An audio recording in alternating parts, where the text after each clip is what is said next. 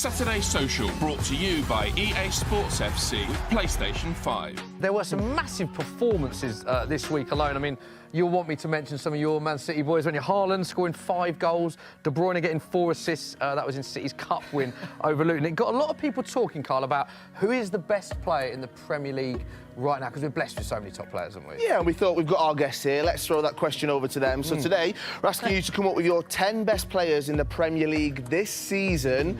Both of you have got very different lists. Yeah. You can see there's 10 spaces up for grabs just here. We need for you to agree on a definitive final 10. We've got 15 magnets on the table, so quite a few disagreements, I can imagine. It's going to get quite messy. Yeah, I think it could do. So let's start with who you both think is the 10th best player in the Premier League right now. You've written yours on a cue card so that you can remember them.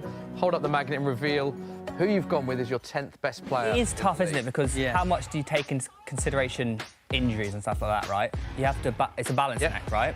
So for me, number 10, I've gone Cole Palmer. Okay, who have you gone with, Harry?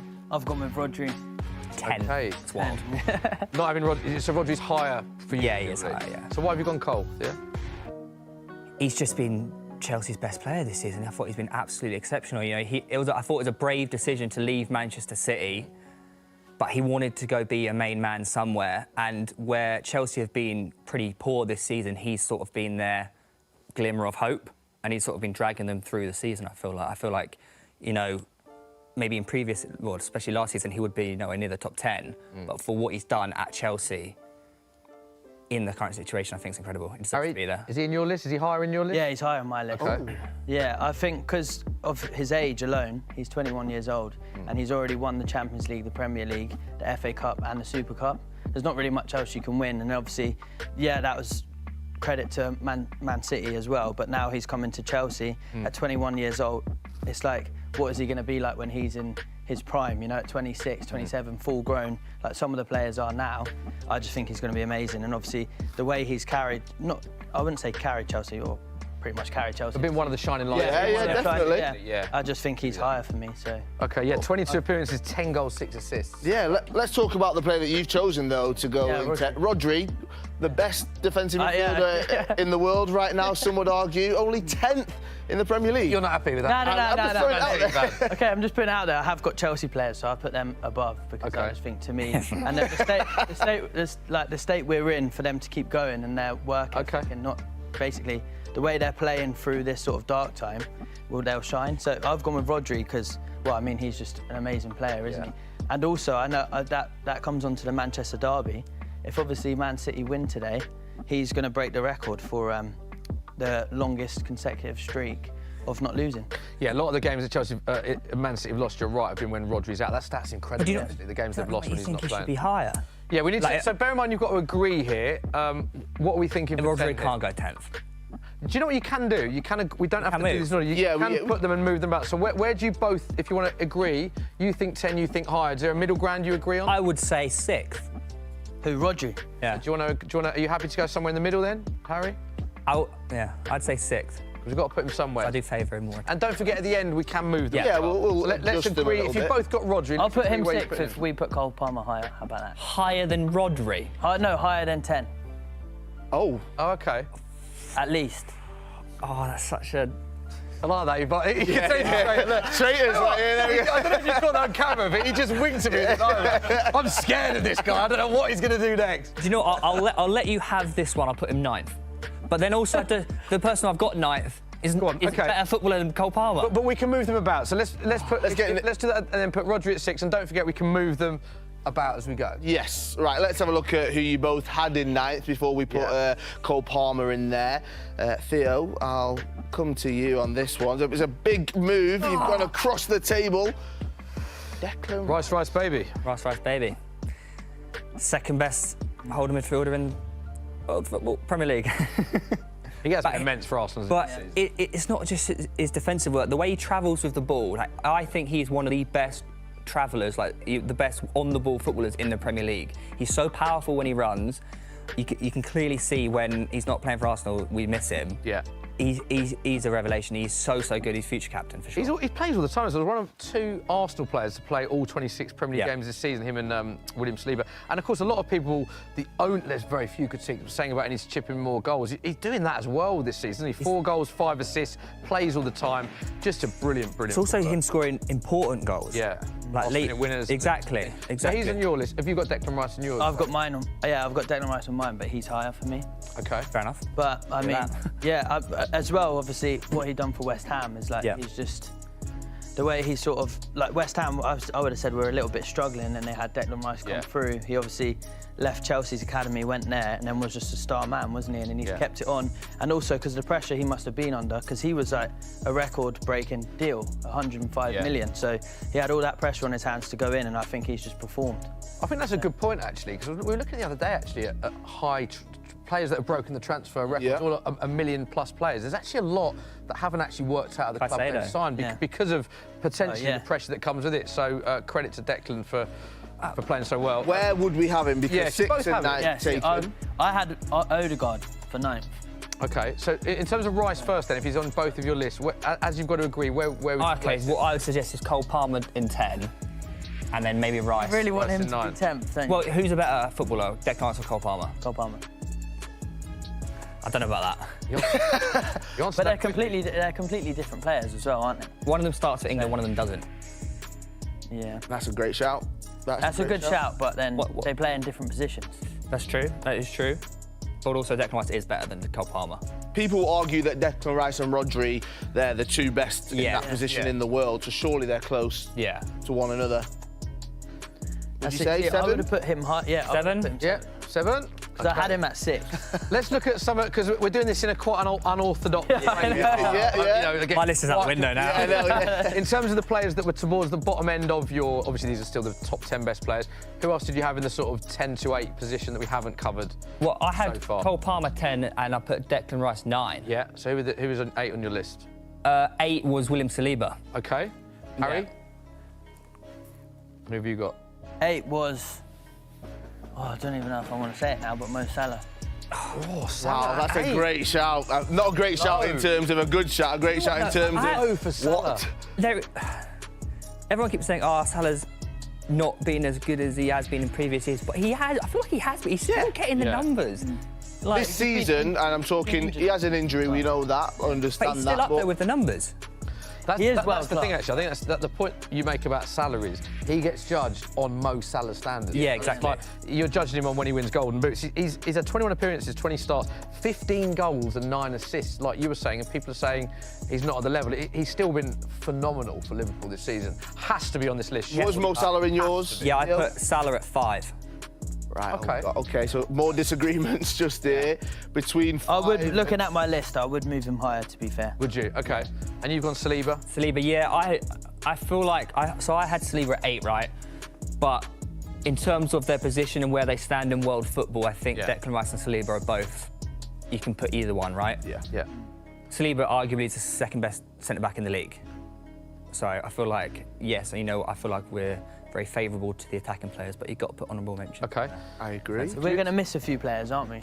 Rightly so, your list. Saliba on your list? No. That's crazy. I had Thiago Silva.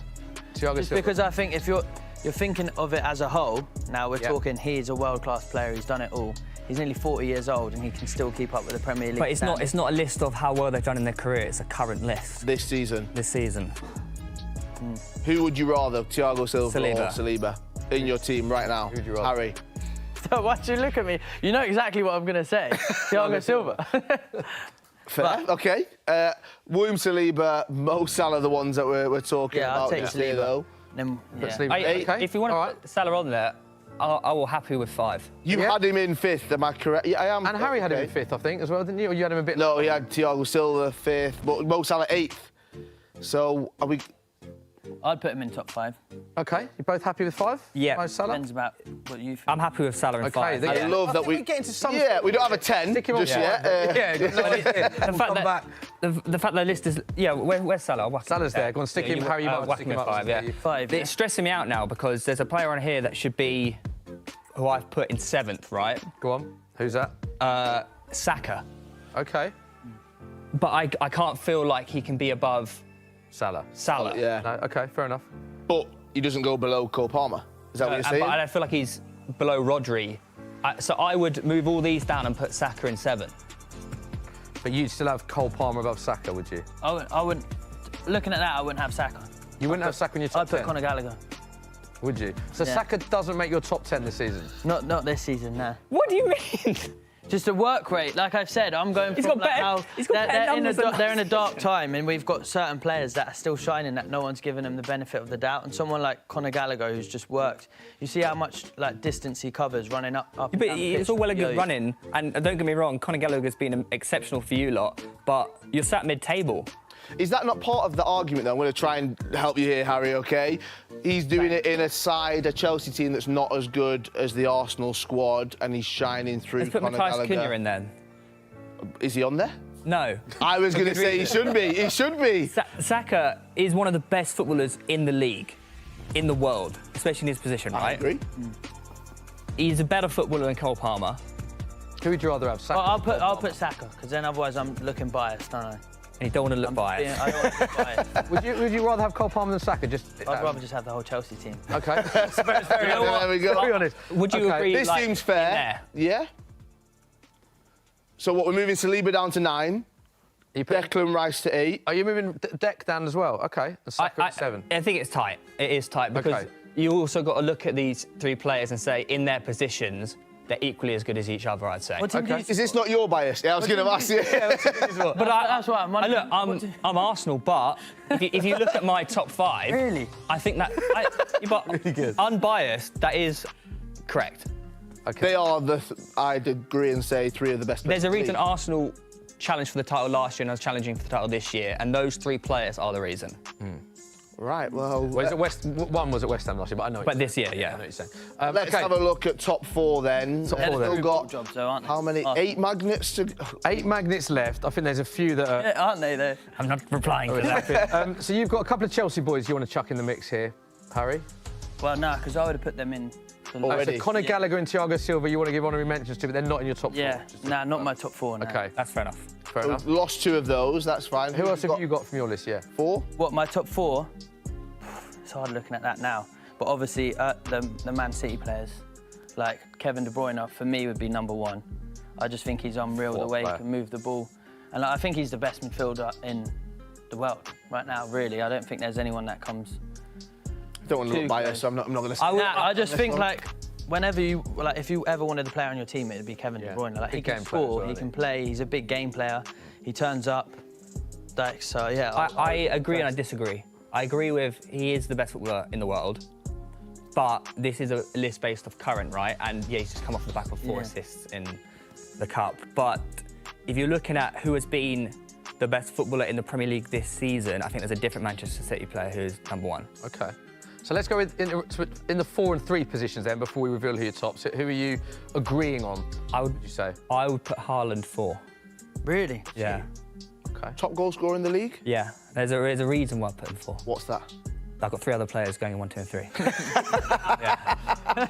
Cryptic, isn't it? Yeah. They're keeping us on their toes. I can see the magnets, even I. Yeah, I know, yeah. I don't know. And I'm Haaland's biggest fan. I think he's a robot. I don't think he's human. Yeah. You want him- might- And also, he might be, it's similar how we discussed his Salah, right? He might be hurt from how good he was last season. Yes. We're comparing him to last That's a season, good right? point. There's 4 names on there that I can see these magnets, and I'm thinking they could go in any order. I agree. Up on this board Yeah. right Yeah. now. And you'll still upset everyone on the internet. So, Theo, who are you going for it for? Haaland. Haaland, Harry? I would have had to have put him second. See, I agree with it. Yeah. Do you know what I mean? Like, Meet at 3 then, do you? In the middle? Yeah, I can do. We can you want, readjust yeah. at the end. Let's get them up there and we'll see how it looks. Any other non-City players that you had in your top 4? yeah. Yeah. So you had Son in your top 10, but Yeah. was he at a different order? And you've got Conor Gallagher and Thiago Silva who haven't made the cut. You've also got, who's that? I can't see. Odegaard, Van Dijk, some big names. In Yeah, Van Yeah, Dijk's I got to go up there. So I originally put Haaland 4, Van Dijk 3rd. That's such a lie, I didn't do that. I put Haaland 4, Van Dijk 2nd. Okay. Yeah, I would put now, looking at that, Van Dijk 4th. Okay. Phil Foden and Kevin De Bruyne are up there. I don't know when you rank that. Let's talk about Van Dijk as well, because Yeah, I what a mean, season he's what a having. And player. again, like, I think he's someone that he had that amazing season where he was second in the Ballon d'Or. People often compare to that season, but he has been brilliant for Liverpool this season. And when you think of the cup final, scored 2 goals, and you earlier said you thought the first one was harsh. Player of the match, he's a phenomenal for Liverpool, isn't he? How tall is he? Because I feel like, I don't know whether he does actually defend with aura, but it feels like he does. So when he's on the pitch, I look at him and say, you're double the size of every other human on that pitch. The way he just jumps for the ball, he attacks it, is so difficult. Imagine you're a striker and you're coming up against Virgil van Dijk. Yeah. You think this is not going to be a good day. And he's proving everyone wrong, where when he came back from his injury, he wasn't as good, and he might still not be as good as he was before. But the fact that he's not as good as he was before and still is the best centre-back in the league shows the levels of Van Dijk. I was at the game on Sunday. He's just so confident on the ball. Just that aura that you mentioned. It sounds aura, weird, but great he word. does have an aura about him. Okay, so I think like we're getting somewhere. Yeah, 2 and 1. There's 2 players that we've mentioned the names already.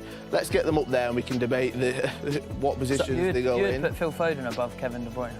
Only in this specific list. No, if it's who's the best footballer in the world or who's the best footballer in the league, I'll put Kevin De Bruyne first. But because it's a list based off this season, I'll put Foden first. What is it about Phil this season that you think he's just shone through? He's playing in his favourite position when KDB was out. He seems to be he's scoring more goals.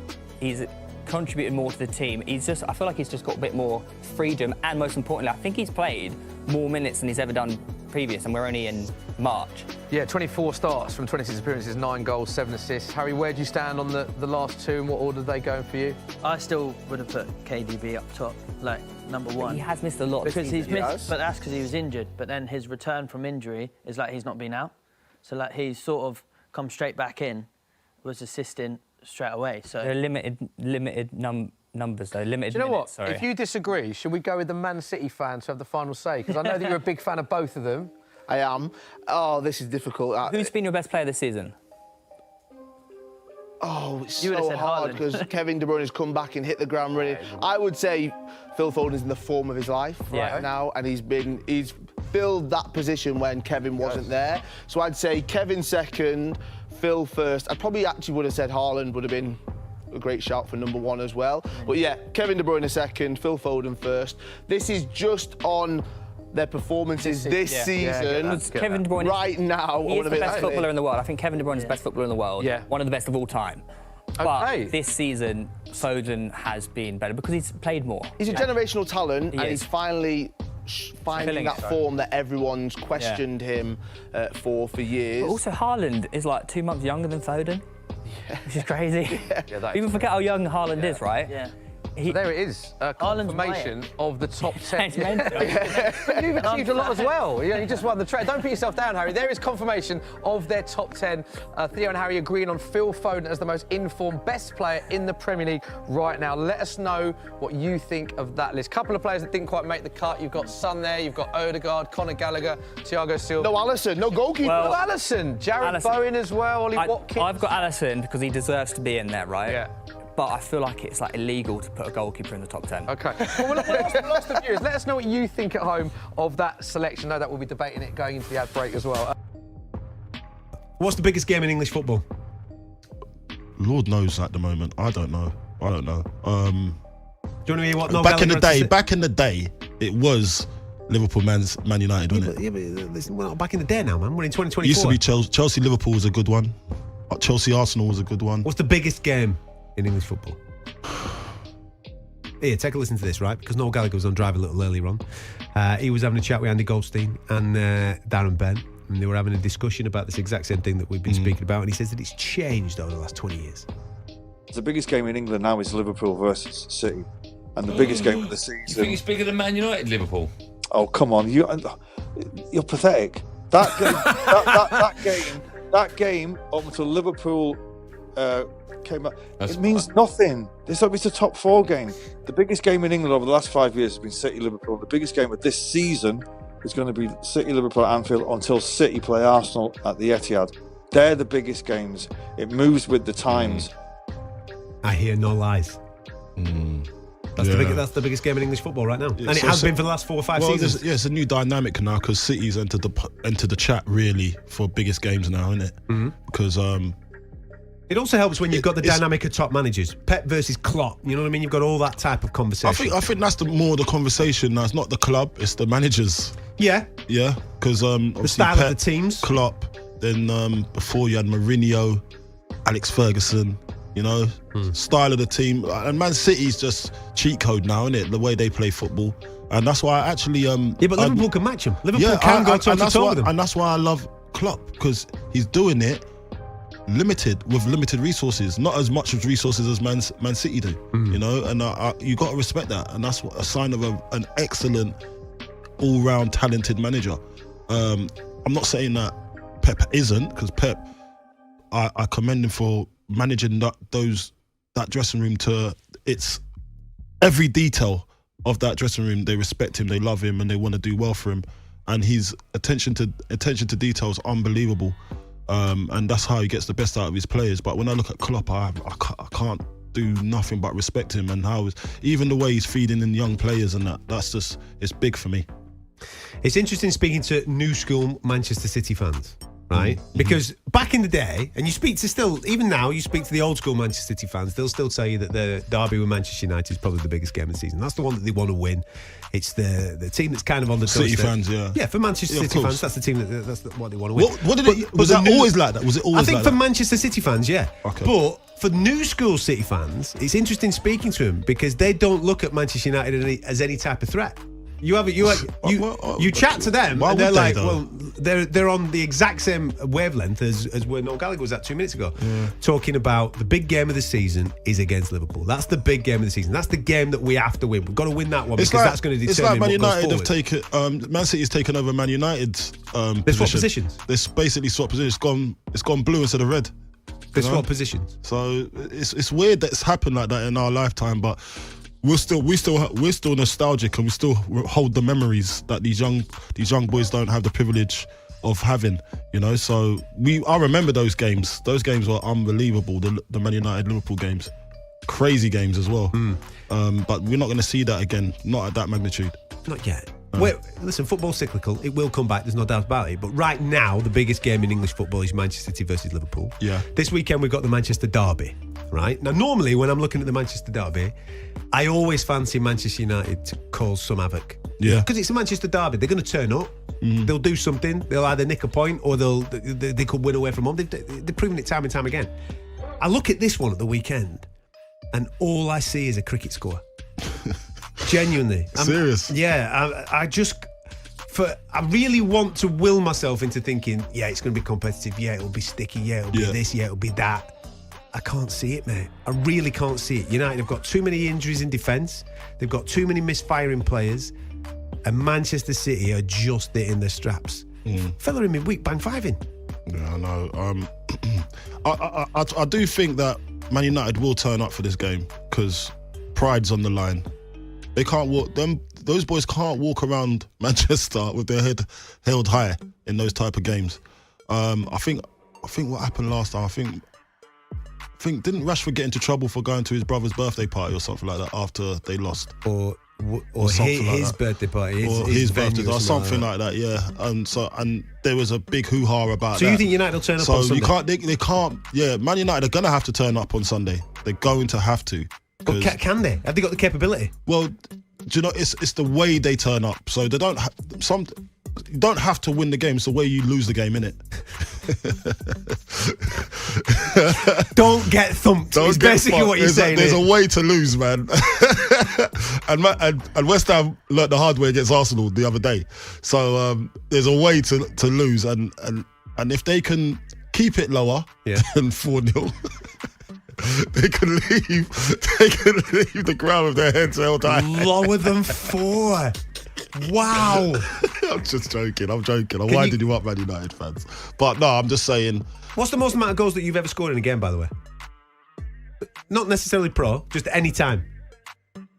I don't. Have you had like a mad school game where you got 10? Probably, yeah. Probably, but I can't remember. What do you think of Haaland banging 5 in, mate, in a pro game?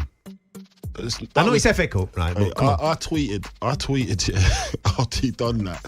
I said, this guy was made in a lab somewhere, like a science lab somewhere. He's like an experiment. Yeah. And like Frankenstein.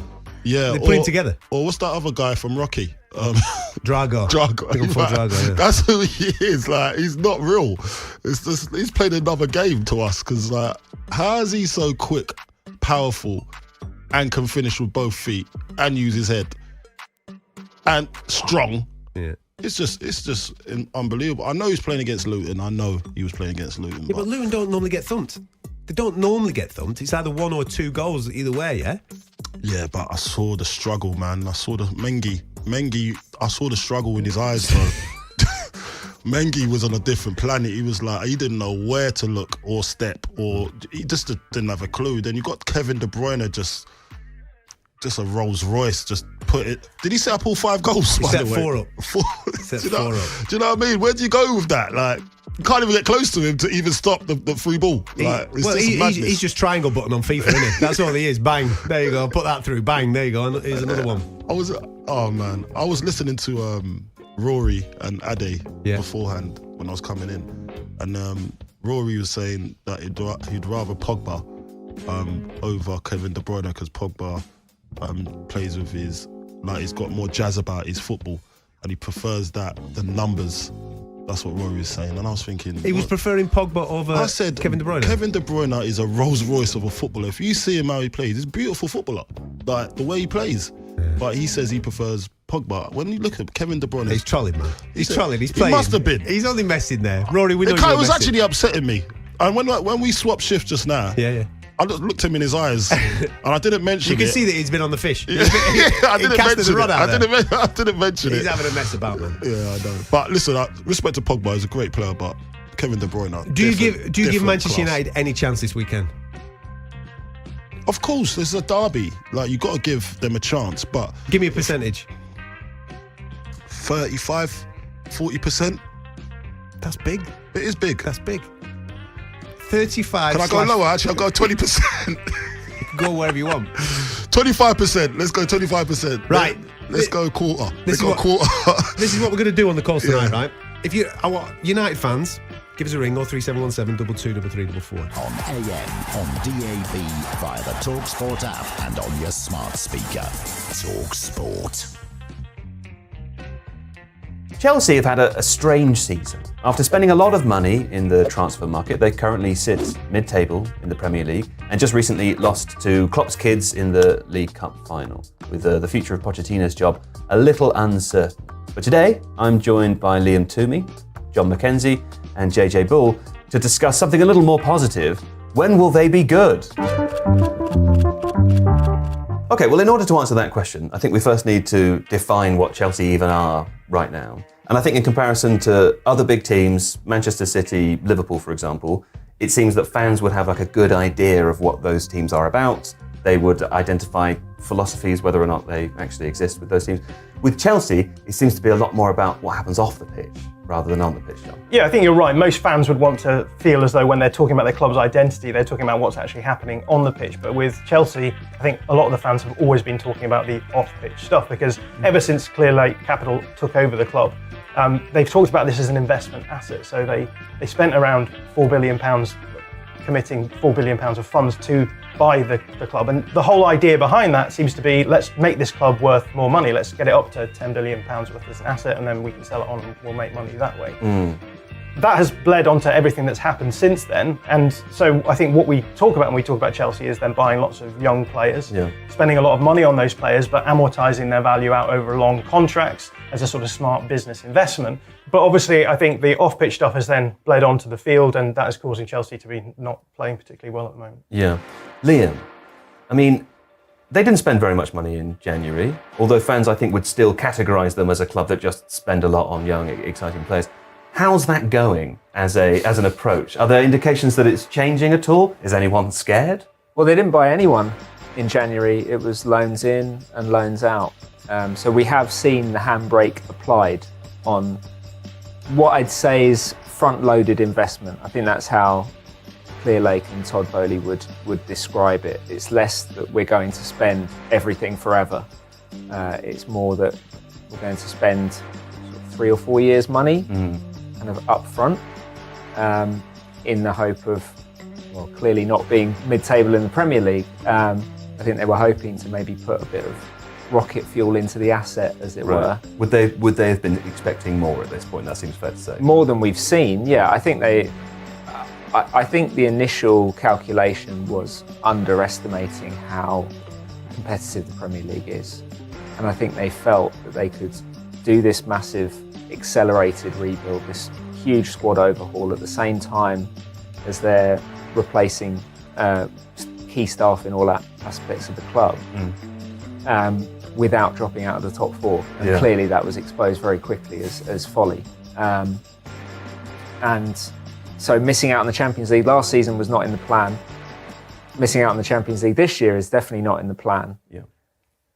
So I think European qualification is a big target for them still, even though they missed one opportunity with the Carabao Cup final.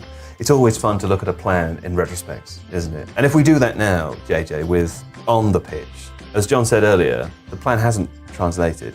Do they have a clear identity? When you watch them, do you understand what Pochettino is trying to do with them? Can you summarise it?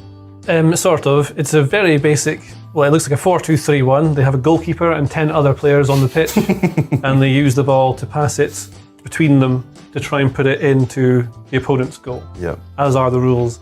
Like Pochettino's Spurs team, a lot of the team is like they like to press high. They're quite high on their PPDA, or passes per defensive action, which measures your pressing intensity. It's quite good. So they like to try and stop people from playing out. Like to play through the lines. They tend to have one player drops in and gives them like a pivot player. So maybe Casado does that, and then they like to play through this, but they normally go out wide, and then they start to play with the ball in the middle after the first phase of build-up. Is it very different to what he did with Spurs? It's not really. He likes to say he started playing a back three, and he had like Chelsea became like a back three kind of team when Conte did it in 16-17, and that's kind of been what I think almost like their identity was, that kind of back three shape and playing mostly in the counter, because you tend to have to in a back three system. And maybe for personnel reasons as well, right? I think so. Chelsea seem to have 17 defenders every season. They have about 13 centre-backs, and you can't play them all at once, because as I've described already, you can only have 10 outfield players at once. So they have to have just 2 at the moment, because he's playing a 2 back. But he has changed from that 3, which is what he kind of inherited. And like Chelsea did between different systems. When they took Sarri in after Conte, he changed to a different kind of system, and then Lampard dithered between 2 different systems. Pochettino, it seems to me that he preferred playing this sort of 4-2-3-1, because he did it at Spurs mostly. With the back 3, where often one of the players would drop into a back line. Eric Dyer, I remember. Eric Dyer did that for a lot for Spurs, but he doesn't really have that player, so he doesn't do that with Chelsea. But it seems to be, it's kind of quite a basic 4-2-3-1. I think the problem isn't less like what the tactics are and what they're trying to do, it's more the cohesion between the players. Okay. Well, I think the interesting thing about Chelsea is that their underlying numbers are quite good. I've got them, I think, 6th on the expected goal difference table. So there's been a lot of questions being like, oh, is this just not the variance thing, where eventually over time you'd expect to see them starting to catch up with the sort of numbers they're putting up. But I do think that there's some really big tactical issues that we're seeing on the field that are contributing to the fact that they are, yes, generating decent chances, not conceding massive chances, but actually repeatedly being able to be pulled apart by smart clubs. I think this is a really interesting aspect of like modern elite football, because we've talked a lot about how Chelsea have bought a lot of expensive players and thrown them all on the field. When you do that, you are going to get good underlying numbers because you have good players. You are going to generate chances.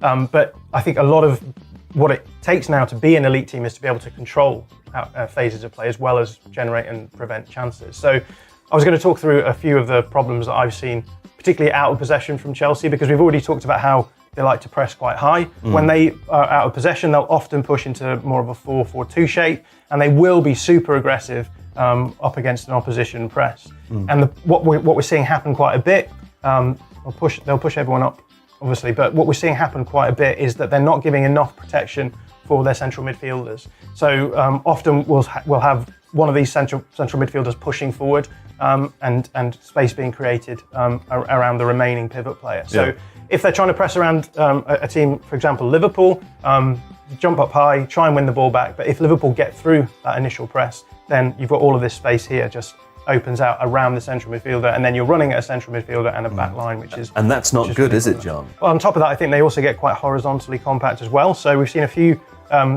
situations this season where the same sort of thing has happened, where they've pressed up aggressively on one side, the central midfielders have to pull across to cover. You've got the rest of your back four over here. These players are out of commission. So, for example, the goal against Spurs, which we'll talk about a little bit later, sees the ball go from one side or the other because they get baited forward, squeeze narrow, and then on the other side it gets opened out as well. And then just one final thing that I was going to talk about is that they also have what I would call rest defence issues. Now, rest defence basically just means what are you doing when you're attacking, when you're in possession of the ball, to make sure if you lose the ball, you don't have problems. And I think we've seen from Chelsea a lot this season that this sort of same thing has happened as well, because yes, I think against some of the better sides, they're super good at being able to beat the opposition's press and then do this really dynamic, aggressive, direct attacking in channels. So you can think of games against Spurs, games against Man City, where particularly on the right-hand side, they're getting the ball in behind the fullback and then crossing it across to Nicholas Jackson to then miss the goal. But what actually happens when they can't do that is that they do this sort of fairly slow build-up where they end up in these kind of situations where you get your right back coming forward, everyone else getting into the final line for usually the right back, or maybe Cole Palmer drops out and the right back's here. These situations all the time where they're going to swing the ball in, try and generate a chance. But if the ball gets turned over, again, you've got the central midfielder just sitting in this kind of area, and teams are being able to attack, again, this unit with very little resistance. So big problems, I think, in terms of the overall tactics. I'm not a football manager, but that seems quite basic. I was expecting you to explain something more complex to me, but I feel like if I was a football manager, I'd have another guy in the middle there. I mean, that's obviously a joke, I don't know what I'm talking about, but is there any indication from the club or from any of your sources that Pochettino's job, we all think it looks uncertain, is he going to lose his job? Well, the impression we were given before the Carabao Cup final was that win or lose, that competition was not going to move the needle in a major way. It felt important as it was happening, though. The way they lost it, you would have to say can't have helped them. But Chelsea are looking at the bigger picture when they will make an evaluation of Pochettino this summer, and there's a natural contractual point to do that because he goes into the final guaranteed year of his deal this summer.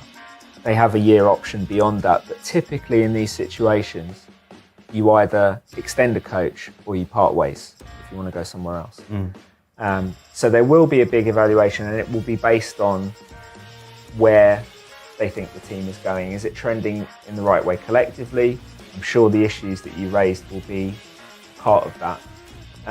And are players individually making development? And that's been another thing I think that Chelsea fans have raised in some of the lower points of this season, is that the list of players that are making strides individually doesn't seem to be that long. I mean, Cole Palmer's been good from day one. He just seems to be good. Yeah.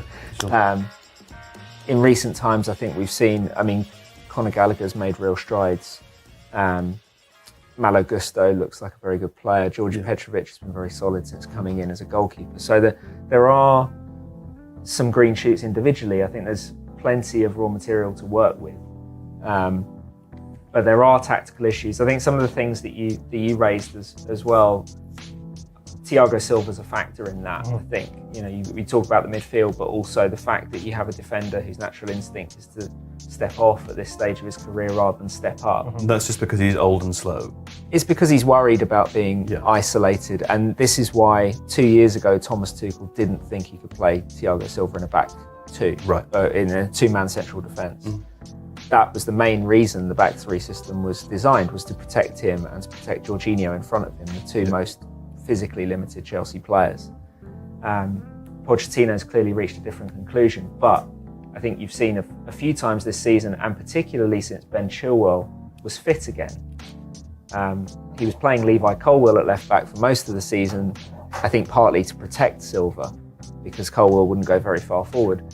Because Chilwell's instinct is to bomb on, particularly the Wolves game at home a couple of weeks ago, Pedro Neto just ran into that channel, isolated against Silva, and it was absolutely ruthless. The way that it was a massacre, really. And since Silva has gone out of the team, since Bell Silva called for change on Twitter, and he's been out of the team and then injured, I think Chelsea's back line has been able to play a little bit higher up, and that's made things a little bit better. But as you say, there are still tactical issues with the way they're set up. It's interesting, John, I know that you have prepared a list of players that are good or promising or have been exciting to watch or you feel good about. I think it's the exact list of 4 that Liam actually spoke about there. But I was going to come to ask you about this because, look, aside from the broader structure, whatever happens with Pochettino, one of the things that is exciting about Chelsea is that they did sign a lot of exciting players to these long-term contracts. They have a lot of young players coming through as well. It's not working for them right now, but I suppose one would hold out hope that it will work in the longer term. Which are the bright sparks? Yeah, I mean, the list is massive of players that came in with acclaim, and I've just bucketed them into different... Does green mean good? Green means... a lot of green. Yeah, so I've gone through the list, and there's obviously a really big list of exciting players that were brought in. Yeah. I bucketed them into different segments, and... What's bucket 1? Bucket 1 is we've got players who've struggled to settle, which is give us a snappier name for bucket 1. Flops. Flops, okay. Yeah. So at the top, the thing here is like money is involved as well. So we're talking Enzo Fernandez, 121 million euros. He's in flops. Well, I think it's only fair to put him at a level where he hasn't produced in the way that you would expect a player of that amount of money to produce. You agree he's in flops? I think it's harsh but probably accurate. Yeah. But then a lot of that is going to be the pressure caused by the valuation, as Pochettino has often said. Sure. It's true. And also there's a thing Arsene Wenger once said a long time ago, that he reckons players from abroad usually need about 6 months to adapt to a new league. It's to do with like changing to a new country, a new manager, new teammates, let alone being able to just adjust your team and be good. I guess it also depends on the definition between buckets, doesn't it? We don't know what the other buckets are. You also forced me to say flops. I know, I'm blaming you for this, but we've got players like Moises Caicedo, 116 million euros. Mikhailo Mudryk. You're saying flop. Not produce. I'm just putting a finer point on how you feel about it. Not producing at the level that you would expect. Moises Caicedo flop. Mikhailo Mudryk, I think a lot of people would talk about. And there's more players further down. We've got even players like Kalidou Koulibaly, who even remembers him now. They managed to get away with that one. But he's other the bin players just labelled bin. Bins, yeah. Other players who are starting fairly regularly, but I think haven't really hit the level again that you would expect them to. So even players like Nicholas Jackson, Noni Madueke, Rob Sanchez, I've got in there. Maybe I wouldn't call them flops, but I would say again you're spending a lot of money on players who the bar is so low that you're sort of saying okay they're still going to start in that starting 11. What would you call them? Meh. Meh. Okay, no, that's good. Yeah. Okay. Meh. We've then got players who've just been beset with injuries ever since they've come in. So, Wesley Fofana, Christopher Nkunku, spent 60 million euros on him. We could probably throw Romeo Lavia in there as well. He also comes in another bucket that I have, which is players we simply haven't seen. Sure. So that's probably not a word, is it? That's probably just a sound, like a sigh. Yeah. So Mark Cucurella, remember him? And then there's players like David Washington, spent 60 million euros on him. Obviously, he was one for the future, but he's just... I don't even know who that is. Leslie Ogachukwu, again, a player that just hasn't been seen. And then, right at the bottom, the players who've had good seasons. Yeah. So we're talking like Cole Palmer, Malo Gusto, Georgia Petrovic. And Georgia Petrovic is at the bottom of my list because I've sorted by value. So he's a player they spent 14 million euros on. Right. And he's the one who's performing well, rather than the players who they've spent upwards of 100 million euros. And a bit of that is relative to expectations, I suppose, but also, I know that you love Cole Palmer, JJ. I mean, he seems terrific, doesn't he? Love is a strong word. Sure. I do think he's a good footballer, though. Yeah. One of the 10 outfield players that they can play. Yeah. He's been great. I think the thing you see with Cole Palmer is that he takes responsibility when often will take the ball and make the right decisions with it. He was doing very well for City before the season really started, like scored the winner in the Super Cup and also in the Community Shield. Has worked in a very well-run club and academy environment for a long time, being part of the first team training for a good couple of years, I think would be right, at City. So he's got into Chelsea, seen it's all over the place, and then just taken his chance. And I think what you see with a lot of Chelsea players is that they're maybe not, they don't have the character that you want on the field right now because they're all looking for leadership from somewhere rather than taking charge. But he seems to be like there's different ways you can categorize leaders. He's grabbing it. He's like a technical leader, but also seems to be like he sort of motivates people around him by doing things with the ball. He has an aura about him, doesn't he? How the hell did they get him? I don't understand this at all. Why would Man City let him go? Pure profit. Pure profit. Being 2 words. I know those words are kind of the unofficial mantra of Chelsea, at least in the eyes of people on the outside, but I think it's a consideration for all big clubs. Right. And that's because he was an academy player, and so when they sell him, they so can book that the whole Manchester City could bank that £40 million straight onto their accounts. It more than covers them for signing Jeremy Doku and anything else they want to do around the squad. Yeah. I think it was more of an opportunistic purchase from Chelsea's perspective. They spent most of the summer pursuing Michael Elise. As much as Chelsea have signed a lot of left-footed right wingers over the last year or so, I don't think you'd necessarily go for Elise and Palmer. Sure. So when that fell through, the timing worked in terms of Palmer was looking for more game time. And I think City at that point made it clear to him that he wasn't going on loan, that he would either stay or be sold. Yeah. And so Chelsea saw an opportunity. There's a link there with Joe Shields, who was in academy recruitment at City for a long time, knows Palmer very, very well. And so Chelsea made a big move, and I think City were ultimately happy with the price they got, but Chelsea very, very happy with the player they got. And I think Palmer has probably exceeded expectations, given that while he showed really good flashes for City, he played almost no first-team football. He was just breaking in age. at the end. Yeah, he was really.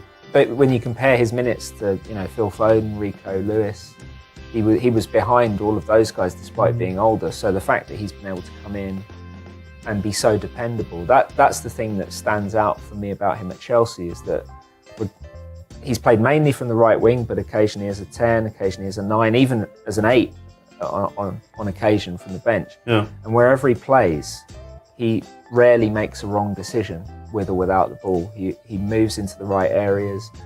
He plays the right passes at the right time with the right weight, which is revolutionary at Chelsea. And he's really become the brain of this attack in a very short space of time. John, is there any way that you could formally quantify what Liam is saying? Yeah, well, I think what's really interesting for what you're talking about is he is a producer as well as a goal scorer. So I've used FBref's StatHead query tool to have a look at shot creating actions. So I'm looking across the top 5 leagues in Europe to see the players who are best for shot creating actions, just searching through forwards. When we search for that, we can see that Cole Palmer shows up at 43 on the list of forwards in terms of shot creating actions with 78, and done from many fewer games than a lot of other players around him. He's only got 17 full 90s, so much smaller sample size, but is generating those chances for his teammates. Okay, and the other player that I want to talk about, we've mentioned a number of them already, Moises Caicedo. He was the huge signing of last summer, very exciting, everyone enjoyed watching him play at Brighton. Which bucket's he in? Well, yeah, he was in the flop bucket, but again, because of the amount of money that was spent on him. But I think what's really interesting... It's a big bucket. It's a big bucket and could fit many players in at Chelsea. But I think what's so interesting about Moises Caicedo is that he's moved from a team where they had a very clear tactical identity in Brighton to a team where, as we've shown, doesn't really have a stronger tactical identity, and also has big areas of weakness, which I think have caused him to be exposed in ways that he wasn't at Brighton. So just going to talk through a few of those right now. So we already talked about how Chelsea, really aggressive high press, and if they lose the ball or if the press gets broken, then they're leaving the central midfielder exposed. So this is from the Carabao Cup final, I think. So you can see here, Chelsea have been trying to press high on Liverpool. Liverpool have squeezed the ball through the press, and we can see now we've got 4 Liverpool players here. Moises Caicedo just completely exposed. They can play the ball either way around him quite comfortably, get at the back 4. So we're seeing there's a clear example of him being exposed.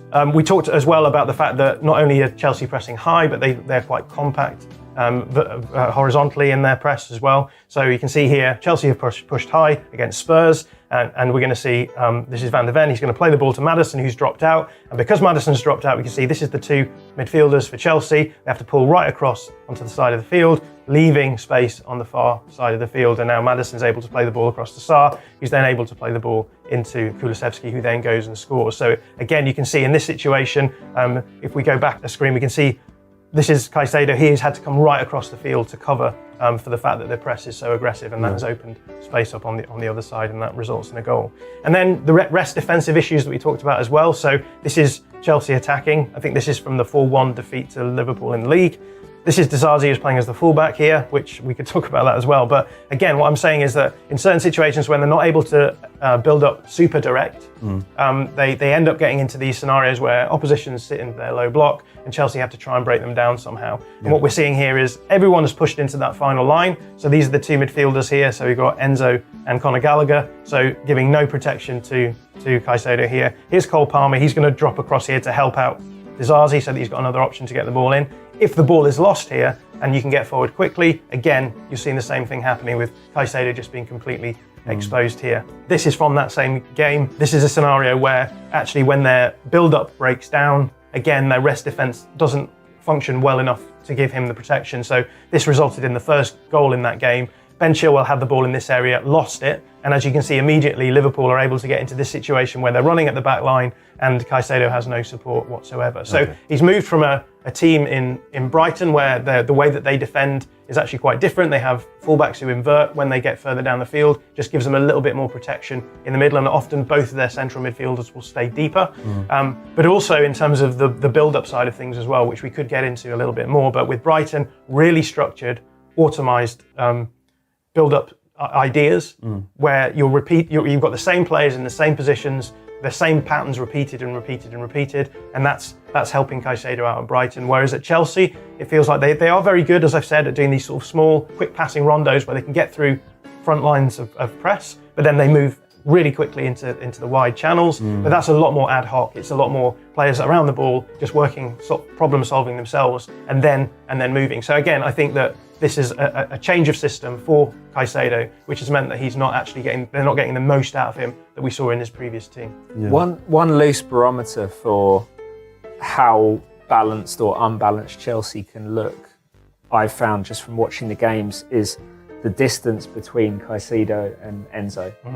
Enzo's positioning has shifted at different times of the season, and it seemed like a few weeks ago, Pochettino went back to playing him ahead of the ball when Chelsea had it.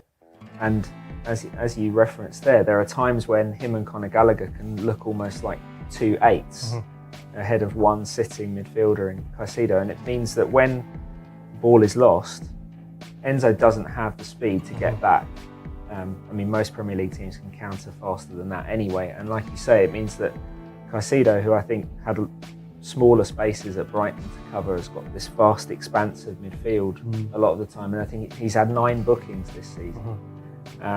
That's another indicator of him just having maybe to do a little bit too much to try and balance this team, whereas when him and Enzo have been close together, it's been easier for them to keep the ball, but also despite Enzo's defensive limitations, he can do a little bit more. It shows up really well on the screen here because this is the goal against that Liverpool scored in the 4-1 win.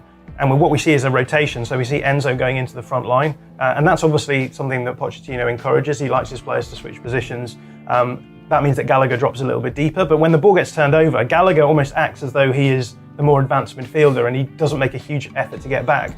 Enzo is now so far out of position, there's no chance of him getting back. So yes, Caicedo is exposed at this moment when the ball's turned over, but when you fast forward, they're not even across the halfway line. If you fast forward to the actual time the goal was scored, neither of these two players comes back into shot on the TV footage. So clearly, you know, the aggressive positioning of the players is leaving him exposed. And I think this is my big question with Pochettino, is that he almost feels as though he's playing an aggressive form of football that you could get away with 5, 6, 7 years ago in the Premier League. You can't do that now because teams are so smart at picking up these weaknesses and then exploiting them. Well, speaking of the uncertainty around his future, there is another coach that has been regularly linked with a Premier League job at some point, or at points over the last year, and that's Ruben Amorim. And we're going to hear now from Alex Barker what he thinks about whether he could be a fit for Chelsea. Thanks, Joe. Let's cut straight to it. There's plenty of big teams looking for a new manager this summer, so we're going to be hearing Ruben Amorim's name a lot over the coming months. So, how good are his Sporting side, and is he up to the level of an aspiring elite Premier League team like Chelsea? Let's start with a quick catch-up. Amorim joined Sporting in 2020 and from the very start played a 3-4-3 formation. He won the club's first league title in 19 years. He's developed some top players, and at the time of recording, Sporting are 1 game in hand away from going top of the table. So, some pretty positive signs, but if we want to know how successful Amorim might be in the Premier League, we need to look a little deeper. Let's start with what Sporting do when they have the ball. After all, one of the biggest challenges top Premier League teams face is breaking down deep sitting defences. So, how does Amorim approach this, and would it still work if he was at a club like Chelsea? In possession, Sporting tend to line up in this 3-1-6 shape with a flat back 3, high and wide fullbacks, a main striker flanked by narrow forwards. The midfield though is a little more complex. Sporting often use one of the midfielders, usually Hidemasa Morita, to pull wide to help form form wide triangles. But it's also not uncommon to see him push very far centrally, often leaving Morten Hjulmand in the middle on his own. Now, Sporting are the league's top scorers, with their striker, Viktor Gyökeres, leading the way across the division. So Amorim's attacking ideas are pretty good then, right? Well, no, it's not that simple. Sporting have overperformed their expected goals by nearly 13. In fact, on paper, their attack is closer to Braga than title rivals Benfica. And individual player quality could be a big factor in this overperformance. For one, Gyökeres is excellent. His ball striking makes him a dangerous forward who can get powerful shots on goal with very little backlift. Secondly, Sporting are able to create a surplus of chances for him because they're pushing so many players forward. Now, in a league where 14 of the 18 teams have a squad value below 50 million euros, individual player quality makes a telling impact. Sporting can often afford to be this top heavy without repercussions. But in the Premier League, where the difference in quality is much less pronounced, you're more likely to get punished for being this expansive. And these red flags continue into what Sporting do without the ball. Amorim's side press in a 3-4-3, and they like to keep this front line in line or even ahead of the ball. So if Sporting win the ball back, they're in a more advantageous attacking position. However, this places a huge burden on their midfielders to step up and cover an enormous amount of space, especially if the opposition pull players deeper and Sporting's defenders are unable to step up so far. Let's revisit their most recent league game against Benfica. Benfica have taken a short goal kick, as Sporting's front three is set up to press. Partey here, he's blocked the pass to the right, so Benfica have moved it to the left. The ball's coming to their left back right now. As the defender controls the ball, his teammate is going to pull wide to provide a passing option, and it's down to Morita to track him. But this movement has created an enormous amount of space in the midfield, leaving Sporting's defence almost completely unprotected. But once again, this space went unpunished. Benfica hit the ball long rather than exploiting this weakness. Now, Sporting do have impressive underlying defensive numbers, and credit should be given to Amorim for consistently coaching players like Ugarte, Palhinha and Hjulmand for being able to cover these large spaces effectively. But imagine you're at Chelsea, where Caicedo and Fernandes are already struggling in a midfield too. Were they to play in Amorim's system, they would likely face the same issues they're already struggling with. And that's the key question. If Amorim was to move to a Premier League team that wants to win trophies like Liverpool or Chelsea, would he curb his attacking instincts to minimise their current problems? Or would he stick to his guns, creating a team that could get punished in a punishing league? While we can't say for certain, based off what we've seen, perhaps a league team should think twice before approaching Amorim to be their next manager. And instead, he may be more suited to a developing team where there's more room to make mistakes. What do you think of Alex's assessment? Yeah, I think there's a lot of truth to what he says. And I think the reason why so many people are impressed with him is because they tend to watch him in Champions League football, which is obviously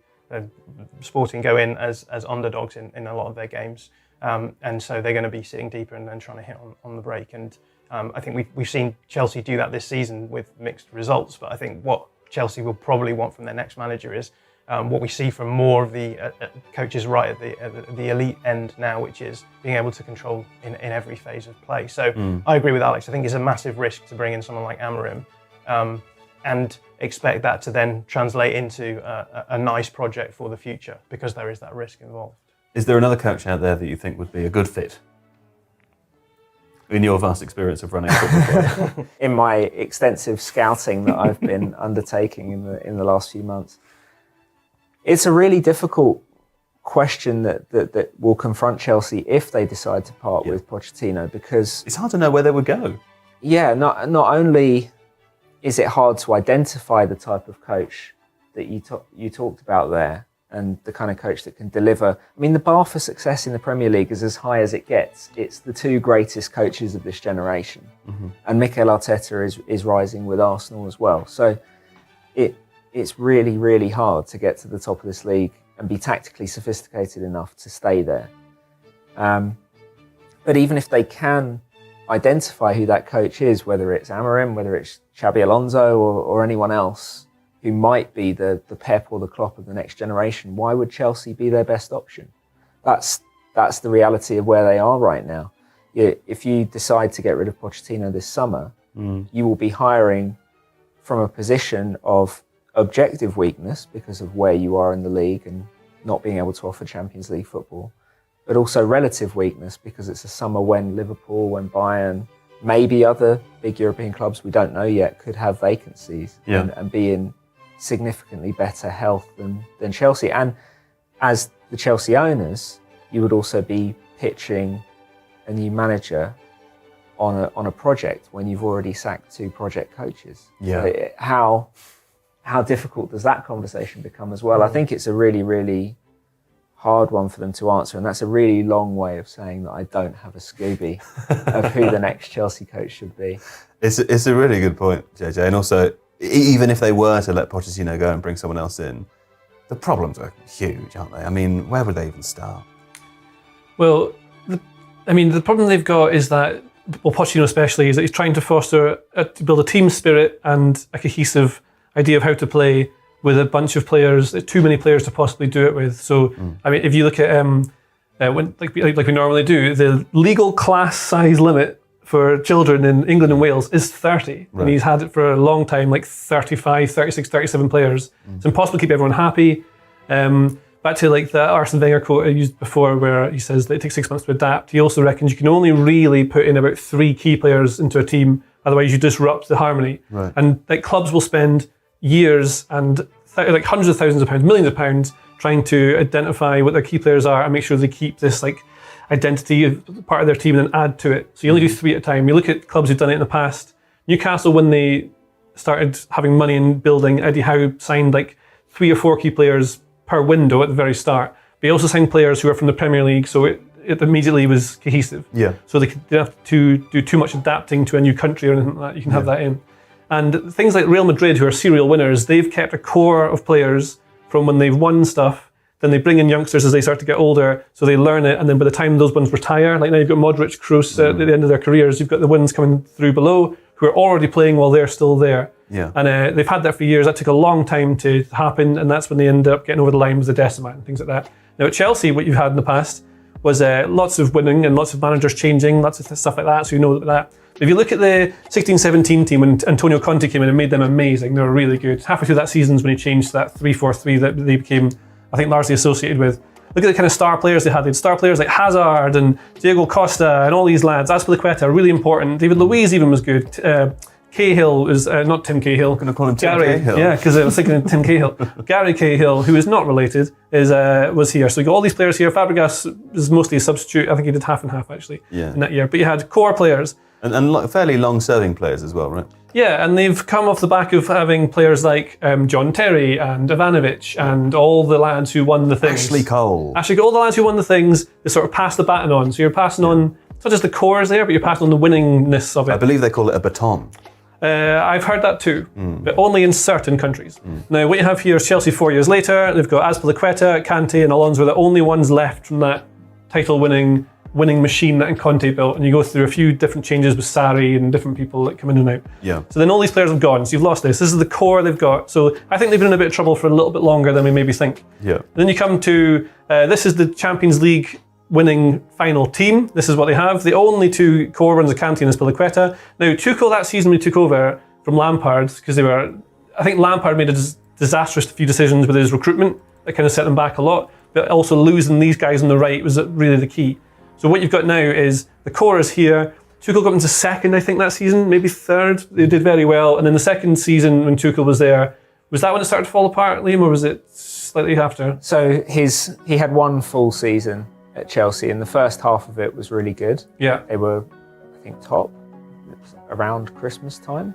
And then it all started to go wrong because it was basically only the first 12 months of Tuchel, the final half of the Champions League winning campaign and the first half of the following season when they really defended at an elite, best in the world level. That makes sense because Lampard was, I think, terrible with rest defence and anything to do with stopping teams playing through them. So they were very good attacking, lots of chaos, so they were fun, but they conceded heaps of goals. Then Tuchel comes in, sorts out the defensive part. They still have some of the fun and the chaos up front from Lampard without the structure that Tuchel puts in because that takes time and you need pre-season and things like that to put your ideas really in, I would say. And so then Tuchel next season, very defensive, very demanding, very intense. Tuchel can't be that fun to work under. All of the attackers hated him. Well, and you look at like Bayern Munich now, the problem they've got is lack of freedom, creativity, and lack of Tuchel. Well, he's still there. Yeah, but he's on his way. Well, that's right. He leaves in the summer. I just tried to say. I thought it would be, but it didn't work. All makes sense. Yeah. Just wanted to be involved. I just wanted to say something. Yeah. So what you have here, now you see that the 2 who are the key ones here, Kante and Azpilicueta, were key in that Champions League final. Obviously, Havertz comes in and scores the winner. That's how they beat Man City in the final. Alonso's on the bench. So they've got this as the last remnants of there, and you've got players like Mount coming through. I don't think Gallagher was even in there because he was coming through the youth system, but all these players on the bench, even some of these, Giroud was sort of around for some of the fun. So you can count him as maybe a legacy player, but this is what I've got. Now, this is what you've got now. Now they've signed 18 million players. Now this is a team that played the League Cup final. Now what you see here is that all these players who are the sort of legacy ones who helped them win stuff have all gone wherever they've gone into various bins. What you have here is, don't really know which the goalkeeper is. It's probably Petrovic now, but you don't really know. It's a really important position. They only have one at one time, They're allowed as we've one. established. Now the defenders, you've got these things here. Chilwell's the only one who played. James is always injured. Silva is too slow maybe, or doesn't want to play in a high line, so they've got too much space vertically, so it affects the tactical system. Then you've got things that John's talking about that don't make sense in the midfield, but everyone's trying to learn each other. Everyone's trying to learn how to play. Everyone's trying to learn how Pochettino wants to play, trying to foster it all at once. It takes long. And so they're starting to look a bit more like a team now, I would say. And if you look at, Arteta for a long time was linked with being getting sacked. The Klopp won things instantly, but it was 3 key players each time that made them better. Howe came in, made them a bit better, improved some players, but they signed key players from the Premier League straight away, and they built on that. Bruno Guimaraes should be the only exception immediately they brought in. And what Chelsea have done is they got rid of a bunch of players who were already quite good and brought in ones who are pretty much exactly the same. Their FIFA rating's gone down half a star, actually. It's £1 billion to do that. And so this is what you have. But the important bit is they've basically got rid of what most elite clubs want to build, which is a core of elite players who they can pass the baton on to. And they've only really got Chilwell and James left now. Okay. We hear a lot how important a core is. It seems that their core is sort of evacuated. John, the title of this video is When Will They Be Good? I think what we've heard are all of the reasons why they're not good right now. When will they be good? Yeah, I think there's a few things that I want to see before I believe that Chelsea are going to become good. One of them is I think they need to have a sporting director who has clear control over the future of the club. At the moment they have 2 guys in charge, I believe, Paul Winstanley and Lawrence Stewart. Yeah, those guys always seem to be in the background. They don't seem to play a big role in terms of actually presenting a game model, a tactical identity that they want to see on the... Hello. Anybody home? Are we live? Can you see me? Can you hear me? Hello there. Welcome. Happy weekend. Happy whatever day it might be in your location. God is good. We are back again here for the game, or for games. There are so many of them today. So get ready because it's gonna get intense. So 13 minutes until we have the lineups from different teams. And 1 hour, 12 minutes, we have kickoffs. So many games today, so stay tuned and be here with us. The link being provided over there for you to call.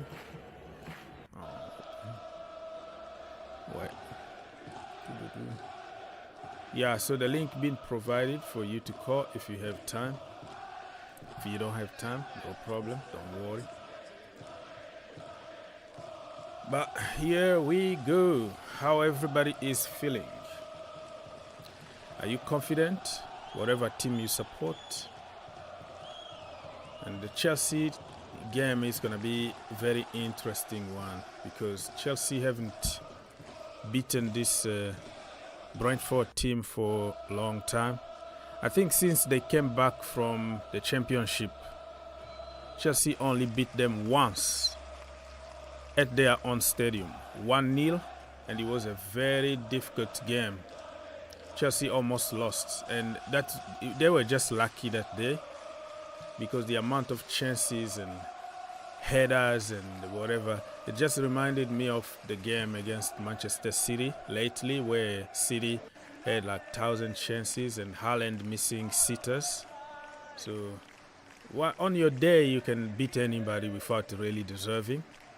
So Brentford being really a boogie team for Chelsea, honestly. So it's gonna be interesting from this young team to see how they cope with Ivan Toney and Boemo, You know, Brian Boimu and Wissa. They are very physical, very direct, powerful in the final third. Great on set pieces, and that could be a nightmare for Chelsea because they don't know how to take set pieces. They don't know how to defend set pieces. So, okay. So it's going to be really interesting to see. Okay, I am trying to fix everything here on the screen. The lineups coming up like in few minutes from now. So this is my page here on Twitter. If you wanna share, with your people. Let's now go and check on. I think there are some people who already got like the lineups and stuff.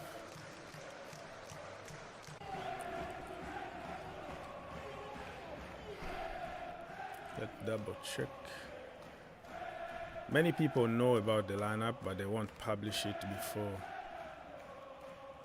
So we have Nottingham Forest against Liverpool the same time. Luton Town against Aston Villa.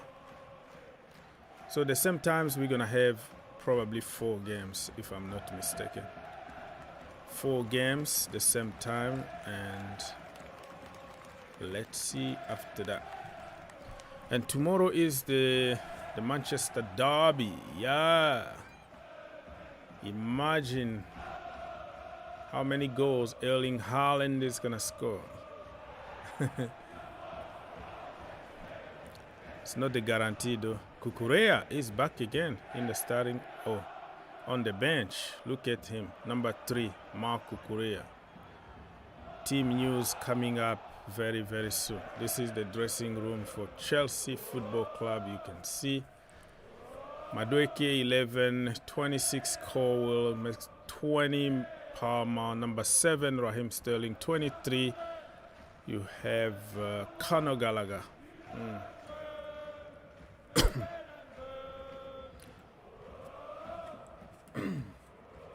Somebody's calling.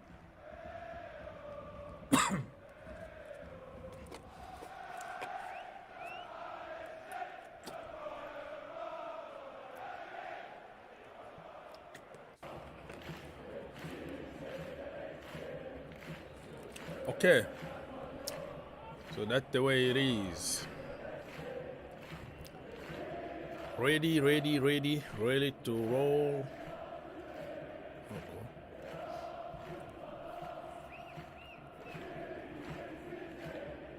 We have to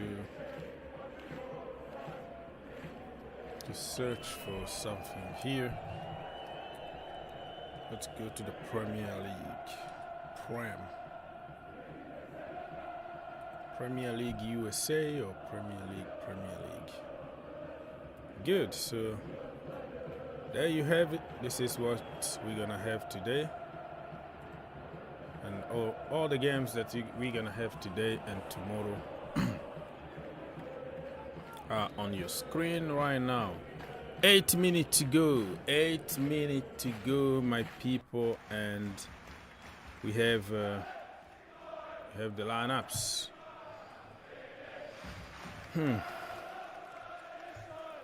Yeah, this game is gonna be interesting to see what Chelsea can do.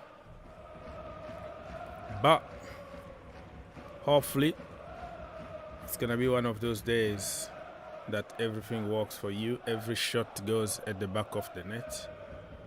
Because sometimes you can try, like against Liverpool. Yeah. You try and it just won't go in.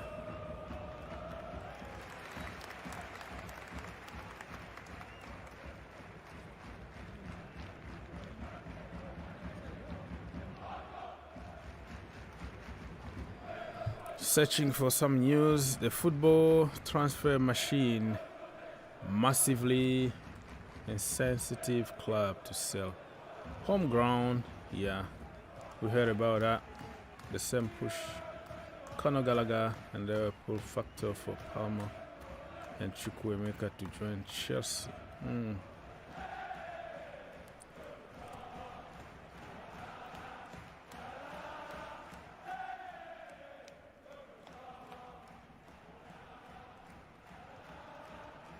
Some people are speculating already online that Robert Sanchez is going to be in goal. That is going to be the tsunami, you know, the first disagreement if Robert Sanchez is in goal. That means there is no justice. There are just favoritism because you speak Spanish. There's no logic if Robert Sanchez starts today. Petrovic is number 1. Number 2 is Robert Sanchez. If he wants to be number 2, I can tolerate. But number 1, no, he's gone. He need to go. All right? And the injury, I think he's going to regret that injury that he had. Because without that injury, I don't think Petrovic was going to have games time. I think he was going to have probably 1 or 2 games, because before that he wasn't even used in the League Cup. It's only one goalkeeper. That means they don't trust him. They didn't trust the Petrovic. So I imagine because goalkeeper don't get injured often. So when you're fit, you play. So I don't really want to see Robert Sanchez, because anybody could tell, anybody could read the fear coming from the defense and the goalkeeper. The last game that we played against Leeds United, right? Like, we were so shaky. Everybody looked like, oh man, what are we doing? So when your goalkeeper doesn't really expire anything, your defense is going to be crap. That's what Kepa Arrizabalaga used to be like. The entire team just yelling at him, Kepa, Kepa, Kepa, just come off your freaking line, man. Come help. Come help in set pieces, corner kick. You are the goalkeeper. You're supposed to come with authority, power, determination.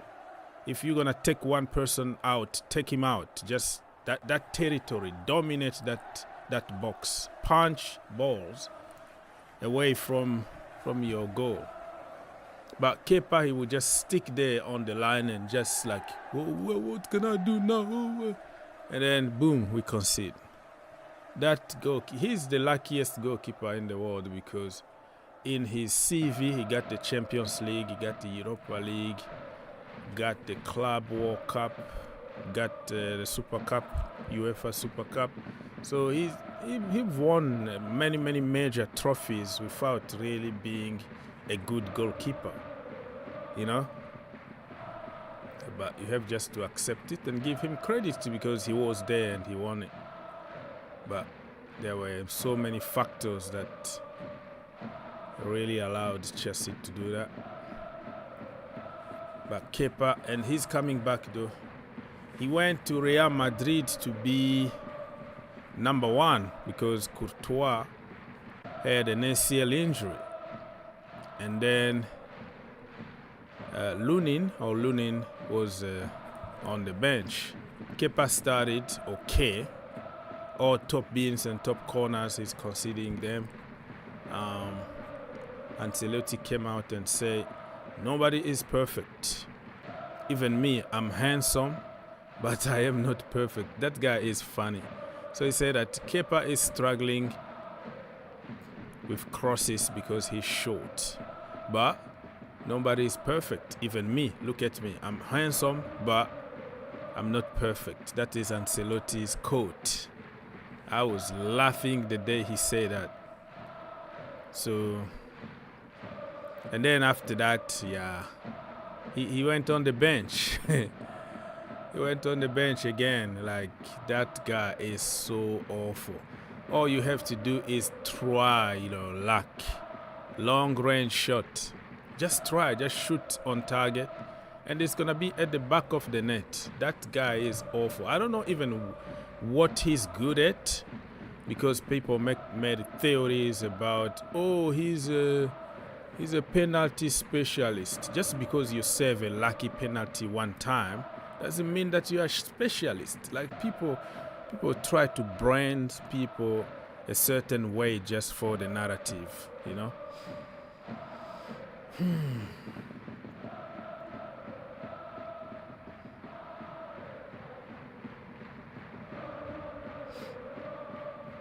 It looks like first start is back. First at the back. First start is a back three for Chelsea under Pochettino. Judging by the lineup. So the lineup is already out. Okay, so according to Nizer Kinsella, he thinks that it's gonna be back three. Let's check on Nizer Kinsella. That is his prediction, but it should be already there. So let's now go to Chelsea and give you the lineup. Boom. There we have it. Petrovic in goal. Of course, if you didn't play Petrovic today, it was going to be a disaster. It was going to be a riot. Starting 11, Petrovic, Chalobah, Disasi, Colwill, Gusto, Enzo, Caicedo, Gallagher, Chilwell, Palmer, Jackson. Sub, Robert Sanchez, Gilchrist, Thiago Silva, Cucurella, Casadei, Torianen, Madueke, Modric, Sterling. Wow, I'm trying to figure out here what are we gonna do. Don't tell me that we're playing Ben Chilwell as a winger. A wing back? Yes, understandable. Yeah, I think it's gonna be three at the back. Gusto and Chilwell as wing backs. Caicedo, Gallagher, Enzo, Palmer and Jackson. So who's gonna push a little bit to help, like the front three, like behind the strikers? Palmer, Jackson, and behind them is gonna be Gallagher, so he can like win the ball in a higher position, and we can have a chance. Wow, people, if you are in the building, feel free to come to give us your take on this one. What do you think about Chelsea starting 11? 3 at the back under Pochettino for the first time. Well, for the first time, like starting though, starting 11, starting the game. I think we changed many times this season. Go 3 at the back to try to get the result, which we never got any positive result from that anyways. So interesting to see the 3 at the back system, how we are going to be. Come on, Chelsea. Come on, Chelsea. Very interesting, to be honest with you. Let me double check if we can find the lineups from other teams. Yeah, so let's just switch to the Premier League official thing. Okay. So, for Liverpool, because Liverpool are playing against Nottingham Forest today, right? So, Kelleher is in goal. Gomez, Van Dijk, Konate, Diaz, McAllister, Gakpo, Elliott, Robertson, Clark, and Bradley. Still a very young team with a lot of academy product, but they still have a court of old, massive leaders to guide the young team, which Chelsea don't really have, let's be honest. Van Dijk, Konate, Diaz, McAllister, Gakpo. You know, they've been there for years in a very high top level to help the other youngsters. But at Chelsea, it's only names, but you don't have any kind of experience. Crystal Palace lineup today: John Stone, Munoz, Ward, Anderson, Richard, Mitchell, Lerma. Wow, what a goal Lerma scored against Chelsea, huh? Wharton, Eze is back. He's back from an injury. Jordan Ayew, Mateta. They are playing against the Tottenham Hotspurs, right? It's a London derby. So let's go for Wolves. Wolves today, they have Sa, Semedo, Kilman, Dawson, Totti, Ant Nouri, Lemina, Doyle, Sarabia, Neto, and Bellegarde. Wolves are doing miracles under O'Neill. For West Ham United, Areola, Kofal, Zuma, who is the captain, Mavropanos, Emerson, Alvarez, Susek, Ward-Prowse, Paqueta, Kudus, and Bowen. Okay, moving on. This one for Brighton. Look at Tariq Lamptey.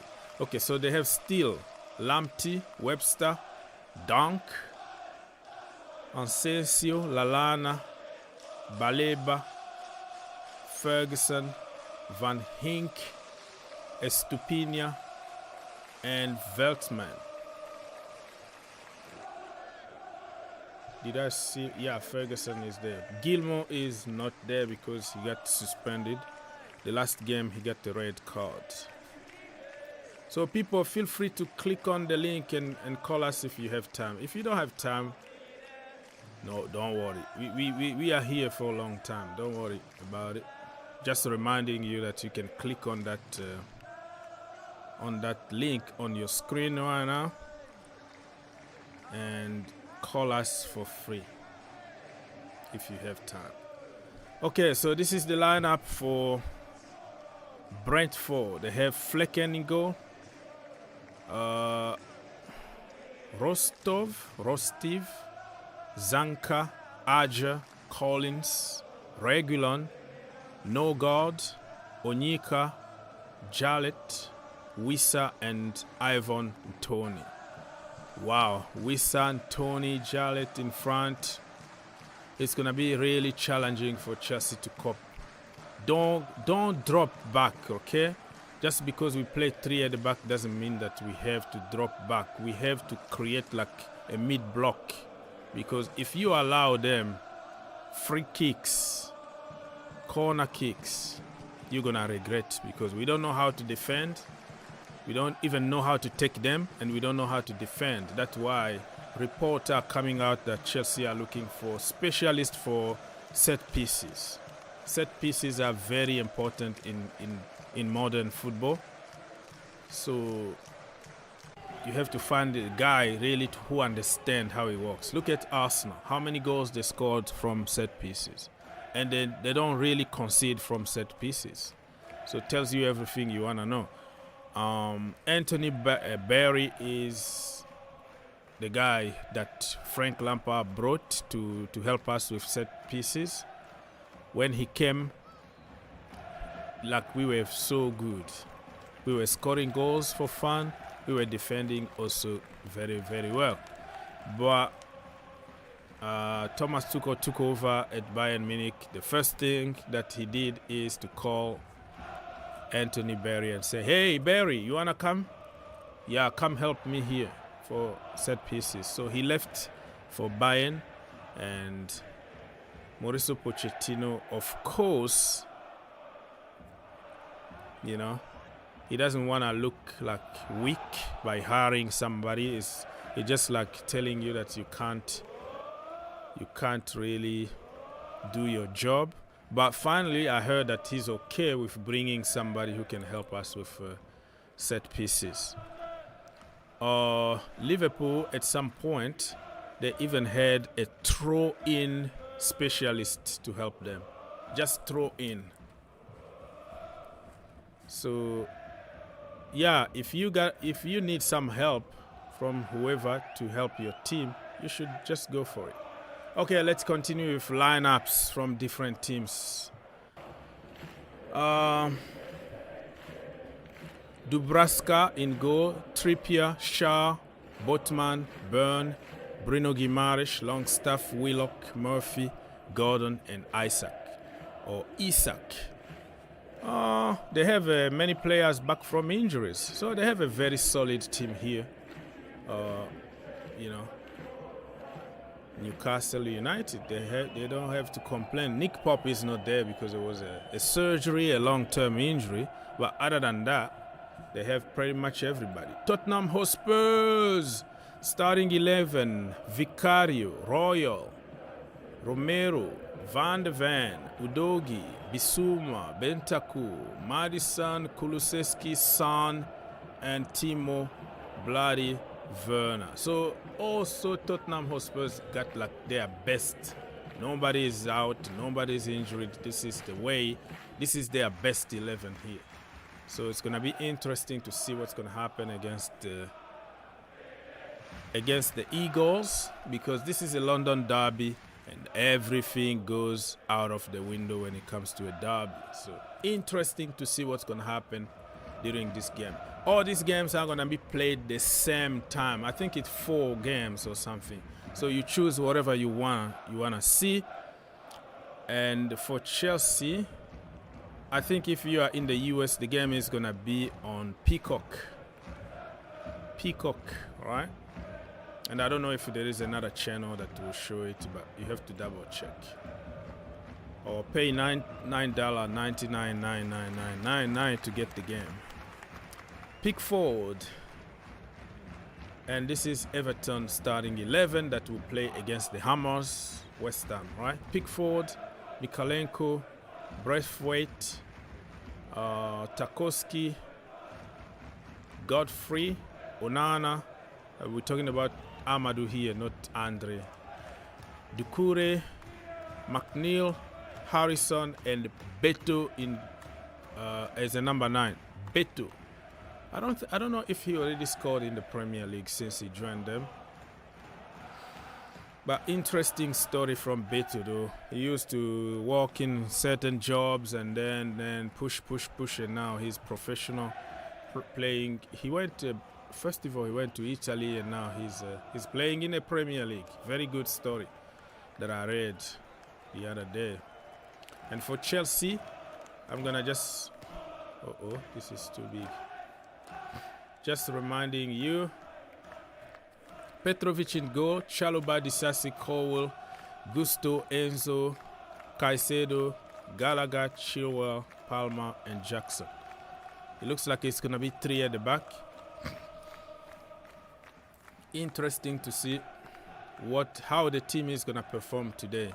We need to be defensively solid. Everybody need to defend, help the defense, create a mid block, because if we allow them to have joy in the final third, they know how to get free kicks at the edge of the box.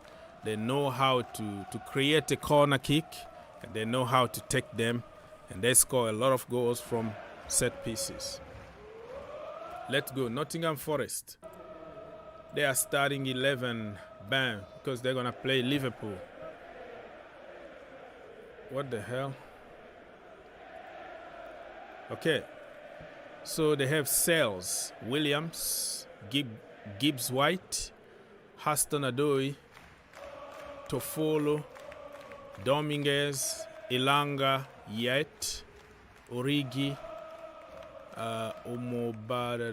Bamindele, that's another brother from Nigeria probably, Murillo. So this team, Nottingham Forest need to win today, okay? Save football, Nottingham Forest. Callum Hudson-Odoi, do me a favor, get your revenge.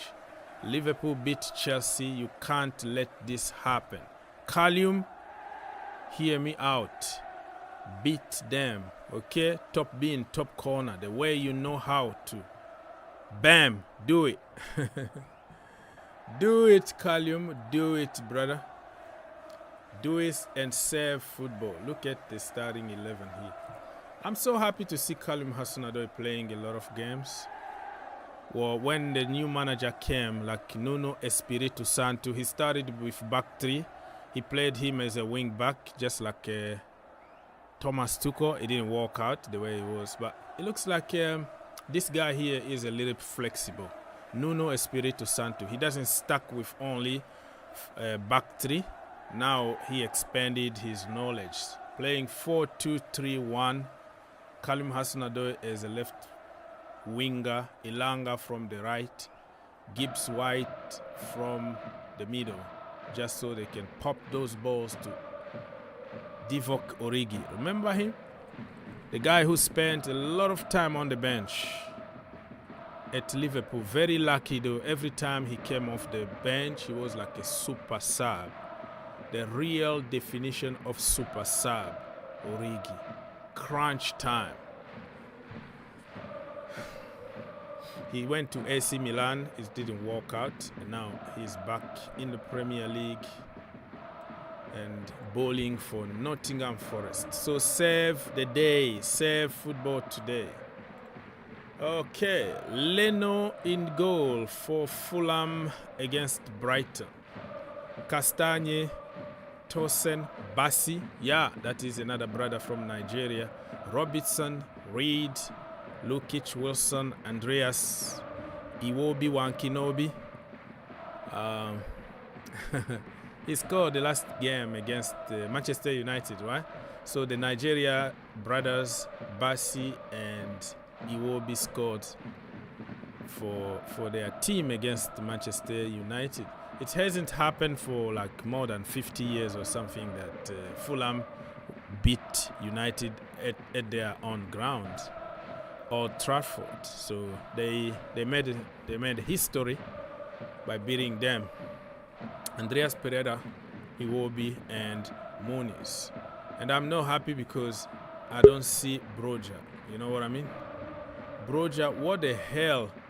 Chelsea allowed Broja to go on another stupid loan where he is always on the bench, while we really need a target man. No matter what you think or your theory is, he doesn't score a lot, but the way that guy works very hard for the team, creating space, being handful, defenders are afraid of him. Even if he doesn't score, football is not only about scoring. Some games, like against Liverpool, you needed a tall guy, a powerful guy to help you with set pieces, and also, you know, from your own set pieces, he can be there in the box to help create space. Broja was just doing that. He scored 2 goals for Chelsea after like more than a year out with an ACL injury. I think he was doing good.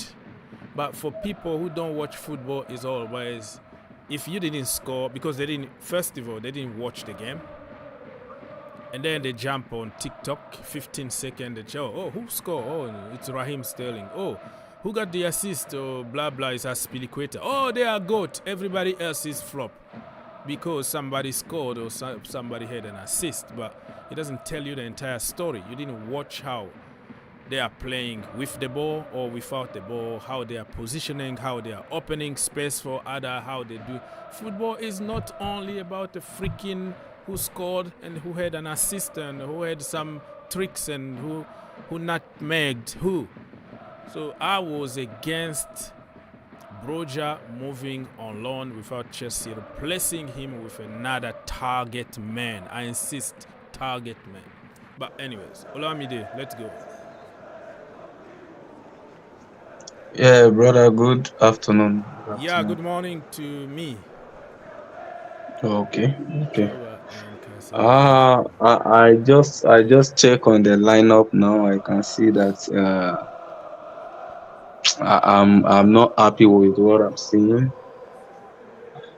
That is why I always say this man, I don't think he know what he's doing. The coach is not doing the right thing for me, because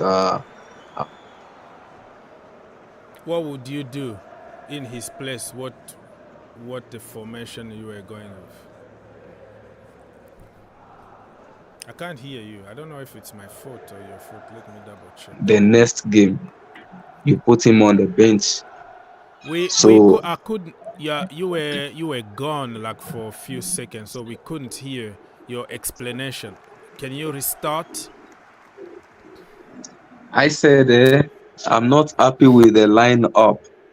Okay. How can it be only Cole Palmer and Nicholas Jackson at the front? And that the formation he selected is not a good one for me. It's not a good for. We are playing Brentford. So are we defending against Brentford? Why not? Because Brentford beat us the last time at Stamford Bridge. They beat us 2-0 convincingly. They didn't even have their big guns. Like Tony wasn't there. They had a lot of injuries. We don't beat them. Yeah, they are hard to beat. I don't. Yeah. Yeah, but Brentford is, if you see team like Brentford, if you are defending, they will not. If you are not creating chances, if you are defending against them, my friends, playing 3 at the back to me, doesn't mean. Olamide. Playing, I don't it's know not if you about 3 at the back. You need creativity at the front as well. How do you know that we are not creative? How do you know that we're gonna be defensive? You still have Enzo who can open up space. You still have Gallagher, what people think about him. He can offer you a goal, and he's very, very progressive kind of guy that will get the ball in the final third. You have Palmer, you have Jackson. I think we're going to be very attacking, but also defensively solid. I don't think there is anything wrong here. And it's always... Okay, I pray so though, but I'm not impressed with the lineup. To me, I'm not impressed. Yeah, I don't blame you. One of my reasons why saying this is that look at Mikhailo Modric. Last match he performed very well, and anytime since the guy came to Chelsea, I think since Pochettino came, if the guy performed today, next match you bench him. At least give him matches continuously. This guy can do. If you put him and you see that he's not performing, you can drop him off. But today you start him, he perform well. The next match you put him on the bench. Yeah, it's really, not helping. I agree with you. That is not helping his development. It's not helping. Because it's not helping. You're not rewarding success. Like every time he performs good, you bench him the next game. It doesn't make any sense. In that, I kind of agree with you on this one. But and it's not even as if maybe you put someone who could like play that position. There is nobody playing that position he used to play, and you can't play him as well. So to me, Pochettino, I pray we win this match. The strategy for the game is also to have people who can help with the defense. We know Mikhailo Modric really doesn't defend. He just jog back. He doesn't really track back or put tackles. I think the emphasis was on people who can attack or also who can defend. And who knows, probably the second half he might come and be the savior again and be a hero. I think the approach, the way I approach this lineup is okay, the manager can't win. It's a lose-lose situation at the end, because if he doesn't play such, somebody is going to complain. It's always going to be why and why not. So the only way to silence everybody is to win. So let's see. Let's be just confident. I pray we win though. I pray we win. I think the time is getting closer. So in Africa we have to go to a cinema to watch the movie. So I have to move. I just said I should come on. Yeah, so I have to go now. So maybe after the match. Yeah, come here and apologize to Pochettino because we are smashing them. All right, no problem. No problem. What I want is just win. I just want us to win because I'm tired of losing. My prediction was 2-1 Chelsea. but I know it's not gonna be an easy one. But I'm always positive anyways. You know, even if we play Real Madrid today, I'm gonna tell you we're gonna smash them 10-0. That's me. So it is what it is, bro. It's football. It's football. All right. All right, man. All right. No problem. I wish we win. All right. See you, Mr. Olamide. If you wanna do like Olamide call, you can click on the link if you have time. If you don't have time, no problem. Okay, Arsenal for Life said that, hello, hope you are feeling better after losing the final. Is this being sarcastic or whatever? It is what it is, bro. I've lost so many finals in the last years that I won trophies. So I'm kind of, yeah, it is what it is, you know. At least we got to a final. Yeah, it is what it is. 35 minutes to go until the kickoff, people. Get your comment, subscribe to the channel, like the video, all the good stuff. You know how it goes. If you want to help the channel, help your brother out. Very, very simple. This from Arsenal for Life. Yeah, like I said, you can't win. You can't please everybody. This is football. Somebody's gonna complain about something.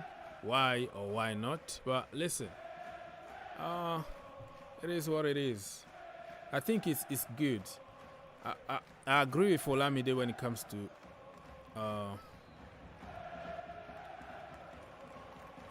Modric. Why Modric is not in the starting 11? There's no way Modric can develop if you don't give him playing time.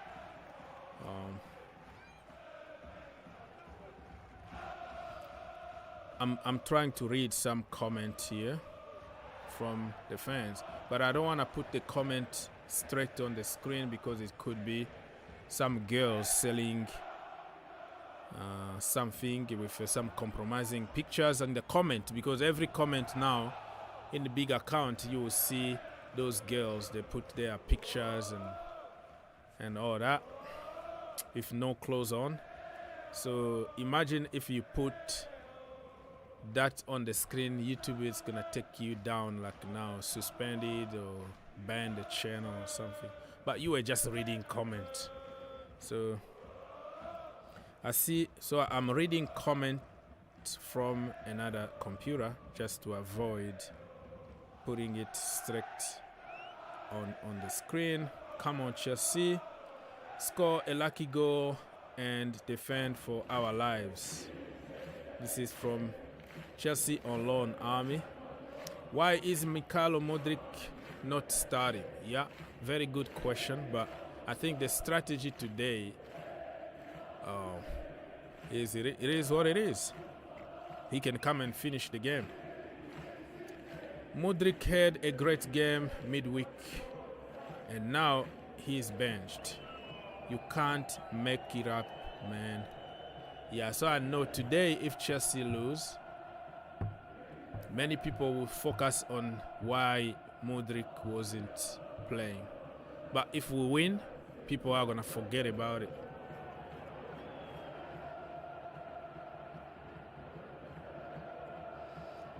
What is this? What is this? Well, this is just it's called the lineup and the starting 11. Modric was voted the best player in the last game. He gets dropped to the bench the following game.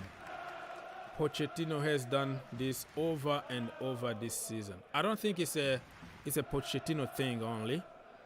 I think this been even with Porter. I still remember Porter didn't give him enough time, and every time he performs good, he's benched the following game.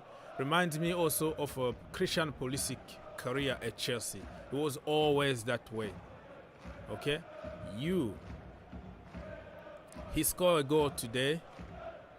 The next game he's punished on the bench again. So it doesn't allow the player to develop or build any kind of confidence.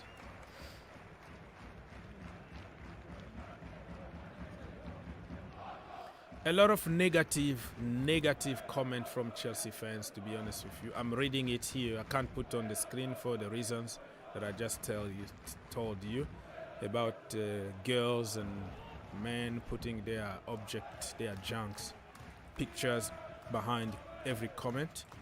So I don't want to bump it on YouTube. I'll be suspended. So I'm reading here.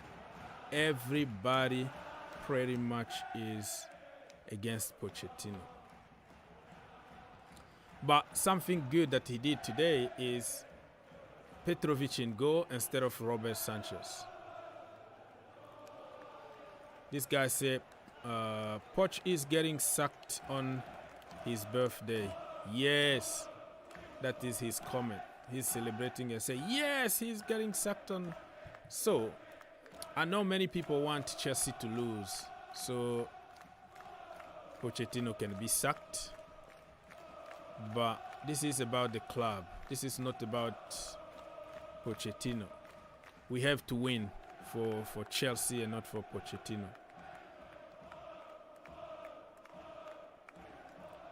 Don't ruin my weekend, according to Mr. Umbrella. No matter what happened, Chelsea, just win, please. Okay.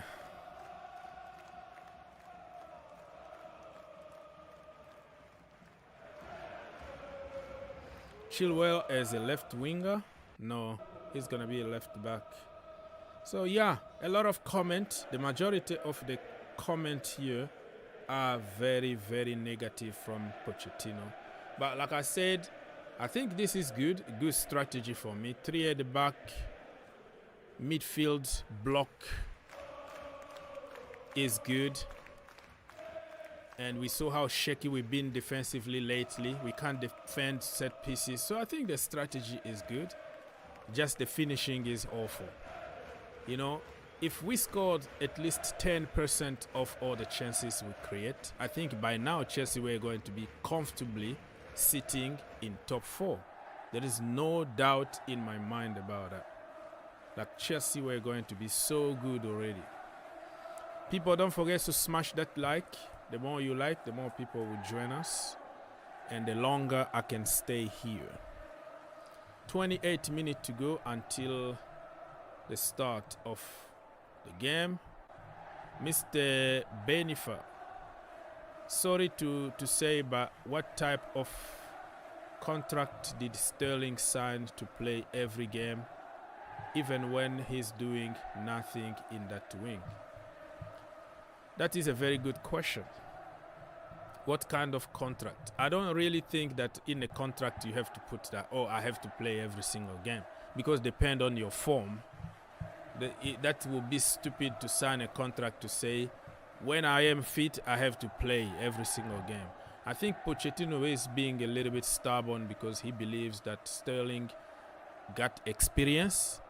Sterling is a senior figure in that young team, and Sterling is going to do something. So he stick with what he think is good, but you don't need glasses. You don't need glasses to see that Sterling been awful during his career at Chelsea. Of course, he scored few goals here and there, some amazing free kicks and all that. But after that, after scoring 1 goal, the brother goes disappear. He disappeared for 10 more. I don't know, and this year is like the Euros. The Euros in few months from now. And just think about it.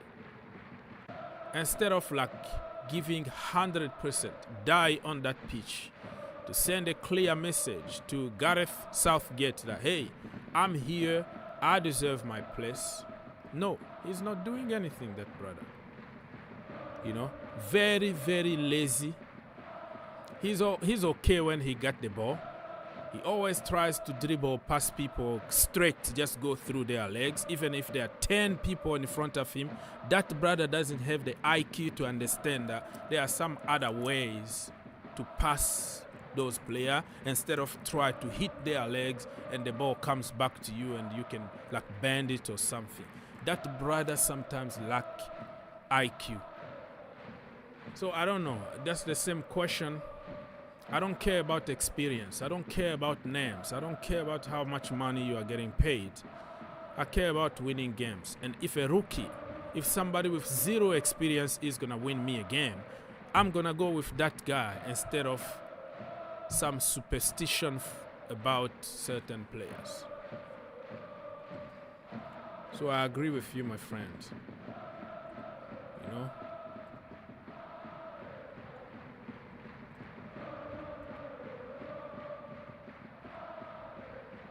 I agree with you. What the hell?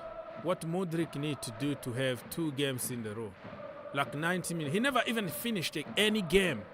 Yeah, he started a few games this season, like 2-3 games he started, but always subbed at some point. Even the last game, he didn't finish 90 minutes. I understand that you have to give a debut to a young kid from the academy, but why always Modric? Why can't you let him play 90 minutes plus added time and then just leave him on the freaking pitch? I just don't get it. I don't get it, man. So that's the way it is.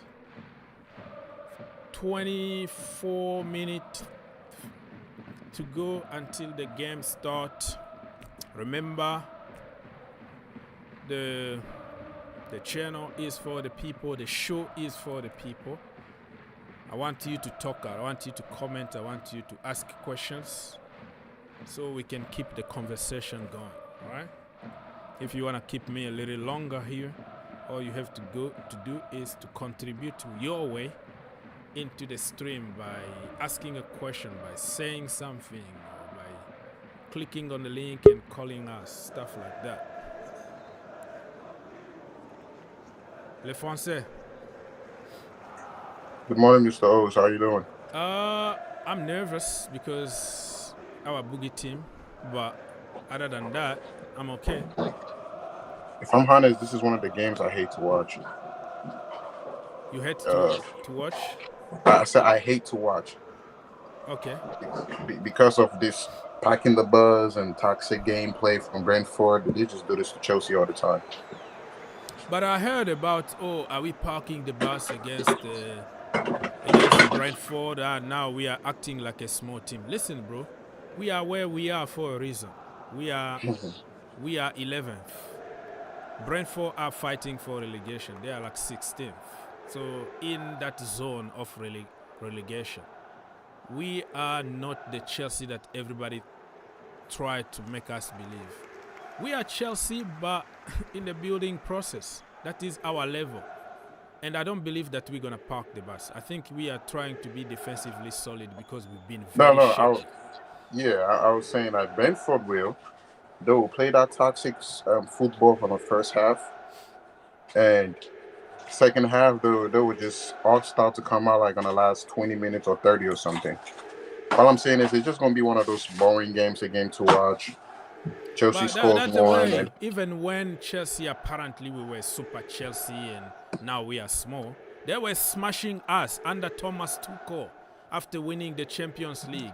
They came to Stamford Bridge, smashed us 4-1. Remember that goal, that amazing goal from Rudiger, who scored that goal also from that long, yep. That's it, but they managed to beat us under everybody. They just, even in the first leg, they came at Stamford Bridge and beat us. Last season, they did the same. They always beat us. We only beat them one time at their own stadium, and that was another boring game where we had to sit back and defend. Malang Sarr was playing that day because we had a lot of injuries. Ruben Loftus-Cheek was playing as a centre-back, and we managed to just get away with 1 point. It was like literally the City game where Erling Haaland were missing like headers, sitters, hitting the post and all that. That's how lucky we were that day. So I don't think we should just be like, oh no, we are Chelsea, we have to play, we have to go for it, attack and get smashed at the end. I think we have to know that is not who we are at the moment, and now the result is more important than being arrogant. We are Chelsea and we don't park the bus kind of attitude. I agree with you, like, especially against Brentford. We are no longer this. This must win by force. Because I myself, I do not like Brentford, the way they play and park the bus and so much. But have you seen the picture of Reece James circulating? Yeah, I knew you were gonna tell me about it because you insisted on lost weight, like he's gonna lose weight, as if the weight was the issue. And yeah, he is slim at the moment. He's working very good at the gym. He started training, so yeah, he looks good. He looks in shape. But I am not gonna buy into the he's fat kind of thing. Nah. That is the reason why. No, I don't buy into that. I think This is sometimes, right, when you have a certain amount of weight and then you want to put in so much speed, the weight is not matching the amount of strength you're trying to put in. That's why you get a lot of injuries. That's what I was saying in the past. But the guy been injury prone since the academy days. Because you see me, I make even videos and shows about the academy, so I know the evolution. Before, even when he came back from Wigan, immediately he went with England U20s, and then he got injured there. Like when Lampard joined Chelsea, he needed to wait like 3-4 months before Reece James came back from another surgery that he had on the knee. So this guy been struggling with injuries since the academy days, when he was even baby face and skinny. But losing a little bit of weight to balance your body is not bad. But I will never like accept the fact that he was getting injured just because he was big. No. And what's gonna happen? If because don't kid yourself, he might come back and then 2 weeks after he goes back to the hospital again. Nothing is guaranteed. So what is gonna happen if he comes back and got injured again? It's gonna be just like, this time it's gonna be a weight situation, or it's gonna be something else that we're gonna create. I'm gonna create it. I'm gonna tell people we rushed him into the starting 11, just like in Nkunku, just like Lavia. We have so many more players who've been rushed into the game system, and then what ended up happening? They got injured just for 15 minutes warm-ups at the end of the game. But that also I don't agree with you, because Nkunku been that way for years. He missed the World Cup. In the German league last season, he played probably 15 games only. He went through a lot of surgeries and injuries. So you can wait. And the kind of injuries from Nkunku is like he been struggling with knee and now he came back, and then hips injury. Now it's hamstring injury. So it's something different than what. So how long are you going to wait? I'm against waiting forever. I'm all for bring him early if the doctor gives you the green light, and start building the fitness. 5 minutes, 10 minutes. You go slowly and surely until you get to 90 minutes. But don't think that we rest somebody for 2 years and then you come back and you're going to be healed completely. It's not what, not how the human body works. You want to be there on the pitch. You wanna try to kill the fear inside used to the taste. Huh? I said you have to get used to it again. Yes, over. you have. Yeah, that's why you have to go progressively. If you sit and say, "Oh no, I'm afraid because you are living with that fear of, oh my God, I'm gonna get injured again. Even if you wait for 2 years, that is gonna be your mental struggle. So it's better to start that mental struggle early. 5 minutes, somebody put a tackle on you. Oh wow, I'm still alive. I'm still 100%. So yeah, I can do it. And you build that. But waiting forever never been a solution for Chelsea, even Reece James. We waited for a long time. Nkunku was fit like 2 months. Like Pochettino said in one of the press conferences that he told me that he's 100% fit and he want to come back. Yeah, we have to be careful. We waited and waited and waited and waited forever. Even the green light was given. But I'm against all this stupid precaution for forever. Just bring him slowly and surely. Kukurea is back now from that surgery. If we are winning comfortably today and you want to give him 5 minutes, that is a progress. The next game, you give him 10 minutes. That's the way it's supposed to be. Okay, Mr. Benny Boniface or whatever, let me read your comment. He said that Poch is sucking himself. If we continue to play Sterling, if we are building a project when we should give a chance to project asset, and those are kids like Modric and Noni Madueke. Okay, I got your point. Like if you are building for the future and Raheem Sterling doesn't look like he's the future of Chelsea because he's awful on the pitch, let's be honest. So it's better to start building with the players that will be here for a long period of time. So I got your point. I think it's spot on. Because I don't understand why would you punish somebody who just had a great game the last time. Modric had a great game. Raheem Sterling, very lazy, everybody knows about it. What is surprising is this year is the Euros in few months. Raheem Sterling's supposed to be killing it right now to send the message clear to Southgate, hey, I'm here. Look at me. He's supposed to be dying on that pitch. 110% every single game. But he looks lazy. He looks like he's not interested in anything. And I even heard that the fans booed him at Stamford Bridge. So it's getting ugly, man. Getting ugly. And he's sitting on 350k every single week for doing what? Really, nothing. And then when you ask people how much do you think Gallagher deserves in his new contract, they, oh no, just sell him. He's not good enough because he missed a couple of chances. They don't understand anything about football. You have to. I also think it's because also at Chelsea that because of lack of competition. That's the reason why even when I watch a game, you have players. You can see players like Malagusto, who's playing his hardest. Maybe because he knows his competition is Reece James. And and when you have players like Sterling and a lot of these young folks that we have in our current squad, they look very comfortable. Maybe because of the extension, contract or something. Yeah. And then they all seem so unbothered. Because I still play soccer today. We have trials in 2 weeks.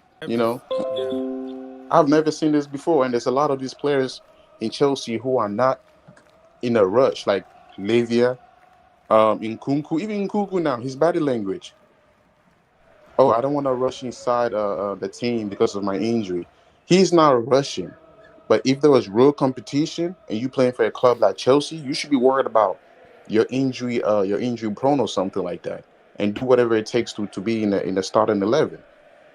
But instead, you see all of them, they're comfortable. I'm injured. They're comfortable because they know they're untouchable. Man, that's business, and that's what we need to sign. I mean, I'm not going to say sign more players, but at the same time, the coach needs to create some type of competition because I've never seen players who get injured today and even feel proud about it or feel comfortable. Do you really think that they feel comfortable getting injured? I'm exaggerating that word, right? Pride. I mean, yes, but I'm saying that especially towards Nkunku. Nkunku's injuries information has been a very tricky one. Like last December, you have the French L'Equipe, France team saying oh, he's fine, he's good to start. And then the next thing we know is the past 2 weeks, he was still not used. He was probably just brought in the last 5 minutes. All this patience and all this time that we've waited just for him to play how many minutes against who And again? then getting injured again. And getting injured And again. this is what I just told you.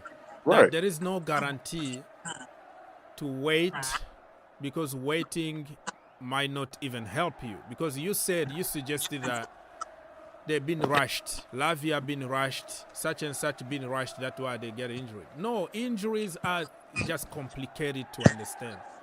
And when you are ready and you're not playing, you get even more discouraged.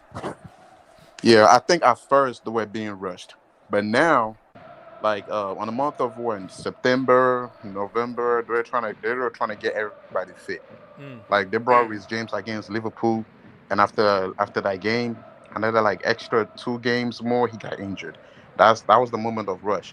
And now what I'm noticing now is like the opposite. Now I think you could probably even read a message in the room there, like Pochettino even saying it on a conference, saying things like, "We do not want to rush them. We do not want to rush them." So because of that message, I bet you Nkunku's injury might not even be a big deal, because I'm seeing posts on Twitter. I'm seeing posts on Twitter where Pochettino is saying things like he might even play our next following coming up games.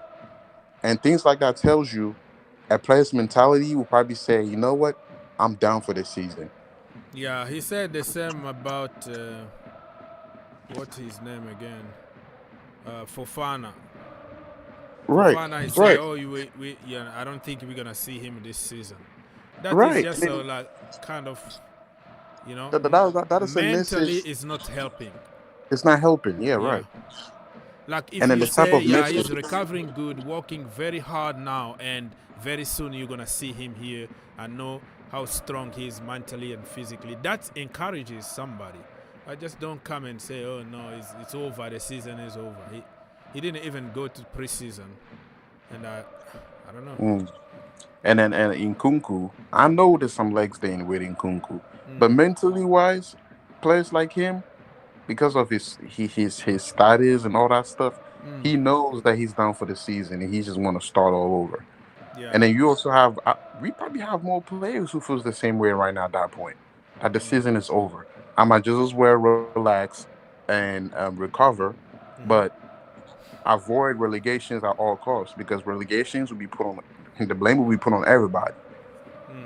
You know, so that's how I feel about it. That's why I think these players are comfortable, because there's not competition. And what happened to like Ichukwemeka? Like, yeah, another one. So many players.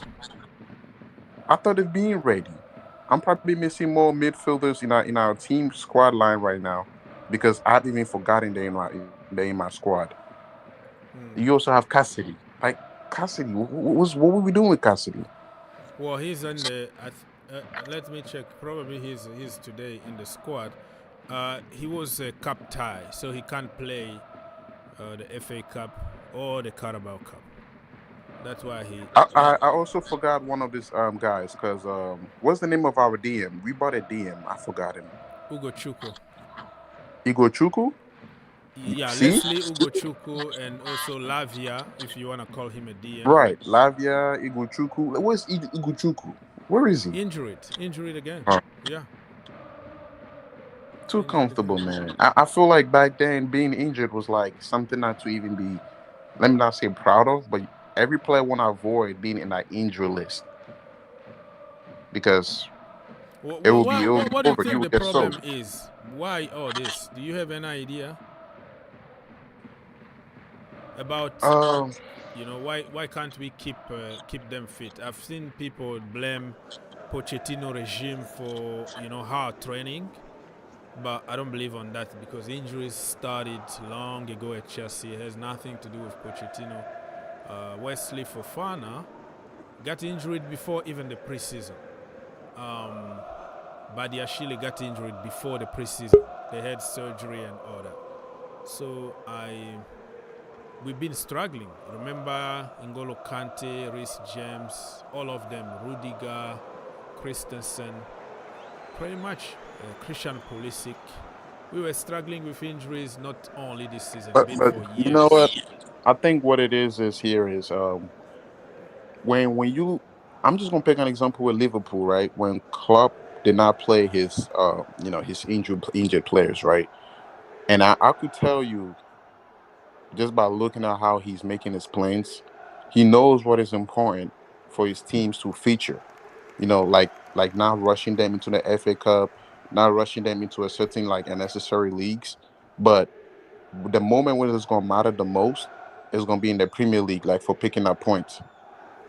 And then you see the way how he's kept them, and then he's bringing them like we could tell he's bringing them slowly. With Chelsea, I think it's improper management or improper medication on how they're taking care of these players. Because as a coach, I believe he has a say so with his training to reduce the amount of injuries that we have. But if he is all over the place also without a proper planning to get his players ready, then I'm sorry, like he's not the guy with the right knowledge for it. Because Klopp is managing his team well drilled, even when he has injured players involved. He's replacing. But Liverpool versus Manchester United coming up, I bet you're gonna see he's starting 11 already and fit. It's like being ahead of time. You have to manage your injured players, even though some of them might not be in control, but because of knowing the players injury status and stuff like that, I believe he could be very flexible. Like with players like Nkunku, Reece James putting arm strings left and right. Do something about it, because if you keep on getting injured back and forth, that means it's just improper management with the training sessions that they're having down there. Okay, let's say hi to Mr. Henry and Aziz. Gentlemen, 3 minutes to go. What do you have to say about the game and about the lineup? Good morning, y'all. Good morning, long time. Good morning, long time. Good morning, good Yeah, morning. been after the defeats, I don't even know what to say. But in terms of the injury, I'm gonna say something about Poch, and we'll go back to early days Premier League. Poch is training us like a relegation team. Do you get what I'm saying? Okay. Like he's overworking those players. No, because that's the way most mid-table teams do. They try to overwork them. Do you understand what I'm saying? Yeah, work hard if you want to win. Yeah, that's the way most mid-table teams do. Because if back then, top 4, top 6, they have a way of training. Mourinho knows who plays this game. Mourinho's gonna tell this player, hey, you're not gonna play this game, but I'm gonna play you this game. Get ready. You feel me? Yeah. I agree. Pep Guardiola is not every time he uses Kevin De Bruyne. Pep Guardiola is not every time he uses his fullbacks, his wingers. He might put you in bench, or he might not even bring you, but he'll bring you the next game. He doesn't know how to man. He doesn't know his man management skills is bad. The problem now is the problem here is Chelsea and Pochettino are not in the same level as Pep Guardiola. That is not a fair comparison due to the team who is in their prime, who got so many leaders and so many quality from. Okay. Let's go to our level. The coach of Wolves, how is he managing his team? But Wolves are almost on 40 points. What I can say is Chelsea, you can't compare. I'm talking about team, not and also individuals inside. I mean, if you look at Neto, Semedo, all of them. Did you guys see this? Chilwell is a left wing. I mean, he's a left winger. I don't know why he went back to the 3 at the back. I swear, this coach is just. I just pray he wins the 3 points, because I don't know why we going back to the same bullshit. I don't think it's bullshit, though. I don't think it's I think it might be because against Brentford. Because, listen, we don't have Badiashile. We don't have Thiago Silva. If we play him, you know how it's gonna be. No legs, no nothing. So we are lacking a little bit in the defense in terms of even height. Chaluba is a good, defender, but he's not that tall either. So I think a 3 at the back with Brentford attack. They have one of the deadliest attacks. Tony is there, the Boemo, the Cameroonian guy, Wissa. They are very direct and they can bully us easily. Even when we had a dream team under Thomas Tuchel, this team of Brentford came to the bridge and smashed us 4-1. And with 3 at the back. 3 at Remember the back. they smash us 4 with 3 at the back. But 3 at the back is the same system that won you the Champions League and all the cups that we won. So the system is not a problem. Does this team have the mentality to play 3 at the back? The problem here is, let me just finish my idea. The problem is not the system 3 at the back, because you can win under any structure. So just don't make it like, oh, we lost because we played 3 at the back. We played 3 at the back and we went away and beat them at their own stadium. So you're taking example just to make your case, but see the big picture, what we got in hand. We don't have good defenders at the moment. We need a little bit of protection. It doesn't mean that we're going to park the bus. If we played 4 at the back and we lose, you are going to be the same person here to say, why didn't you? You were telling me here the Chelsea way is a solid defense, 3 at the back. Because we don't have the personnel no more to play 3 at the back, Mr. Oz. We don't have the personnel to play 3 at the back. Poch tried it in the beginning of the season. Poch tried it in the beginning of the season and they were beating us. What's this club? Oxen Odoi's club beat us. Nottingham Forest. What's this? So many clubs beat us. Aston Villa beat us. Remember, we lost. That you were complaining. We have four defenders, 4 left back, 3 left backs. Poch didn't use any of them. West Ham beat us. We didn't play 3 at the back against West Ham. Yeah. Bournemouth we drew. We almost lost in that game. And we put the blame on Thiago Silva. We put the So we didn't play 3 at the back. Sometimes. I don't get your point. Like, you can win. No. You are complaining. You are talking about the 3 at the back, and I'm telling you, we've been losing with this 3 at the back. I pray we don't lose with this 3 at the back, and I pray we win 3 points. We lost more games this season playing 4 at the back. What I said is that we lost more games because we couldn't score. That was the issue. We couldn't score. We had a chance to bring in a number 9. Before the season started, we didn't have Poch was like, I'm okay with this thing. You should have come out and tell them I need a proper striker that's going to bang in goals. It's not as if we're not creating. We're creating, but we couldn't just score. Okay. If you don't score, they'll score you.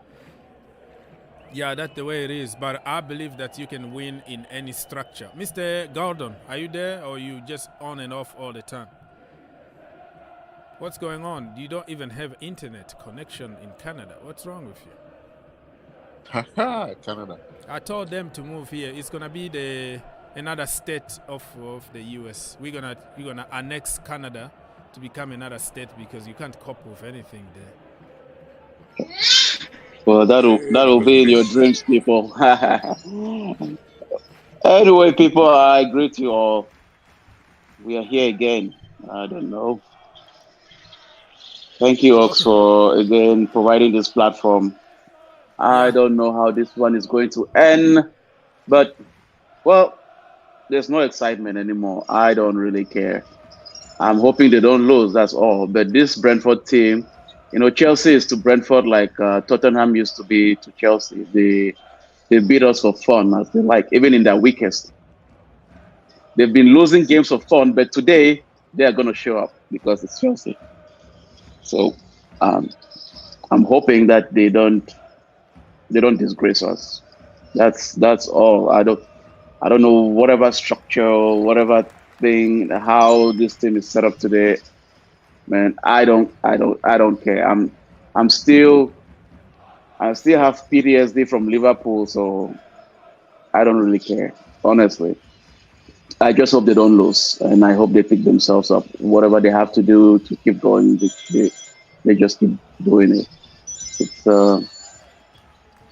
It's not something that I'll wake up and say, oh, on days like this, I'll say, oh no. Even if I have to work, I'll try to even switch my shift or do something so I can watch a game. But man, I don't care. I have my phone to check what the scores will be, and yeah. So, but I'm just hoping that the boys recover.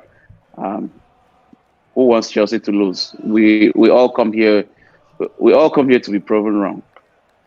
We don't want to be proven right in any. If I say, oh, these guys are going to lose, I want to be wrong about it. So prove me wrong, and I'll say, oh, I was wrong. So we're just waiting to see, take it game by game, and see what this manager is going to do. Whether he's going to use his common sense or he's going to use his common sense and then come to the press, say one statement, go behind, say another statement.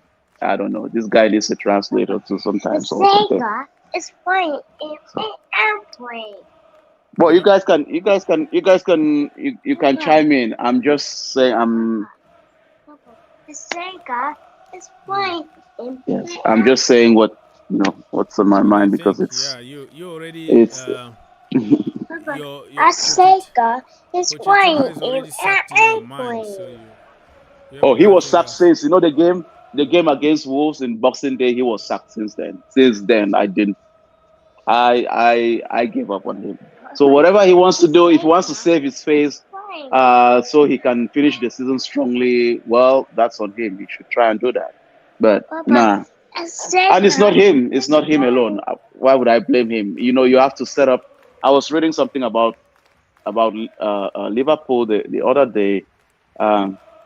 They were saying before they bring the manager, they want to make sure that the structure is set up.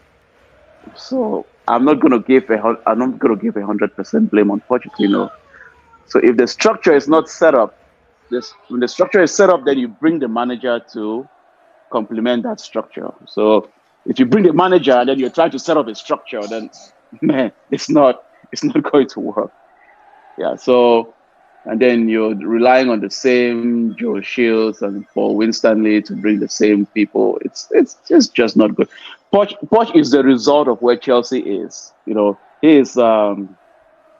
is proof that is where we are now. If you look at the short list of managers, Amorim will catch your eye, but the rest of them, it just shows the level where we are at. So any manager that is gonna come, it's just going to be a reflection of our current state from top to bottom, right? So when you're thinking, okay, I think there's this guy that we wanted to hire, and he said he wanted a sabbatical. Now Liverpool are trying to go back to hire him. His name is Michael Edwards. Very good footballing guy. I think there's something that says, whether it's true or not, that he wants some kind of football CEO role. So I was thinking, can we bring someone like this to be above these two guys that have been messing up this club and taking it back to Brighton? In fact, I'm asking the question here to you guys.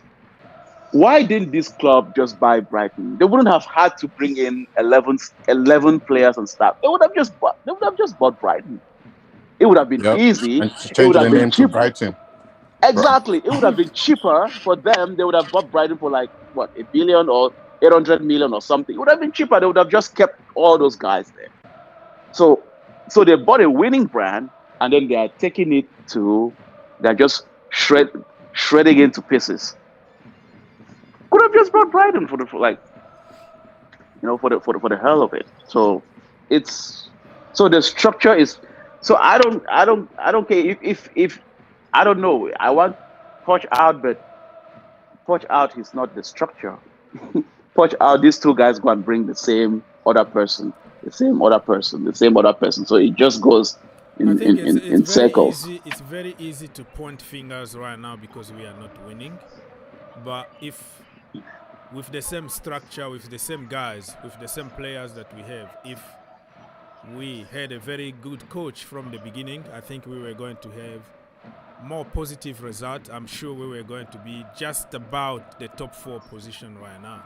And we were never going to lose a stupid final against Liverpool U17. So, I mean, it so hurts. there are so many things here that is It working, hurts. but just because you don't see it or it's just not happening the way we want it, doesn't mean that it's not working. It's just like a mess. We are still building like an airplane, so all the parts are coming from different factories, and then it's a mess everywhere. But when people start putting everything together, and you see, this is interesting. So I still believe in the project. I don't think that they are that bad, but what is making it bad is that we are not winning, and people are used to winning and sucking. So it's in our DNA already of, this is not Chelsea, this is not what we do. We don't know anything about process. So the process is going to be always difficult, and somebody is going to be blamed. But I don't think you come with a lot of money just for the purpose of making Chelsea fail or becoming a mid-table team. The problem is they came to win, but they found reality on the pitch, and they are learning on the job, and they are adjusting. The first transfer window, look at how they spent like 400 million. Aubameyang, Koulibaly, blah, blah, because that's what people want to see at Chelsea, right? Bring Thomas Tuchel and bring a disciplinary coach, give money, bye. We are tired of the kindergarten. But we try this. Look at Sterling, look at Kukurea, look at money that we spent on them. What happened? Big failure. So now we have potential that need to be polished. And this project, I'm not defending Pochettino here or saying anything, but sometimes it's not the guy who will take you, who started with you, that will arrive with you in the destination or in the promised land. If you go to South Africa, you might have to change different plan. You go to Italy, you take another thing, you go to Addis Ababa, and then they take you. It's a journey. So what I'm trying to say here is we don't see it because this is not the Chelsea that we know. We are not used to the situation. But me, I can see it. I can feel the development and this team becoming a team that nobody want to play against. Porra took us until where he took us. Pochettino probably is going to get sacked. Amorim is coming, or whatever, Alonso, whoever coach. I think the process is going to continue. Vivel came immediately he left. So those directors at some point, when the owners find that they are not good enough at their job, they're going to get sacked, and slowly you're changing and building a dream team. It just doesn't happen overnight. We started a project from scratches, zero, nothing. Even Liverpool, when they beat us, they still have some leaders on the pitch. They still have Van Dijk. They still have people like Gakpo Right. who played. Like, how many captains do Liverpool have? Like, so many captains in that team. They have Konate. They have the cornerstone there. So when those babies come in, they are looking at Van Dijk. They're looking at winners. They're looking at Trent Alexander-Arnold. They are looking at these people won. These people are leaders. They are telling me to do something I have to do. But Chelsea, it was just like, scratch everything. Everybody that won the Champions League is crap and doesn't deserve to be there. Let's start all over. And a project in a team like Chelsea, it's not going to work that way. This is not the way it's supposed to be. But, my brother, next season I will be here. I know you're going to run away, but I'll be here telling you I told you so. What is happening now? We're going to start cooking with this team. I can see the vision. I can see where we're going. All right. Are we going to go for another? Are we going to go for another 3 years without European competition? If that is the price to pay, why not? The issue with the project is you have to at least see where it's going. I don't see where this one is going. Because you don't I want to mean, see I don't it. see. Because you Not see because it I don't from want to your see it. own perspective. Just looking How the do you other side of explain? the coin. Look at the How do you other. explain a team that is tired? A team of 22 years old. They are tired. Like they are tired. You're tired against Van. So you want to tell me that a 22-year-old has less energy than a Van Dijk who is in his 30s? You want to tell me that? That is where experience and leadership come from. You need a leader on the When you're pitch. young and all you do is run in the field, you will be tired. Yes, because you need Because those all you do leaders. is You run. need a John Right. Terry who will grab you in the collar and say, God. "We still have 15 minutes to go. In 15 minutes now, we're gonna be champions. Think about it. Keep going." Those mentor issues. If you go to the gym and you do reps or you participate in any kind of competition, you will see those coaches coming to you. Yes. Oh, give me 5 more. You can do it, bro. Let's go. Boom, boom. And you don't even understand where that is coming from. You do all the of a Modric. sudden, like all of a sudden, you become like, boom, a boost. You didn't drink anything or anything, but by somebody telling you the reward at the end of that training session, you feel good. On the pitch, who is talking to who? Chilwell don't talk. What kind of captain he is? Even Gallagher, he doesn't talk. He doesn't do anything. He just put tackles and whatever. Everybody is learning just on the job, pretty much on their own. But you have cornerstone on the pitch who will tell you that I don't accept mediocrity. Only 5 minutes to go. If you concede a goal, I'm gonna kill you. You know, they tell them basically, I am going to, like, they do everything to motivate their troops. We don't have leaders. Nobody is a leader in that team. One of the reasons I said, and people laughed at me, Declan Rice was a better option than Enzo Fernandez. Because in him, you got a proper natural leader, a talking, vocal leader. You know, we need those people. And people just care about flicks and tricks here and there. They don't care about what it takes. Football is more than just tricks. I mean, it is what it is. But it's still 0-0 and it's 15 minutes gone here. We're doing okay so far. There is nothing major to report here. But That's what I said. It's going to be one of those boring games. yeah. Everybody's going to rely on penalties and handballs. And set pieces, yeah. Yeah, that's what they're going to rely on. But Jackson is going to do something. The person getting on my nerves now is Ivan Toney. Every time he plays against Chelsea, this guy got a smile on his face like, I don't even know why. Now you can tell he's trying to punish us or something. He's a bully. You know, they are looking for free kicks. They are trying to look for free kicks at the edge of the box because they are very good in set pieces. We have to avoid all kind of issues there. So, Do you think Poch has prepared for that, knowing very well that this team is very good in set pieces? Do you think Poch has made a game plan? They have even video analysis people there who are getting paid just to analyze the opposition. Because they have data all people, this, so they don't need me to explain to them.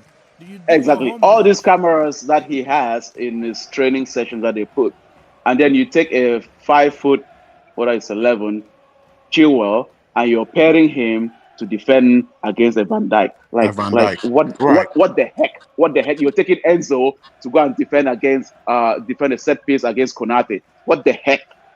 What the heck are you trying to do? So what is his game plan? That's what I'm trying to But see. Henry, sometimes, right? Yes. Sometimes too, coaches might have said it, but players forget. Yeah, that's another why thing you I'm need suspecting. A leader. You need a John Terry who can. If I was playing that Chelsea, and I'm what's his name? What's the name of our CB? Disasi. If I'm Disasi as a corner kick, automatically I'm looking for Van Dijk or Konate, because these are the things that every player should know. Not the short guys mark the tallest guys, but defenders mark defenders when it's corner kicks. Exactly. I know that stuff. That's why our squad is so immature. if a coach have to yell across the box, Disasi, be on Van Dijk, kind of things like that. It's like kindergarten. Yeah. You should know that already. Yeah. And then the way we consider the goal proves that our players We are just considered players. twice though. The first Right. time was a warning, apparently it was a foul on Exactly. somebody. And then we didn't learn from that. And then we continued to do the same Their consciousness is turned off. And that's you cannot why play. I am talking about communication and leaders on that pitch. If you forget your game plan on the pitch, because it's happened, it's a lot of information to process, and then you need those cornerstone players that would leaders on the pitch, vocal leader who will yell at you and tell you that you are not performing, you are not doing your job, you are not marking your guy. You will see Chelsea in set pieces on nothing is telling nobody nothing. And it didn't start today though, because I've seen even N'Golo Kante marking Van Dijk in the Super Cup, European Super Cup that they beat us on penalties. N'Golo Kante marking Van Dijk. Van Dijk is twice his size, right? But he was marking him, probably just push him a little bit just so he can't have like a clean header, but that is just ridiculous. You put a tall guy to mark tall people. And if they are too tall and you don't have to mark man to man, you come up with a strategy, mark man to man for taller guys, and then mark like zonal marking so you can attack with your head. There are so many strategies to mix up in order to deal with physicality and tall people in the box.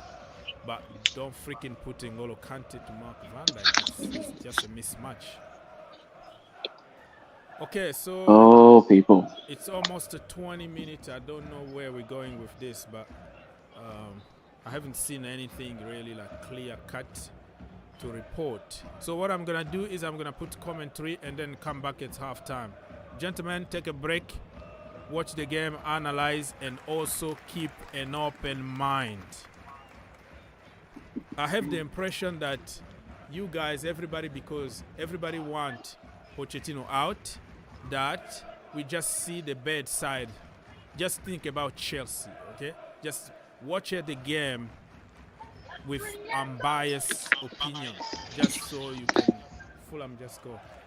So you can analyze the game. At the moment, like we are not analyzing games the way it is, because we're just looking for those red flags, so we can point fingers on somebody. There are so many people who are taking notes right now because of Gallagher, because they want to make a video after to blame Gallagher. And there are certain people who focus on the manager because he needs to go and he's still there. And then other people, I don't know who else, and other people who are looking for amazing things to say about Caicedo and against Enzo Fernandez. Look how good they are. So everybody is trying to push an agenda here. But if you try to stay in the middle and look at the game plan and look at the players that we have, the experience, the whole package of Chelsea Football Club, you will at least tell the truth at the end, Mr. Henry, come back at halftime and let's continue the discussion. People, I'm going to put some amazing commentary now and go get some breakfast and then come back at halftime. I'm still here. The show's still going on. It's going to be a very long, beautiful show. The link is always provided there, and the commentary section is there for you if you have a question to ask. But people are not asking at the moment, so I'm going to have to try to do something now.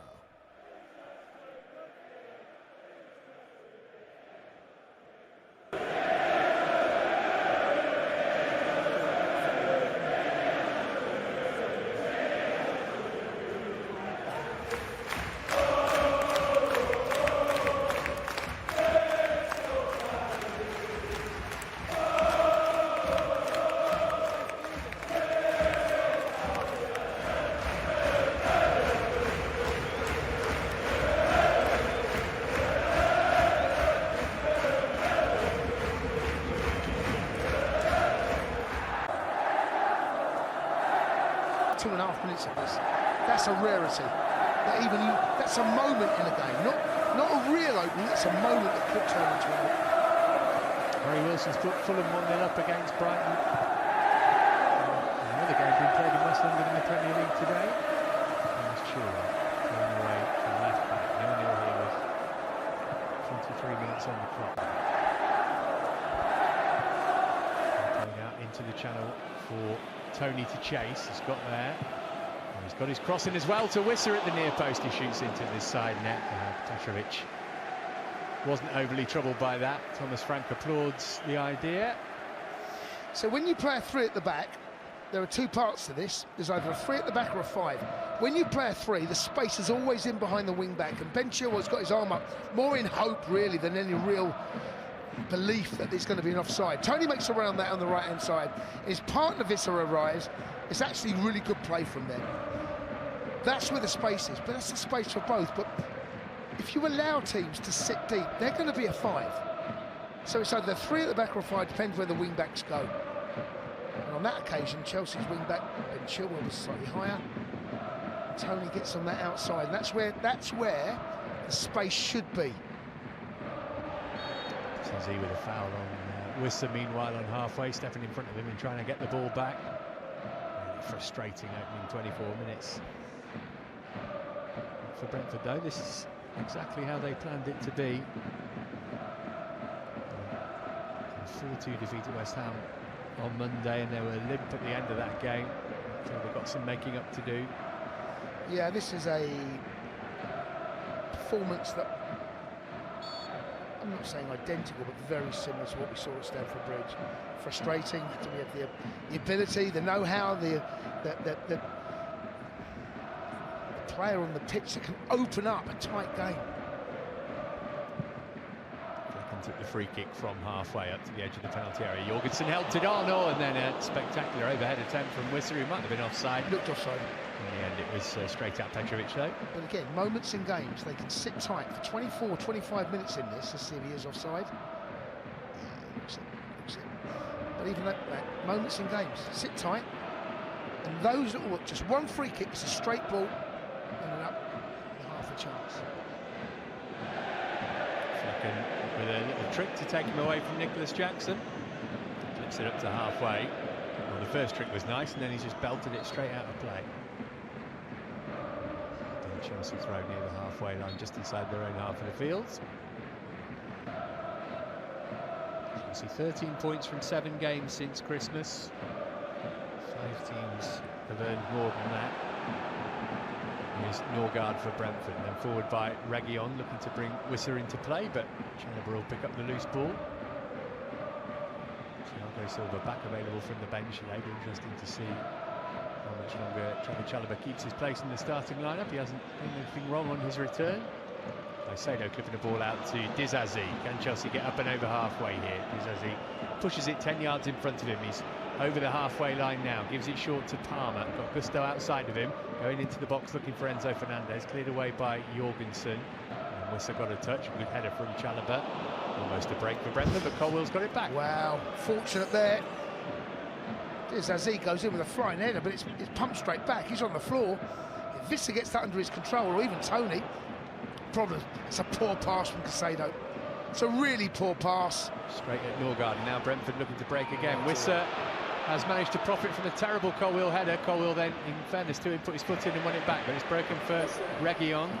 Was he fouled there? No, he wasn't. And Gusto does well, steps in front of Wisser and takes the ball from him.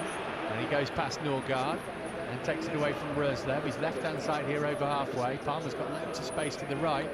Fernandez gets his head up. Give it to Caicedo instead. Now Reguilon's getting back into the position where Palmer was. He's on the ball though. There's Caicedo. Chilwell. Chelsea can get a goal. Brentford might have to rethink things. Absolutely. That's the risk and reward, isn't it? We feel comfortable that you're not good enough to break us down, and all we need is one moment. You're going to have more of the ball, and those moments we're going to frustrate. Once we get those little moments, you'll be out of position. Look at the shape of us now. We've got the 3 at the back. Honestly, so you've got Gusto high, wide and right. You've got Chilwell high, wide and left. Caicedo and Enzo in their final third.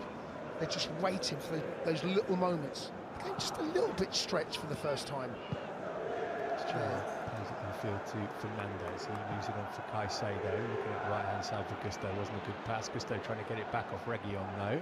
Reguilon hanging on to it for now. He made a big yelp as he went down under the challenge, and it's enough to convince Jared Gillett to award a free kick.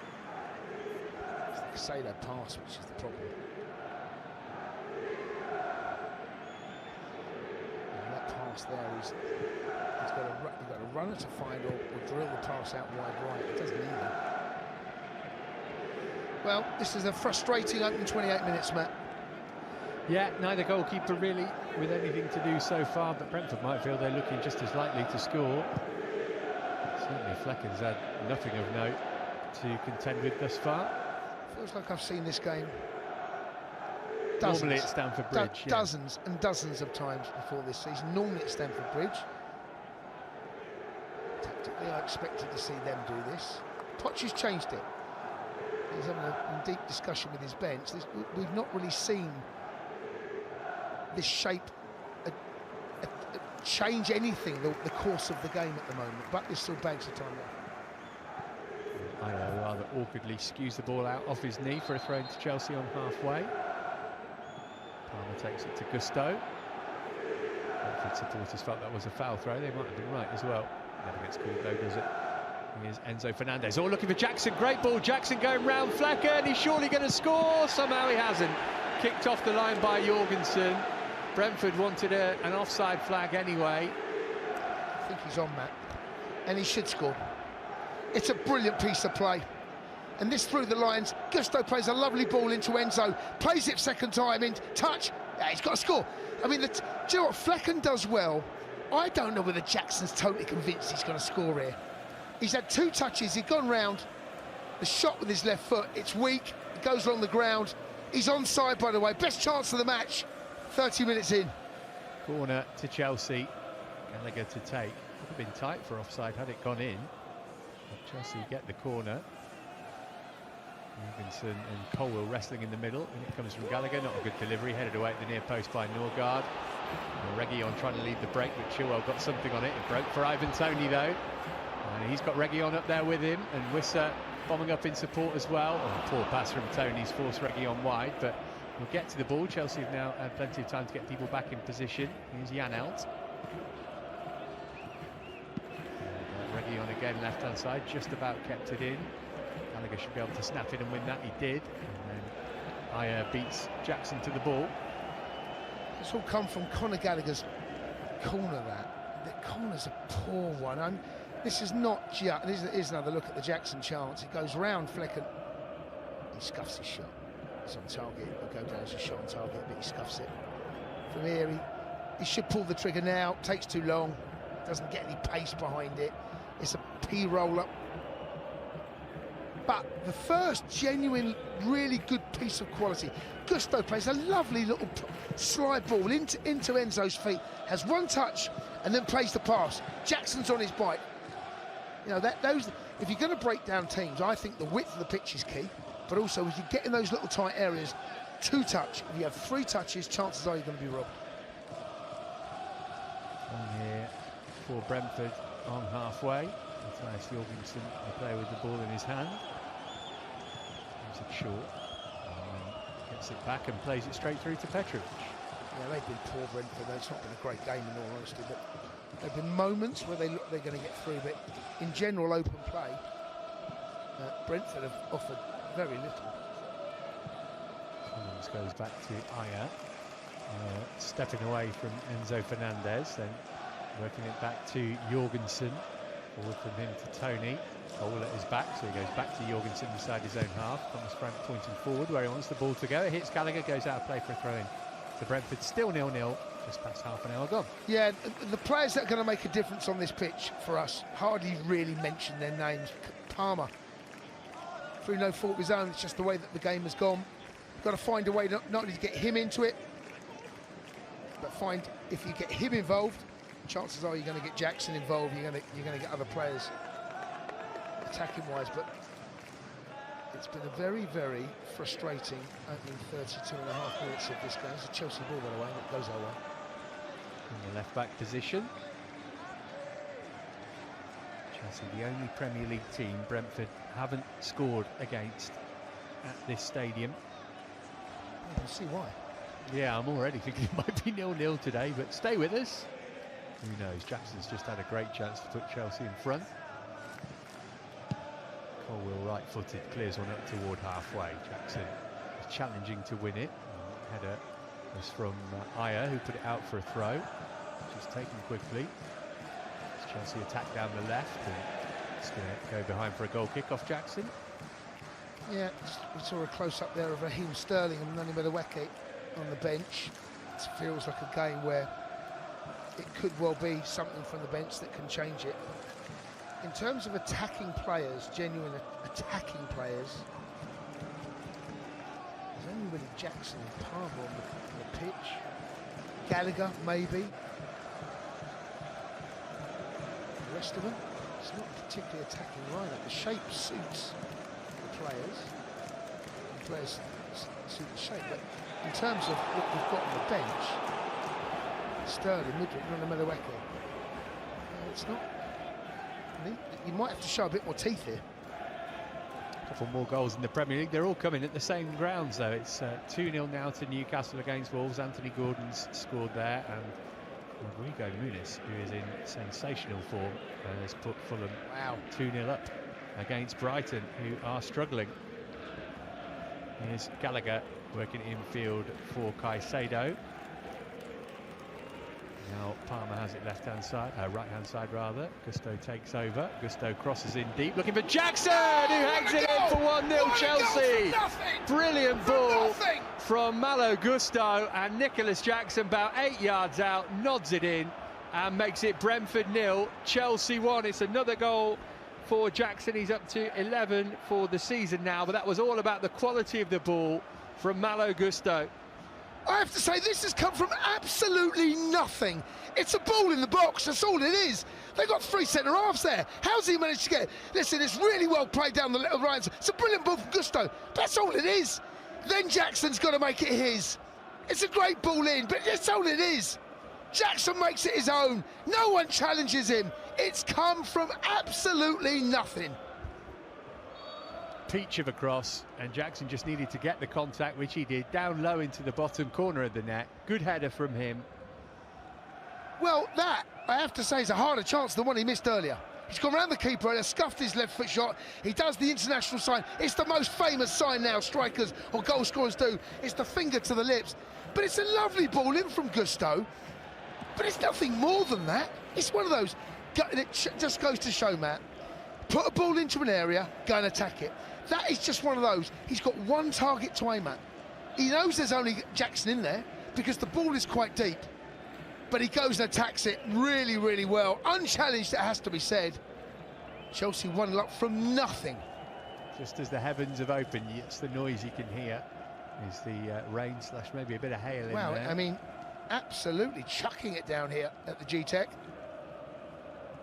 And Jackson will be delighted, Matt, because you know, sometimes you sense that a goal could potentially come out of this. It's just a cross in the box.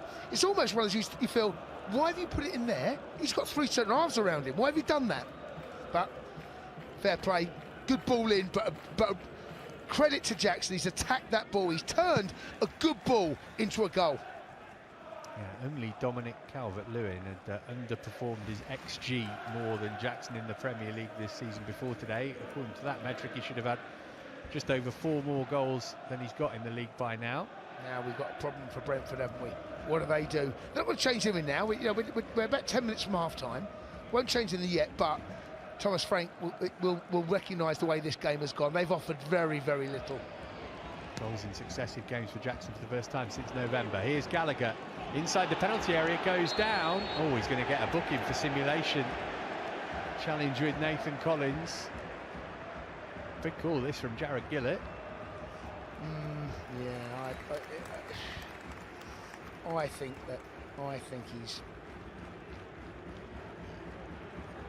Yep. Felt a little bit of contact. The instincts of players. It's not a penalty, and it probably is a dive, if we're honest. if we're honest. I'd like to see it again, but yes, I think you're more right than and wrong. he's not really complained, does he, Connor? He sees the opportunity. I wonder whether there might have been contact the first time round. Gives a bad taste in your mouth, though, doesn't it, when one of your players gets booked for simulation? Well, particularly when it's somebody like him. And by the way, they're taking a free kick. It's nowhere.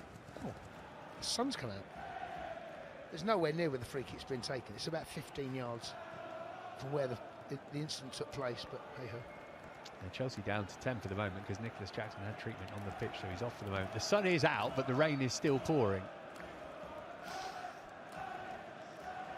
Thomas Frank is dry as a bone. Everybody else is soaking wet. Yeah, Brentford have got problems in this game now because the crowd are starting to feel it as well. Palmer stuck it back. Here's Fernandes, edge of the penalty area, looking for a runner. He's got it from Chilwell. It's Ben Chilwell from the same blade of grass that he scored here a couple of years ago. This time defender got in the way and blocked the shot. Well, Brentford have got a major problem because the crowd are starting to get restless. Chelsea got the lead and we're starting to look comfortable. Without being dangerous, comfortable. Brentford have got no game plan right now. And we're going to get to half-time in 6 or 7 minutes. If it's like this, the Brentford fans are going to show their displeasure because they've offered nothing. Absolutely nothing. They're feeding off scraps.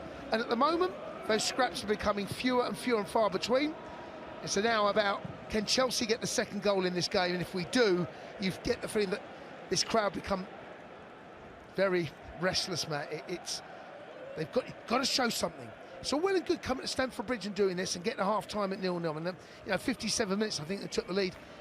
Then you get the lead. That's fine. But at home, very different story. Yeah, Chelsea have had 70% of the ball so far, and home supporters don't mind that, as long as it's 0-0 or 1-0 to the home team. They're going to want to see a little bit more. Here's Fernandes trying to bring it out the sky. Either from Jorgensen into Norgard in midfield. He's passed straight to dazn. Eventually all the way back with Georgia Petrovic. Yeah, they come out. Now Brentford have come out, and there's a little bit of space down the right-hand side if we can manage to work it there, and Gusto finds it's a really good piece of play. It's dazn that's gone out there in support. Chelsea are coping well. Colwill into Fernandes, who's found some space, and he plays it into Jackson. Tight angle inside the box, went for the shot, got it on target. No, wrong choice. He's never going to score from there. He's struggling, he went over to the bench, had some treatment, he's onside. There's not a lot of support, in all honesty, in his defence. There's not a lot of support in the box. Here's look at the goal again. It's this pass from Enzo. Sorry, it's not the goal, it's the shot from Chilwell. Just waits for support, and that's what Chilwell does so well, Matt. Whether you're left back or left wing back, he goes in support. It becomes almost like the second striker at times. It's going to be booze at half-time here, Matt, if it stays like this.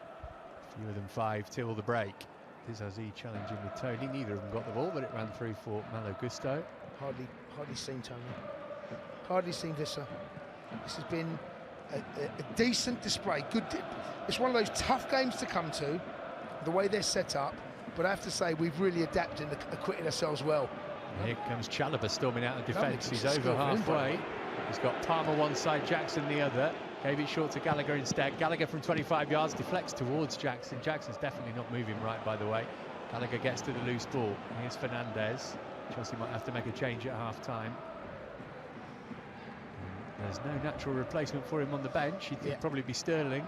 Look, Brent, this is pathetic from them, in all honesty. That's a lovely ball. To Gallagher, who got a touch to it. He just couldn't quite get the shot under control. Spins behind for a corner. Lovely ball from Enzo. It's so tight in there. He's gone for that little chip pass that goes over the top.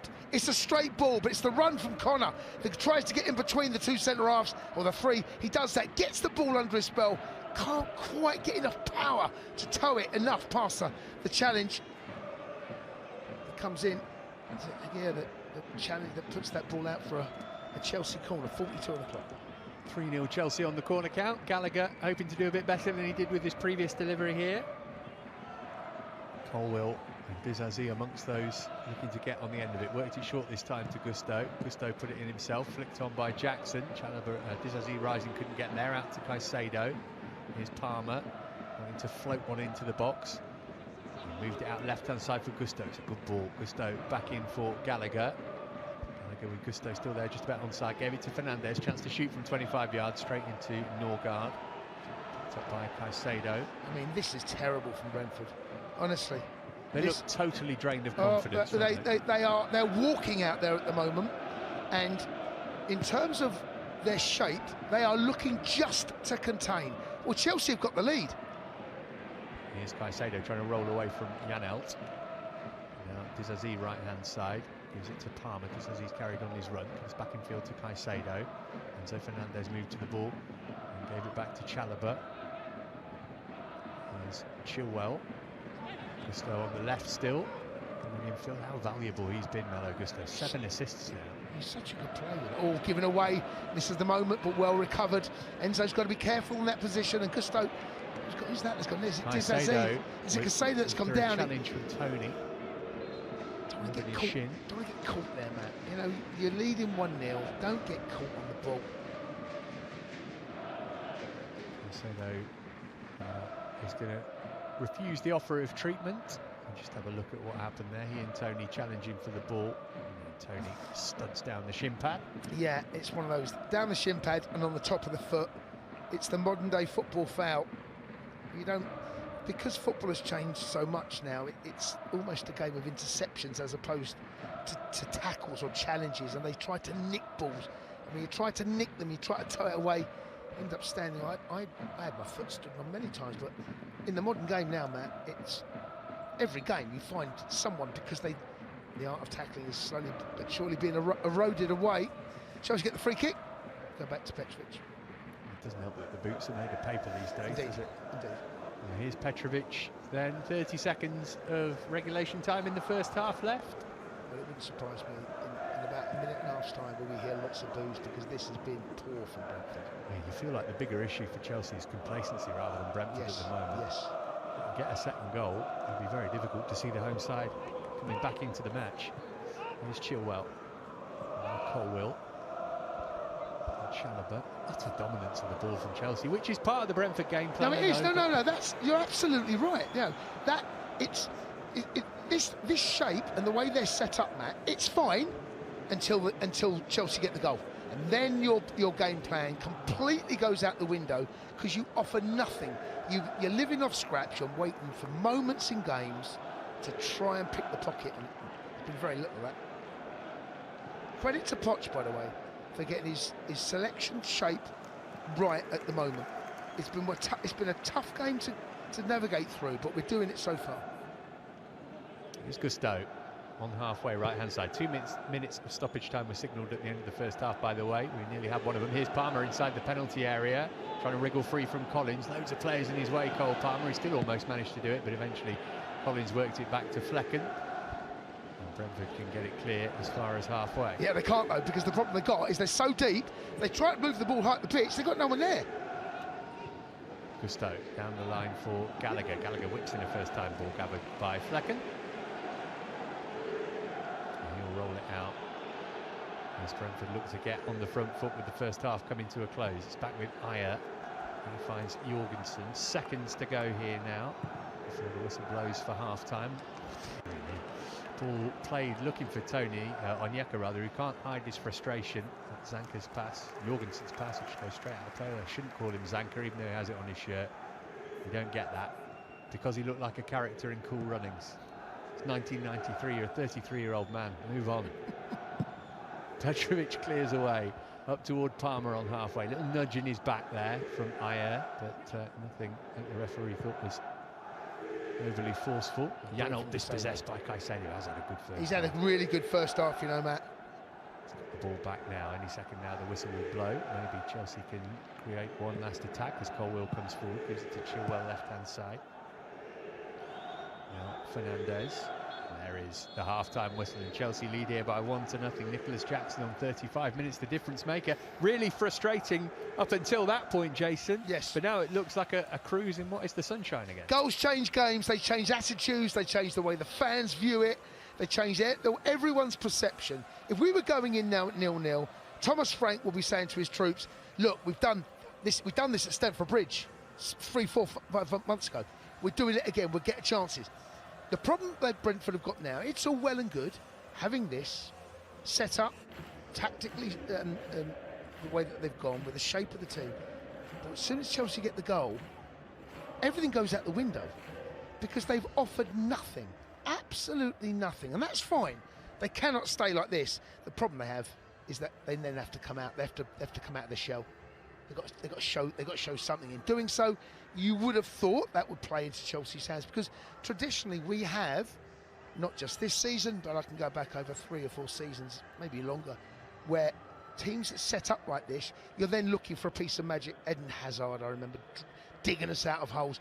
It's a ball in from the right-hand side from Gusto, and credit to Jackson, because that miss on his left foot quite possibly been on his mind. He attacks it, no one with him, and it's 1-0 from absolutely nothing, and the game has changed. The feeling that I feel now, I'm far more relaxed. We've had plenty of possession. It's been hard to do things with it because of the way that they're set up. They can't play like this again, Matt, second half, Brentford. They simply can't. Got to give credit to Nicholas Jackson, haven't we? Because he missed that chance, and as you said, that one was easier than the one that he eventually scored. But he's kept on going, and he took his goal nicely. He did, and it's I'm pleased for him. Of all of his attributes, and there are plenty, heading is not one of them you look at. But he scored one against Villa.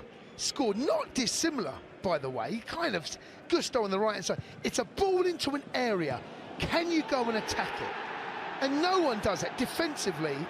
I have to say that is it Jorgensen that just gets underneath it. That's poor. But down the right hand side, he got a little bit of space, and he just gets the ball in the box.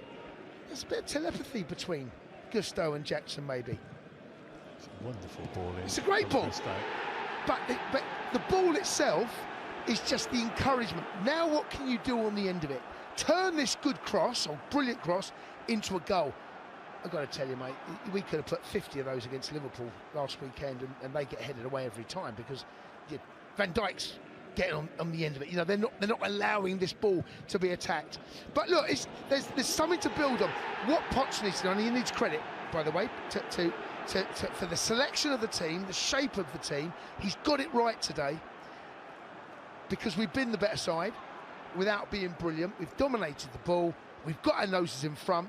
What we need to do from here, if we don't bring 3 points home today, that'll be a bad result for us, man. Yeah, because you don't think that Brentford are going to change the way they play immediately, but also you look down at their bench, you think, who's a difference maker who can come on for them? No. Mopé could maybe come on and get somebody sent off by winding them up, but other than that... Well, that's it. And like I said to you, these tactics, they had worked all week on this, Brentford, all week. And what you find at times is that when you work all week on a certain style, a certain tactic, the one thing that you don't legislate for at times is, what if this doesn't work? Where do we go? Unless he has been planning, we go down. Here's how we're going to adapt. It wouldn't surprise me if he does. But majoritarily, this is the shape of the team they set up for, that have worked on this. Monday, Tuesday, Thursday, Friday. This is what we're going to do. Videos, how we did at Stamford Bridge. This is exactly the system we're going to set up.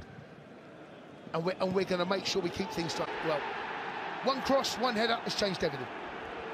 Elsewhere in the Premier League at half-time, 0-0 between Everton and West Ham. Fulham 2-0 up on Brighton, with Wilson and Muniz having scored the goal. It's Newcastle 2-0 Wolves, goalless between Forest and Liverpool, and Spurs and Crystal Palace. Let's get some expert insight into that first half. Damien Mackey's been on TV commentary for us today. He's going to join Jason now.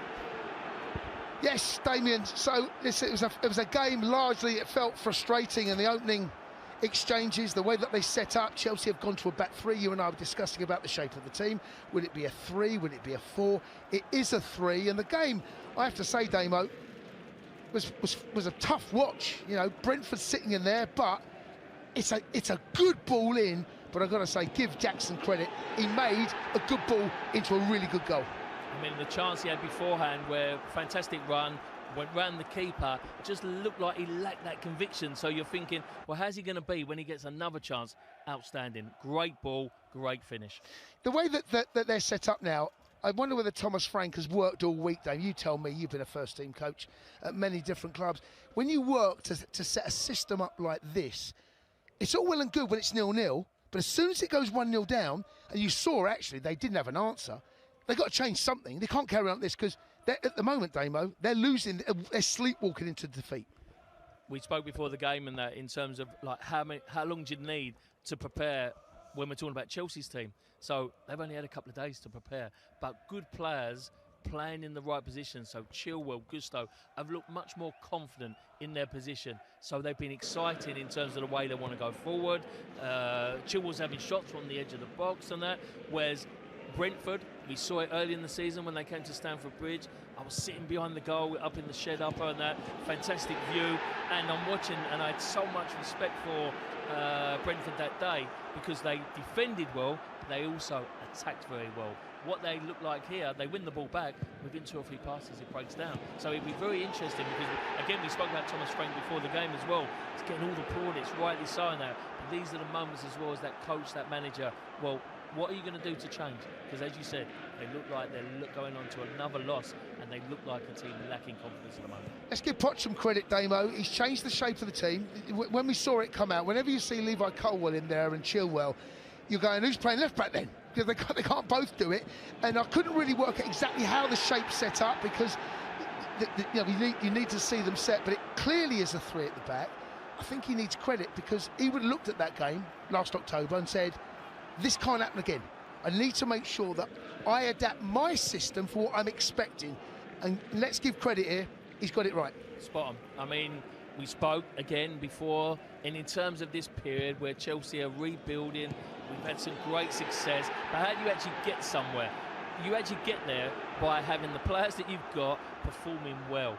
He's done that today because, as we just mentioned, Gusto, Chilwell. I also love watching Conor Gallagher. He knows he's got the insurance of Enzo and Caicedo, so it allows him to make them forward runs. We've seen so much more now from Enzo that he's playing 30, 40 yards further, closer to the goal. He's actually making more forward passes. We spoke about it. Midfield players need to play forward, run forward, and be really positive. For me, he's been our best player all season, but what I also love, he hasn't been loads in the game, but by playing Palmer more central, it allows him to play central, allows him to play on the right, play on the left. I actually just look at this Chelsea team today and just say, well, okay, then come on. The test will be the second half because 45 minutes is proving that you're good enough to be a good team. This is what's really going to set us apart for the next coming games. Damo, I expect Thomas Frank to change something. This can't carry on. Whether he goes for personnel or whether it goes for just the attitude of the team, because I have to say that the crowd must be, they've offered nothing. Looking at the bench, I'm looking for what they can, there's not a lot on there, Daniel. Mopay, maybe, but I'm looking at that. Surely it has to be the attitude that changes, because Visser and Tony, we've hardly mentioned their name. They've got to get on the pitch. It's all well and good containing Chelsea, but at the moment you would expect there has to be a different Brentford second half. There has to be. What you're looking at, I feel, Jace, is a team that know how they want to play, but lacking the confidence. It was very poignant for me in the first half where I could hear Thomas Frank saying, get up. He wanted his team to get closer to the players. They just wasn't getting close enough to Chelsea. And in terms of that, for me, as you said, the attitude and the desire will turn it into a bit of a even greater fight. Hopefully Chelsea can keep their quality. Dame, I've been impressed with Caicedo middle of the park as well, winning those little tackles, far more accomplished in there. It's, he's only young still, that relationship with him and Enzo is developing. But I'm looking at our bench. I'm not sure right now there's anything that needs to change. I think maybe we need to have a look and wait and see what Brentford do, but we're comfortable, but at 1-0, Dame, you're never totally comfortable. No, and the great sign for us is that the players that can come onto the game, the latter part of the game, are all definitely players, Sterling, Mudryk, Maliuki. They're players that can travel with the ball. So we've got good options on the bench, but you're right. Nothing needed yet. Another solid performance. Even more quality, I'm sure, because the game will open up for us, because Brentford will have to attack more, and I actually feel it's been a strength of ours today that when we've actually gone forward quickly, sharply, with forward runs, we've looked a threat. Nicholas Jackson, went into double figures now. You made the point about the chance on his left-hand side, Damo. He's had 1 or 2 moments up there. I felt that he had a shot with his left foot where maybe he needs to drill it across the box, but in his defence, there wasn't a lot of support in there. But once he goes right, he's got to pull the trigger earlier. It doesn't have conviction. It's more of a pass than putting his laces absolutely through it. Yeah, I mean, he's going to be a striker that you've got to just be patient with.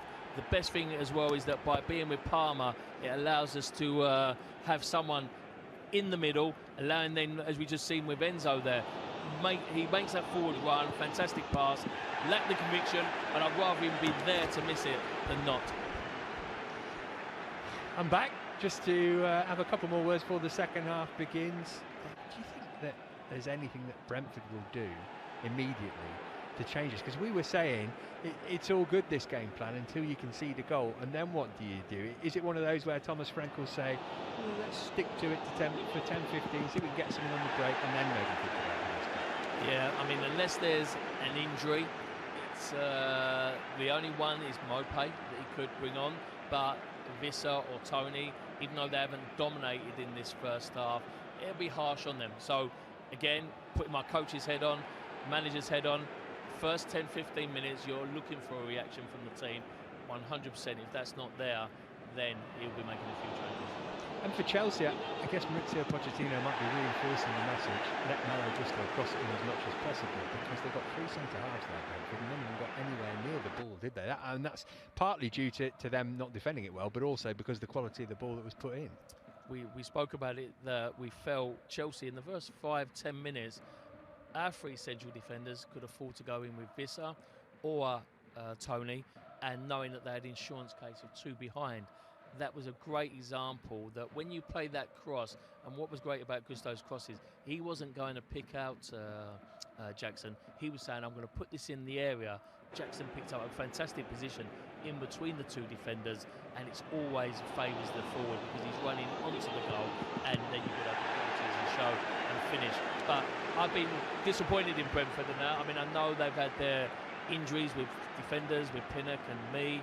I know they've had a loss of form, but it's not something you normally associate with Brentford, is that lack of fight and spark. So Thomas Frank is a well-respected manager. He'll be trying to get that out of his team in the second half. Last one before we let you get back to the day job. If Chelsea get a second goal, is that game over?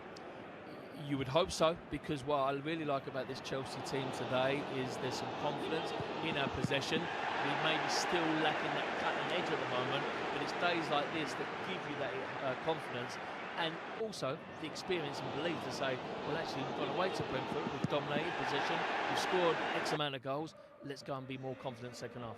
Great, Damien, thank you very much. Second half just about to get underway.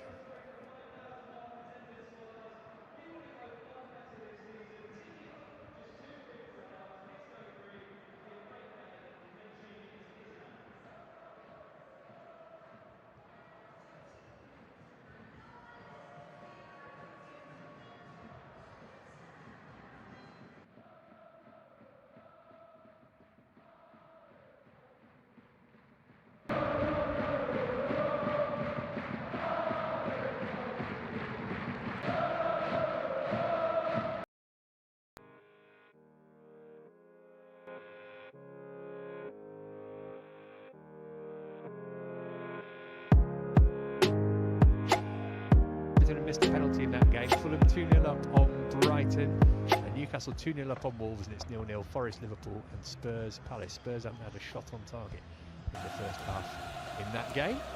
London Manager of the Year, apparently. Oh, don't get me started on that. Why was it in February, for one thing? No idea. He hasn't even been here a year. Right, the players are back out for the second half. Just having a look round, doesn't look as though there's any immediate changes. So Chelsea with Petrovic in goal, Gusto, Dizzy, Chalobah, Colwill, and Caicedo, Fernandes, Palmer, Gallagher is on the yellow, Chilwell and Jackson. Brentford, Flecken in goal, Jorgensen, Ayer, Collins across the back, Roersleven, Reggie on the wing backs, Janelt, Norgard on Yekker in midfield, Tony and Wissa up front. Maurizio Pochettino's been saying for the last 15 minutes, Jason. Do you know what? I think we now need to really wait and see what Brentford do, because if they play the way, and they can't, they simply can't, I think we need to see who blinks first now. And I think that Thomas Frank will be, he's gone with the same personnel, there's no changes. It's the approach of the game. Well, immediately you can see what they've done. They've gone wrong, right? And they're trying to flick balls on, they're trying to play higher up the pitch. And that's something that we just haven't seen. Look, we're 13 seconds into the second half, And that there right tells you now. So if you're Poch, you look at see, right, what is it? Are they going to go long? Well, I've got 3 centre-halves, got 3 giants at the back. Chalobah loves a head, challenge. Tony, they're going to look to go long. Be a bit more direct, you would have thought. Can they pass and play through Chelsea? Probably not. Well, it might have to be a little bit more direct. Let's just wait and see how the opening 5 minutes exchange happen. Norgard played one into the Chelsea box, cleared away. Subs, by the way, for the Blues: Cucurella, Sanchez, Casaday, Silva, Gilchrist, Turriine and Madueke, Sterling and Mudryk. For Brentford, it's Strakosha, Baptiste, Mopé, Lewis Potter, Kim, Damsgaard, Jensen and Godos. Second half performance against Leeds midweek, very disappointing our performance second half. I felt that we allowed Leeds back into it. And if you're Thomas Frank, you've done your homework, and of course you would have done, you'd have noticed that. You know, we had the 1 goal advantage. Did we really make it pay? Did we then go on and dominate the game? No. So Brentford can perhaps get something off of that this game, of course it's not over at 1-0, it never is. Throw in hurled into the penalty area towards Ayer. Go out for another one, so the Norgard long throw is in full effect here. Yeah, look at the bodies in the box. You know, they're far more aggressive in their approach to this game. They've gone long, they had the kick-off. They want to get and spend time in our final third, which at the moment they're doing. Can they get anything of any note? They've had a couple of throw-ins on that right-hand side. Ben Chilwell forced to play the ball out of play, which gives them another throw-in. Is it going to be another long throw? It's right by the corner flag, this one, over on the far side, the right. Ayer and Jorgensen both forward for it. Norgard goes back to the advertising hoarding so he can get a run-up and eventually does hurl it in. Caicedo got his head to it. Cleared away as far as Janelt, who hits it through a crowd. Little deflection on it, and that made it easy for Petrovic. 2 minutes in the second half. It's the first time a Chelsea player's touched it. It's Petrovic. Ball hurled into the box. Caicedo wins it. And it takes a couple of deflections in the end, and Petrovic gathers it. Out to play for a Chelsea throw now, halfway inside Brentford's half. Roslev with a poor touch. Enzo Fernandez on the ball. He's got Norgard at his back, and he puts it out for another Chelsea throw. Very quiet at G-Tech, isn't it? The atmosphere is very strange here for a West London derby. It's usually good in this ground as well, isn't it? They're obviously feeling the pressure. Yeah, this is, you know, we're coming up to some big games for Brentford. You know, there's, especially with the points that have been given back to Everton. Lovely play there from Enzo in the middle of the park. Plays it out. Gusto's got some space, but Brentford now back in retreat into that formation. Not really putting pressure on the ball. I want. It's difficult to predict what Brentford are going to do, but I said they can't carry on like that, the way that they were in the first half. And they've got a bit more direct from the whistle. And having said that, they've gone back and it looks like they're going to retreat and play in the same way. They're going to try and turn this maybe, Matt, into, I don't know, a 25-minute game. Keep Chelsea at bay with maybe 70, 65 on the clock, something like that, and then try and get back into it. Petrovic moves one long out toward Chilwell, who rose to win the header but couldn't keep it in play. Brentford beaten more often than anybody else in the league since the middle of November. 12 defeats. They've taken the joint fewest points in that time alongside Burnley and Sheffield United. And that tells you you know, Matt, because they are. People say they're not in a relegation fight. Well, look, 2 teams are down. Brentford and Burnley and Sheffield United are down. There's one place left to be filled as Tony puts one into the box and it drops nicely for the shot for Reguilón, and dazn couldn't get there to clear the ball, and it's stuck in by Mads Roslev for 1-1. Well, that is unbelievable. Axel dazn looked clear favourite to get to the ball first there. Somehow Roslev beat him to it, and Brentford level 5 minutes after the restart. This is just a hopeful ball in the box. I'm hoping for an offside. I don't expect it, but I'm hoping for one. dazn, I've got no idea what dazn's doing there, Matt. Why has he not cleared it? He has time to clear it. He hesitates. I don't know what he's waiting for. Once this ball bounces down, he's got to clear it. That's a really bad goal to concede. It's a terrible goal. Maybe with the initial shot. He's waiting. Do you know what he's doing? I've just seen it from the other end. He's waiting for Petrovic. He's waiting for Petrovic. He holds his arms out as if to say, go and grab it. He hesitates. It's a terrible, terrible goal. And all of a sudden, goals change games. Now the momentum has swung back into Brentford because they've got their tails up. They're now everything we spoke about in the first half is now that they've not changed a huge amount, but now they can play the same way that they did. They can go back to that and perhaps take a few more. We saw a long ball go in. We see the ball being launched into the box. Terrible, terrible goal. Can Chelsea respond? There's Tony trying to shake off Colwill. Breaks for Onyeka on halfway. There's a foul by Tony on Colwill, and Colwill is down and holding his foot. Looks like he's been trodden on as well.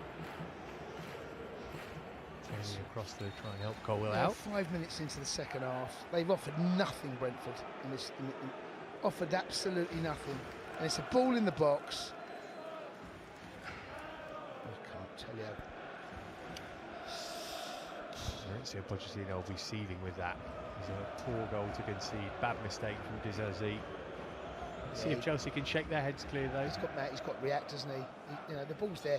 Any ball in the box, you don't wait for your goalkeeper if you can get there first. Especially in the 6-yard box. Chalobah is left hand side to Colwill. For Caicedo, he's put him right in trouble. Here's Wissa, moving it across to Janelt. Man free here is Reguilon. Janelt went for it himself and hit the post. We've gone. We're all over the place. The fragility that we've seen in this Chelsea side is there. It's being exposed all over the place at the back.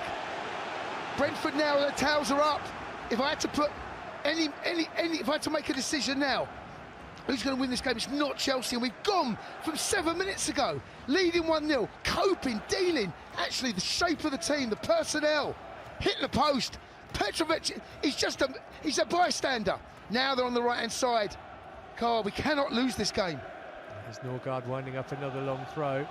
Held into the box, headed away by Colwill as far as Onyeka on the edge of the penalty area. Goes for goal straight down the throat of Petrovic. Brentford now, they're on the attack. Their tails are up. But it's a brilliant ball from Petrovic out to Gusto. Bit of space. Oh, he's going to overhit that pass into Jackson. Jackson back-heeled it, looking for the runner. Gusto is still apologising for his initial pass. It's cleared away for a throw in near the corner flag. Well, we got a game. If you're a neutral watching this, there's 2 balls on the pitch. Now there's one. It's fine. It's 7. If you're a neutral watching this now, you absolutely could not predict which way this is going to go, but Brentford tails are up. Here's Gallagher finding Caicedo. Chelsea halfway inside Brentford's half. 1-1 the score, 53 minutes gone. Here's Palmer. Chelsea attacking the end where their supporters are based, in the corner. Right-hand side to Gusto. Gusto whips over another great ball. Headed away, but onto the head of Palmer. He can't divert it on target. It goes high and behind. Jackson over there, maybe this was a ball he could attack, It's not dissimilar from where the goal come from. Gusto gets out of it, so it's a really good ball in. Gusto doesn't get in front of his marker this time. They do. I think it was Collins that gets the flick on, and he flicks it onto Palmer, who was not expecting it, just bounces off his head. And all of a sudden the atmosphere in the ground has changed completely, Matt. There's Reggie on left-hand side for Brentford in the left-back position. Shovels it up to halfway. Dizzy got his head to it. Back from Caicedo. Touch from Wissa, puts it out for a Chelsea throw on halfway. 1-1. There's Gusto. He's back into his own half to find Chalobah. Picked up now by Colwill.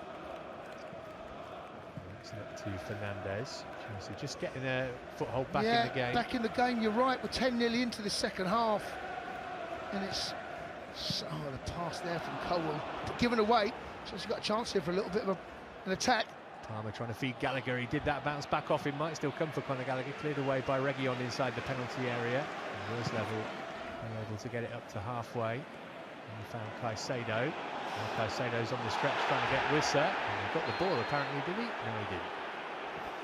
Conor Gallagher's a little bit unlucky there, He can't quite get the ball out of his feet in time. It's a decent ball into him, but it's a tough skill. Caicedo's gone diving in. He got the ball, didn't he?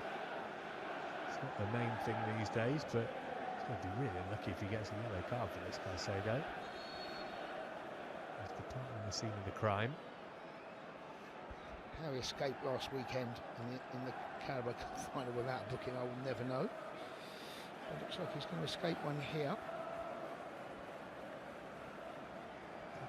time for play to restart. Definitely got good contact on the ball. Jared Gillett is speaking to the two captains, Chilwell and Norgard, just to try and restore a bit of order, I think. Use his will. Just a free kick then, just over halfway.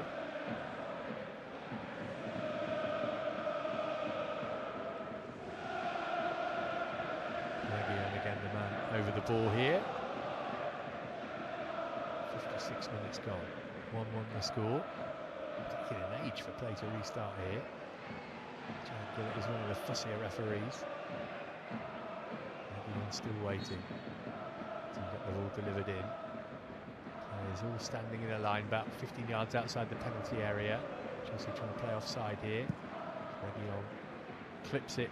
And Colwill challenged for the header but didn't win it, but it broke for Gusto. Now here's Gallagher. Chelsea looking to break here. He's trying to steer it into the path of Palmer, but intercepted by Onyeka. And then Onyeka loses out. And Gusto surely fouled there. Yes, it was a bad challenge actually from Onyeka. He got tackled from both sides, didn't he? And the game's got an edge to it now. This is... I'm not adverse to that, I have to say. And Wissa there is pushing. Onyeka came across and is the main challenger. Does he win? I mean, look, in the modern game, Matt, what's a bad tackle and bad foul? You know, it's hard to sometimes, when I think back to, it's all about the ball. Do you win the ball? Do you win it cleanly? Take any part of the man now, whether before the challenge and the ball, and that's fair, but afterwards sometimes the following through, I find that a bit frustrating. Anyway, free kick's been taken, but space for Chilwell out on the left hand side. It's a yellow card for somebody for Brentford now. I'll confirm who it was in a moment. The play is back underway with Chalobah on the ball going all the way back to Petrovic. Brentford now look squeezing higher up the pitch. This is something we didn't see in the first half. We've got a little bit longer. Gusto has taken one in the mush there. Yes, from Collins, I think it is. Collins, but play's going on for now. Ball fed through looking for Wissa, who tangled legs with Chalobah. Does well, Chalobah.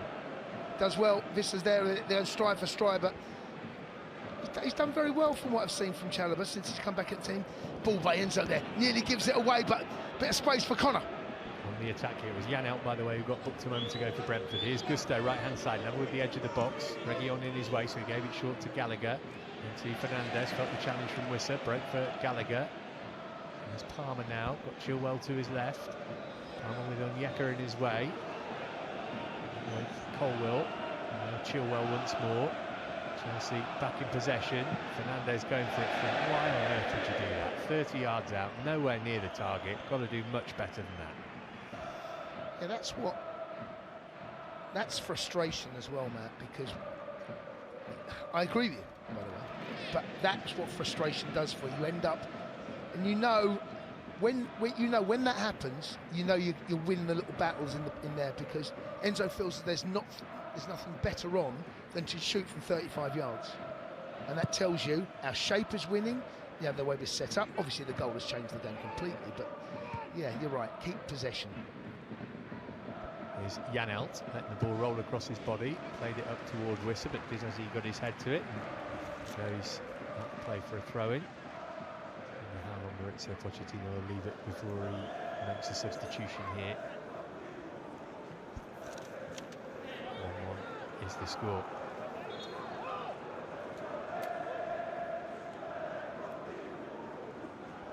Just a little bit spicy. 17,140 inside the stadium to see this game. Gusto takes the throw-in up to Gallagher. Game's changed a little bit, you know. Game's changed. Brentford can feel it. Feels like we've let them off the hook here. Yeah, they were desperate before in the first half. They've been much better since the restart. Chelsea helped facilitate that with a poor goal conceded. Here's Petrovic sliding out left-hand side to Chilwell. They're now squeezing the pitch where they didn't do that before, and now they're forcing errors. Second half, Brentford have been the better side. There's Norgard for them, just over halfway right-hand side. Into Rösler, the goal scorer. And pushed out wide for Onyeka, who can put a first-time crossing. Good delivery as well. Dizzy missed it. Tony couldn't get hold of it. Cleared away. Dizzy back out again. Palmer couldn't get rid.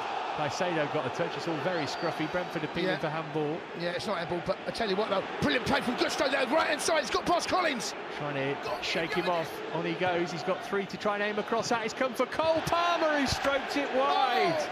What a chance. 12 yards out, and he couldn't put it away. Has to score, Matt. Has to score. Brilliant run from Gusto on the right-hand side. Collins gets sucked in, and now it's 4v1. He cuts the ball across the edge of the box. Palmer walks onto it, goal gaping. What a miss. I can't explain to you how he's missed this. He misses it by some distance as well. He's on the edge of the box, just the goalkeeper to beat. In fact, it's between the box and the penalty spot. Has to hit the target, has to score. Elsewhere, Andre Gomez has put Everton 1-0 up against West Ham. And in North London, Eberici Eze has made it Tottenham 0, Crystal Palace 1. Amazing. But listen, forget that. I'm still struggling to recover from that miss from Palmer. Brilliant play from Conor Gallagher. The game's opened up a little bit, last 2 or 3. Here's Chilwell for Chelsea on the attack left-hand side, gives it short to Palmer. A while since Palmer got a goal. In from Chilwell, cross just behind Jackson. All of a sudden, though, Chelsea are looking a bit better.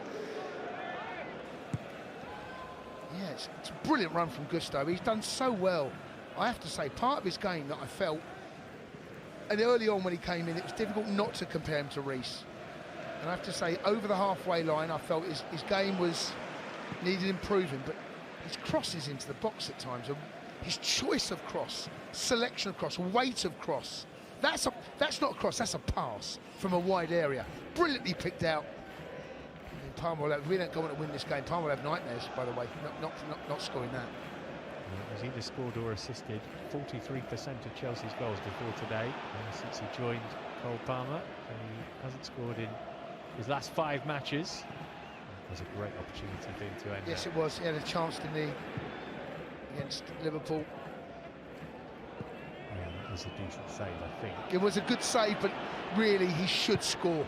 In from Janel, cleared away inside the D by Colwill. There's a bit more space because the way that, oh gosh, Palmer there overhit the pass Menzo, but he ends up bringing it under his spell, and he doesn't.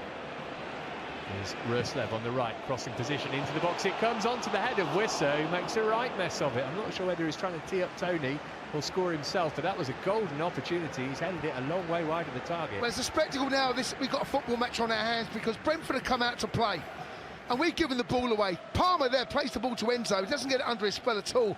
Cross comes in. I think Vissa's trying to. Well, in fact, I don't quite know what is he trying to head that back across the face of goal, Matt, do you think? Either way, it's a free header. Chances at both ends now. This game, literally, honestly, could go either way. It could be 2-2. Just past the hour mark. Chelsea with the likes of Sterling and Madueke and Mudryk available from the bench. Mitrovic clears it long. Chilwell can't get his head to it, but Chalobah does on halfway. Booming one forward by Jorgensen. Chalobah responds in kind. Up into the air then from Ayer. Need to get Palmer on the ball more. You know, our influential players. You know, that's really what we need to do. And it's hard because it has been hard. And at the moment, there's an energy and a bite and a sharpness about Brentford that we didn't see in the first half. Because of the way that they're set up, it's been difficult for Cole Palmer to get in the game. But there's more space now.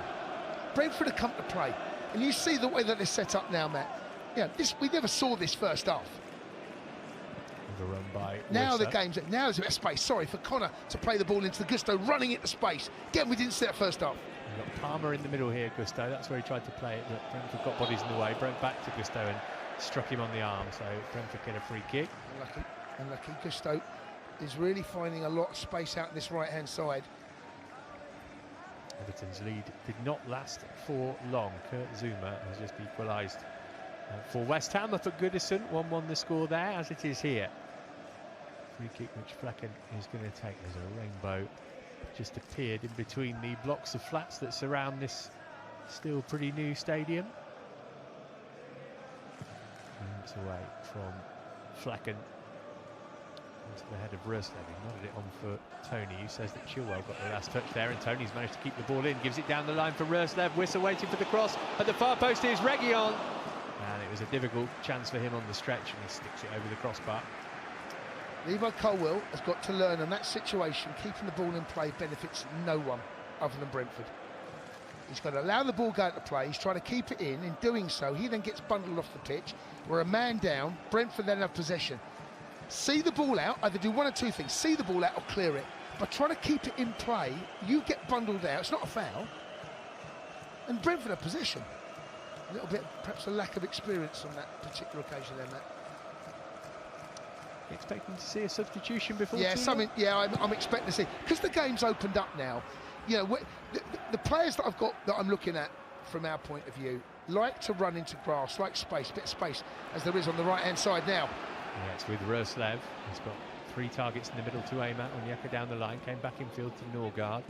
He touched it off for Jorgensen. Then Onyeka first time for Norgard again. Back out with Röslev, right-hand side now. He tried a trick to beat Chilwell and ended up beating himself. And Fernandez can't keep hold of the ball. He's not had a good game today, Enzo Fernandez. He might be one that makes way, you know. Going all the way back to Flecken. Not an easy one for the goalkeeper to control. And in fact, he has to put it out of play for a throw-in. Yeah, looking at our bench, so the speed merchants that we've got in there, Sterling, Mudryk, Madueke, you would have thought you're going to see, I would suggest at least 2 to change, because the game has opened up now and there's more grass. In the first half, I can see why Mudryk's not started because of what we've seen, but yeah, he might have to make the first move, Potts. There's Gusto. Palmer trying to roll his man as yeah, they've always he's not got in the game, has he, today, Palmer? And here's Tony at the other end. One-on-one with Chalobah, but in a wide position. Wissa in the middle. Tony whips his cross. It's not a bad ball, that. It was only Wissa gambling, though. And he couldn't get near it and get out of play for a Chelsea throw. Yeah, they got on the pitch really quickly there, Brentford. You're absolutely right. Tony does well on the left-hand side. He's got Chalobah. He dragged him out. Chalobah does enough to ensure that he can't get past him. And then he's waiting for the cavalry. Wissa was the only man, but it's overhit. It's gone out so overhit, actually. It's gone out for a throw into Chelsea on Chilwell's side. This game now, the next 10-15 minutes, that you would have thought there's going to be some changes. At least the next 10. Just on Palmer, he was bound to have a dip in form at some stage, wasn't he? 21, first season playing every week. Yep. So we can't be too harsh on him, No. I don't think. No, but when you set high standards, those standards, when they drop, you talk about them. And the chance that he had there, Matt, that's a goal. It should end up only one place. And he's opened up his body, and, you know, maybe there is that little bit of snatching it, changing your body shape. Maybe if you went back 6 weeks ago, maybe he slots that into the side netting comfortably, and we talk about, you know, his finishing, how good he is, and, you know, maybe sort of missing the weekend against Liverpool, that chance that he had might have been on his mind a little bit. Foul by Dizazi, but referee playing advantage with Wissa carrying the ball forward here. Gives it to Reguilon. Reguilon's cross into the 6-yard box, won't quite drop, and then it is, oh, brilliant goal from Yohan Wissa to put Brentford 2-1 up. Spectacular overhead kick. He had loads of time to execute it, and the Bees have turned it round. Well, you could not see this coming at half-time, but Chelsea find themselves trailing in this game. Both goals avoidable to some extent. We're a bit of a mess at the back, in all honesty. Dizazi gives a foul away. Referee, good play by the referee. Waving play on. Comes out to this left-hand side. Reguilon puts the ball in. We don't deal properly with the first one. Don't deal with it. No one closes it down. It's a brilliant goal. I mean, acrobatics. It's a brilliantly executed goal. Man on the line, Colwill, he couldn't stop it. First header away, touch off from Onyeka. It's a fabulous piece of technique from Wissa. He scores against Chelsea for the second time. We've got 20 minutes plus stoppages to do something about this. It's another game where Chelsea have been Jekyll and Hyde from one half of football to the next. There's Chalobah, Dizazi. Giving it to Gusto. Still plenty of time to recover this, but Chelsea need to play better than they have. They missed that outstanding chance with Cole Palmer. It might turn out to be the crucial point of this game. Here's Fernandes, though, looking for a quick response. Down the line for Chilwell. Chilwell's cross goes out of play. Yeah, I mean, literally, you often... football cliches, game of two halves. My gosh, ain't that the truth here? Here comes the first change then, and it is Fernandes whose number's up. And it's going to be Mykhailo Mudryk, who has only ever scored for Chelsea in West London. He's done it in Fulham. He's done it at Stamford Bridge. And he'll do it here. Yeah, Enzo's not had the best afternoon in the world, it's fair to say. Mudryk now. As I said, the game had opened up, but now it's 2-1. What a Brentford do? Why would they allow, when they see that come on, why would they want... They don't want an open game now. It doesn't suit them to have an open game. The game is won. From where we are right now, the game is won. What do we do? Is there a change of shape? Let's have a look, see if there is anything like that. Caicedo plays on up toward Jackson. Used his strength well then, but hit the deck and couldn't win it back. On the way back with Flecken, the Brentford goalkeeper, is in no rush to get it forward. At half-time, Matt, I've seen that. I know who we are as a football club and a team at the moment, and I know how fragile we can be. But I have to say, even with the fragility, playing a side like Brentford, who are where they are, I wouldn't have predicted this. But when it went 1-1. You then see the game change. You see there's a bit of fear in the Chelsea side. And to go 1-0 up, and if we go on to lose this game, make no mistake, this is a bad result. Anyway, there's still time. There's another 22, 23 minutes left of this game. 72 on the clock, but you understand what I'm saying. Yeah, 4 or 5 for stoppages, the way it's going. Here's dazn trying to bring the ball out of defence, so he's fouled. And that is going to be a yellow card for Frank Onyeka. Janel is the Brentford players in the book.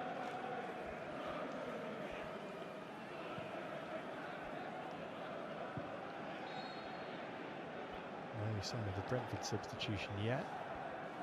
No, Thomas Frank's mindset has changed several times in this game.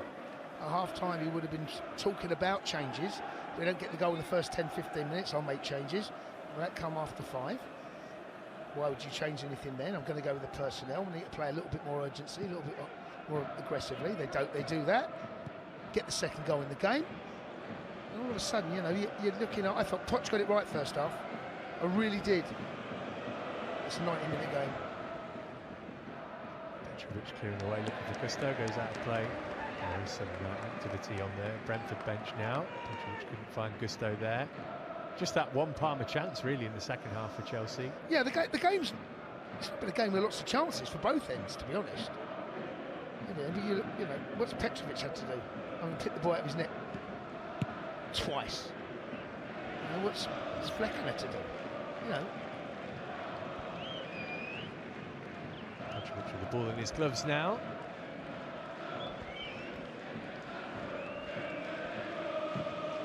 Actually smacks it long towards Mudryk, who manages to win the header and offload it to Gusto, who backheels it back in his direction. Mudryk picks it up on halfway right-hand side. Shot to the shoulder as he sets off on a wander. Back with Gusto, infield to Palmer. And the pass is not crisp and slick and perfect placement. There's Gallagher now, left-hand side. Colwill near halfway. And Chilwell, it's a bit directionless at the moment. Yeah, Brentford have got their shape. They're well coached, well drilled. We know that. We spoke about it before the game. Exactly who we're up against, and the free kick's been given away. Tony whacking dazn in the face. He caught him. He was going to get. He played a little ball out to Gusto. Was looking for the return. And Tony just gets in his way. I have to say, my eyes followed the ball. I didn't see the challenge, but the referee's given it. Chance to have a look at it on our monitor again here. Not the best angle to see how much contact there was. Anyway, Chelsea got the free kick. Colwill out to Chilwell. Here's Gallagher. And Colwill again on halfway. Getting it out left-hand side towards Gusto, but didn't have enough height on it to carry through to him. Maybe trying to get over halfway, but Chalobah comes across to collect the ball. Yeah, Chelsea, look, they've gone to a back four. Dazn at right back. Chalobah. It's hard to tell again. Now look at Chilwell. Chilwell's gone high and wide again. It's a shape. It looks like still a three maybe, but I'm looking at Dazn. He was high wide on this right-hand side there, but Gusto's out there as well. Bit of space. Is he onside? No, he's not. He looks to have been there against Jackson. I hardly mentioned Jackson's name second half, man. Hardly mentioned his name at all. It's been a... Here comes the first Brentford change of the day, and Onyeka having just been booked, and that might well have been on Thomas Frank's mind. And it was now being withdrawn.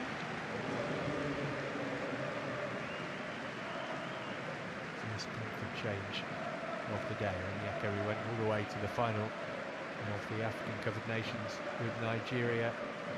He's got 76 minutes here. Is there going to be time for Chelsea to turn this around?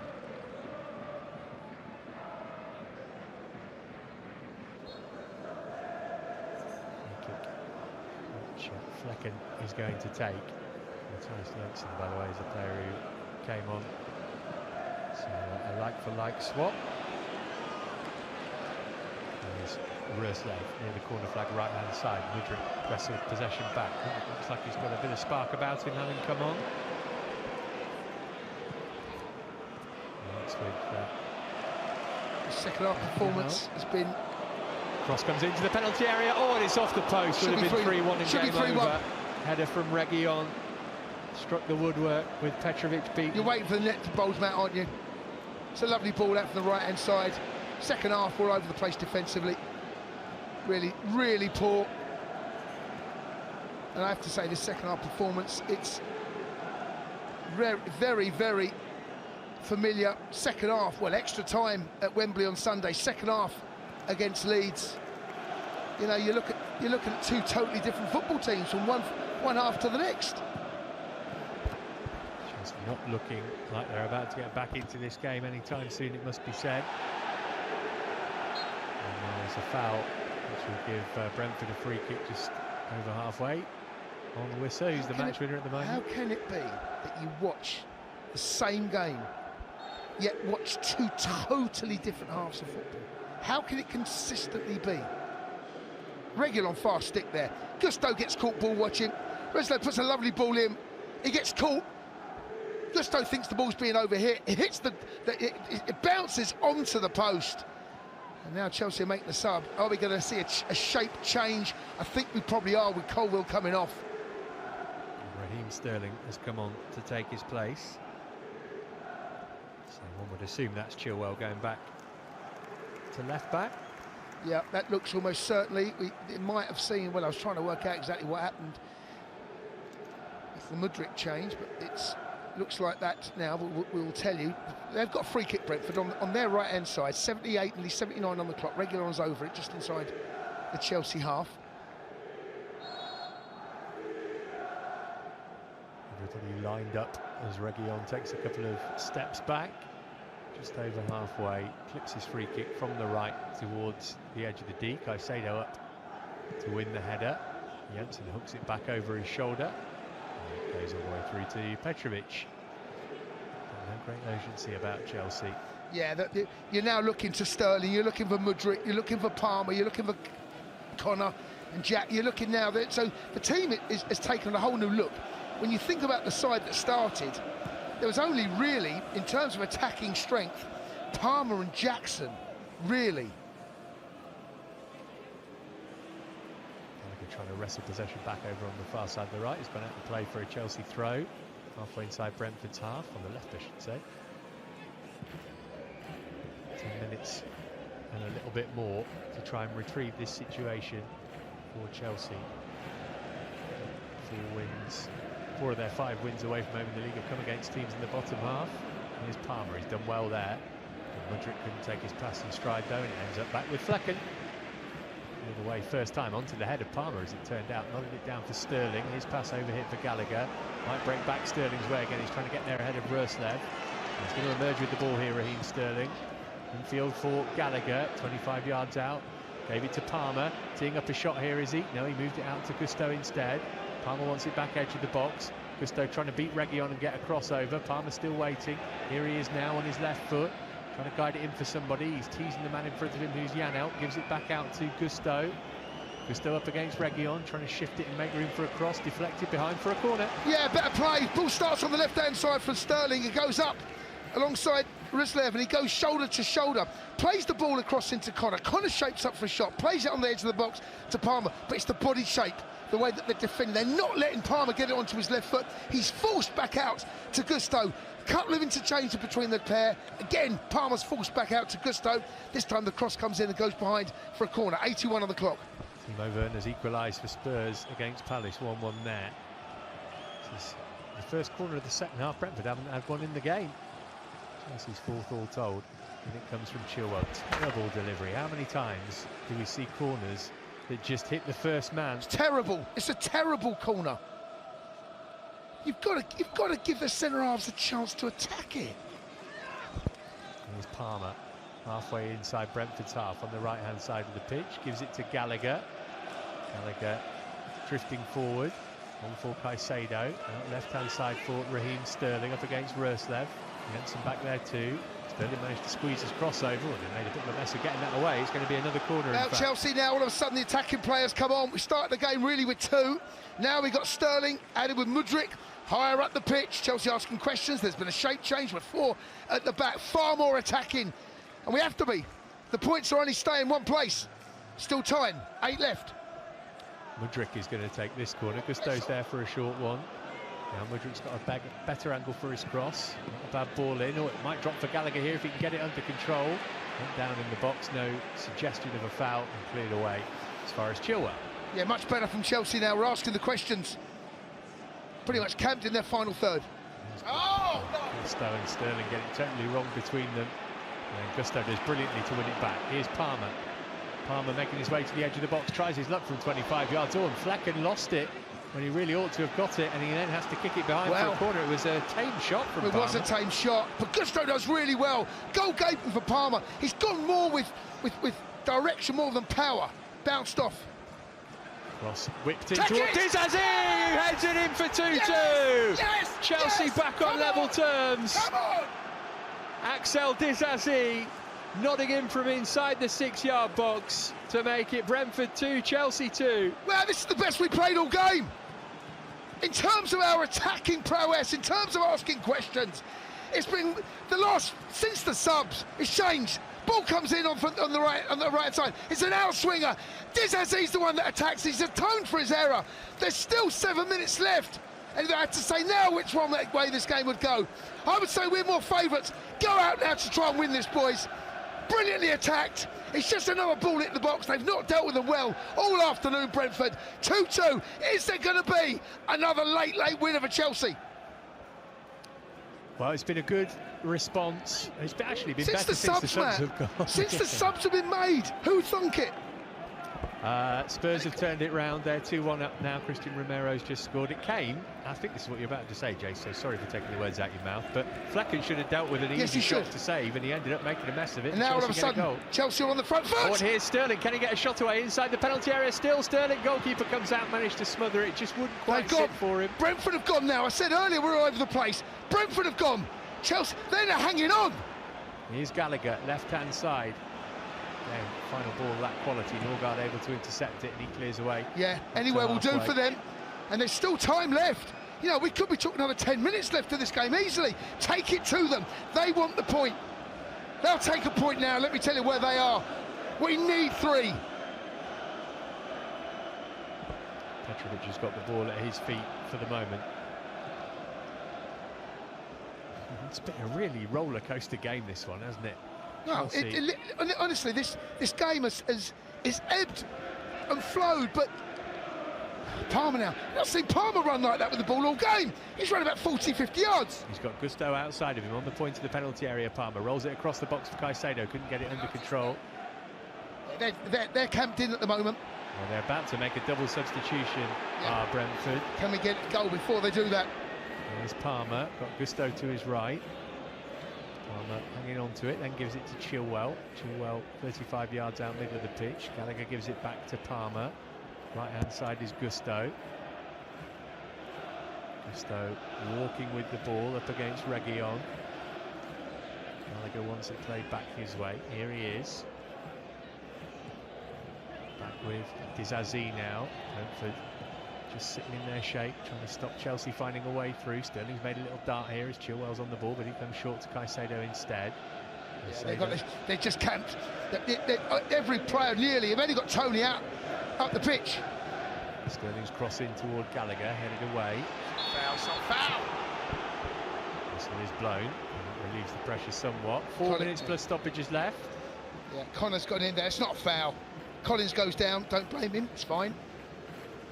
He's remonstrating to the referee. The referee's bought that one, I'm afraid. Give Brentford the opportunity to make their substitutions.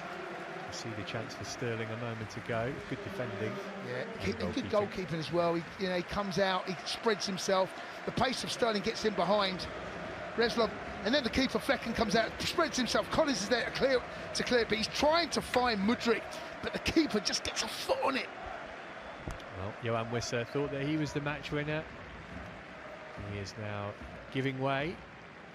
This goal, no doubt, the pick of the bunch of the ones that we've seen here today. Absolutely spectacular strike. It's better the more you look at it, actually, and we can. It's a brilliant piece of technique, that man. That's a hard skill, that man. Mopé's on for him. Needs one goal to get to 50 for Brentford. There's another change there as well. And, he's done well, Palmer. Done really well. It's out ball, referee. Give it to us. There are no as. Throw in. Ball over the top near there. The corner flag, right hand side. Palmer, mate, just he's one of those. Don't buy a ticket, you can't win the raffle. He's gone and chased a lost cause. Gusto's going to take the throw in.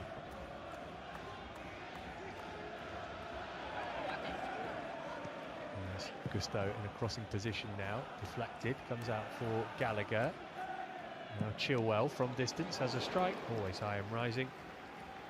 Chelsea need to stop taking on those high tariff shots because it's been a long time since we saw one go in the net. And so it does open up, but not enough. It's a decent strike. But the goal, this has got to be corners. It's a nice strike, but high. It's always rising. Just to tidy up those Brentford changes, by the way, said there were two of them. Yehor Yamaluk, the Ukrainian, came on for Vitaly Yanal at the same time that Mopé came on for Visser. 2-2, 88 minutes exactly on the clock. Gallagher on the ball just inside his own half of the field. Chelsea coming forward now with Sterling. Sterling giving it right-hand side. Oh, it deflected kindly for Palmer, trying to bend one, blocked at source by Collins. Out to Caicedo. And to Palmer again, through the legs into Sterling. Back with Palmer again, looking to bend one into the bottom corner again. He didn't get the power he was looking for. Nice build-up play, that really nice. Cole Palmer there, who's had more influence in this second half. He nutmegs Norgard, plays the ball on the edge of the box to Sterling, walks onto it. It's one of those training ground ones where you just play the ball, fully a pass, set it. I've got to tell you, he'll be disappointed in that match. On his left foot, the angle's nice, the way that the ball is set, perfect for him to hit. Just doesn't connect the way that he wants or should do. Got to make the goalkeeper work harder than he did. Still time.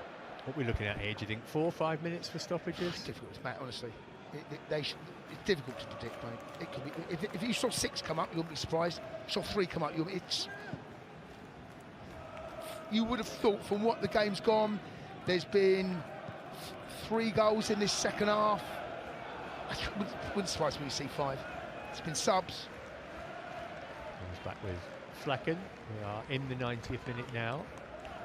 Same time that Conor Gallagher scored the winner for a 3-2 on Wednesday night. Our man Lee Parker on the touchline says there's going to be 5 minutes added.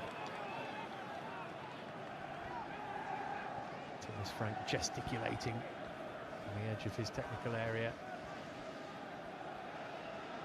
Gusto's got the ball in his hands.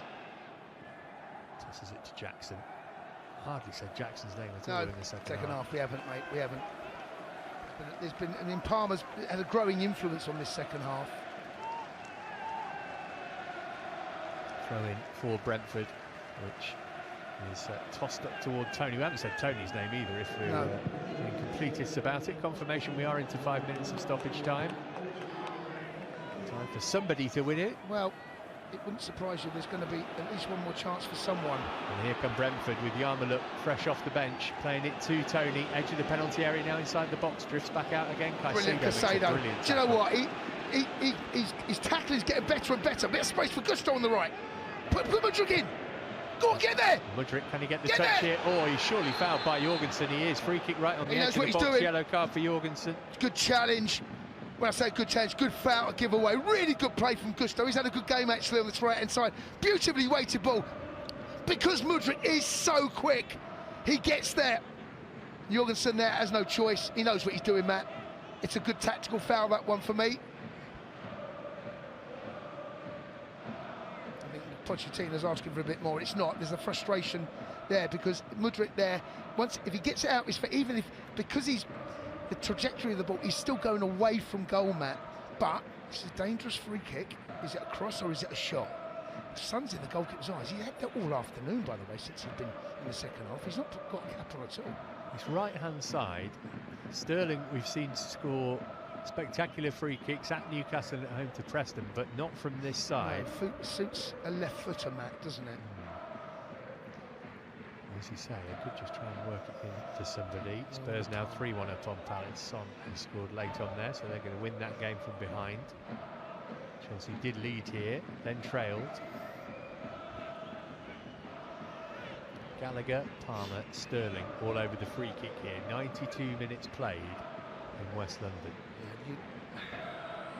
4 in the wall, 1 behind it as the draft excluder. Are they looking to move the ball where Tony scored against Forest? It's very similar. Looking to bend it around the wall, touch it, Sterling comes on. Palmer's not shooting here, by the way. 22 yards from goal, I'd say. It is touch. It is Palmer, and they scouted it by the time they shifted the ball to him. It wasn't very well executed, that.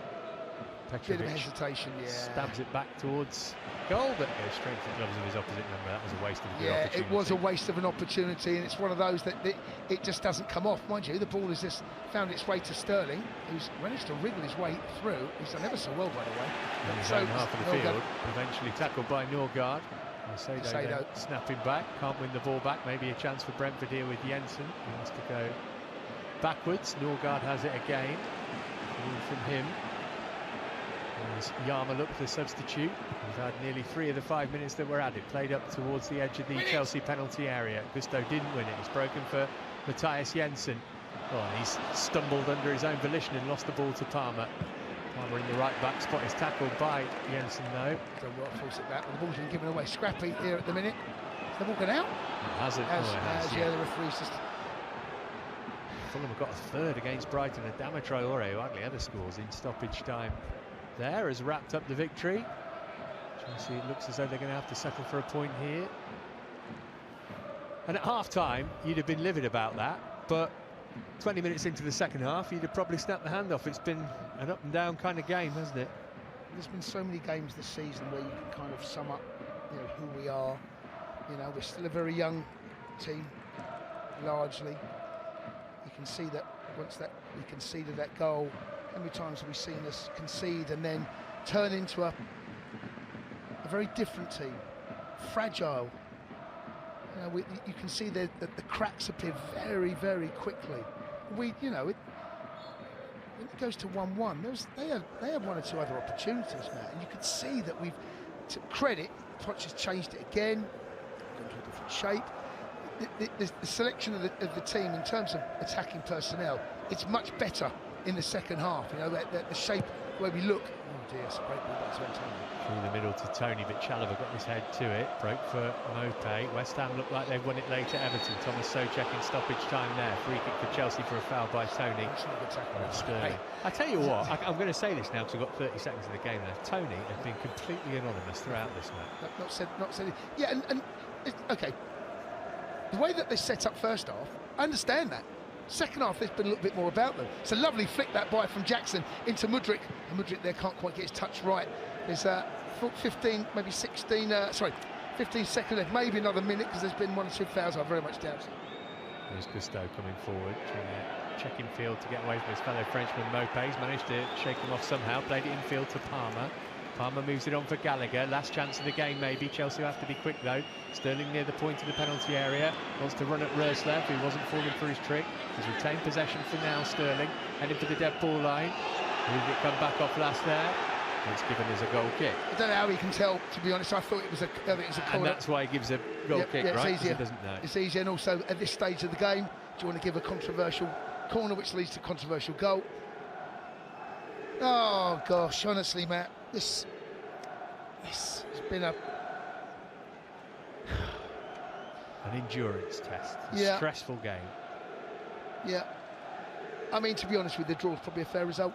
Would you say that, Matt? I can't make a case for us saying we deserve to win it. And I think, in all honesty, if you ask a Brentford fan, very disappointing after the first 45 to find ourselves sharing the points, but at 2-1 down, you do fear the worst, in all honesty. dazn had a hand in one of their goals, hesitation with the equaliser, but he got us back to a 2-2.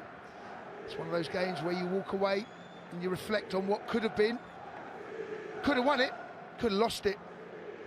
Long gap now as well. Next game is Newcastle at the Bridge on Monday of next week. Plenty for Mauricio Pochettino to learn, finally, Jason, from this game. If we're going to end on a positive, which we ought to do, Chelsea did find a way back, because once it went 2-1 and Vissa scored, you worried that they'd crumble. Yeah, and he changed the shape of the team. You know, when you look at the lineup, he matched their shape with the three. And in terms of attacking players, what I mean by attacking players in terms of their day job, Gusto can attack on the right hand side, as can Chilwell. But in terms of goal-scoring threat, really, we only had Jackson and Palmer. He changed that. He bought on Sterling. He bought on Mudryk. Changed the shape of the team. We looked far more dangerous. Got ourselves back on level terms. And then you're wondering, have we got enough to go on and win the game? Yeah, it's 2-2. We shared the spoils. It's probably a fair reflection on the game. And I think that we now need to just draw a line under this. It's what could have been. But like I said, could have won it, could have lost it. Many thanks for joining us for today's game. It has finished here. Brentford 2, Chelsea 2.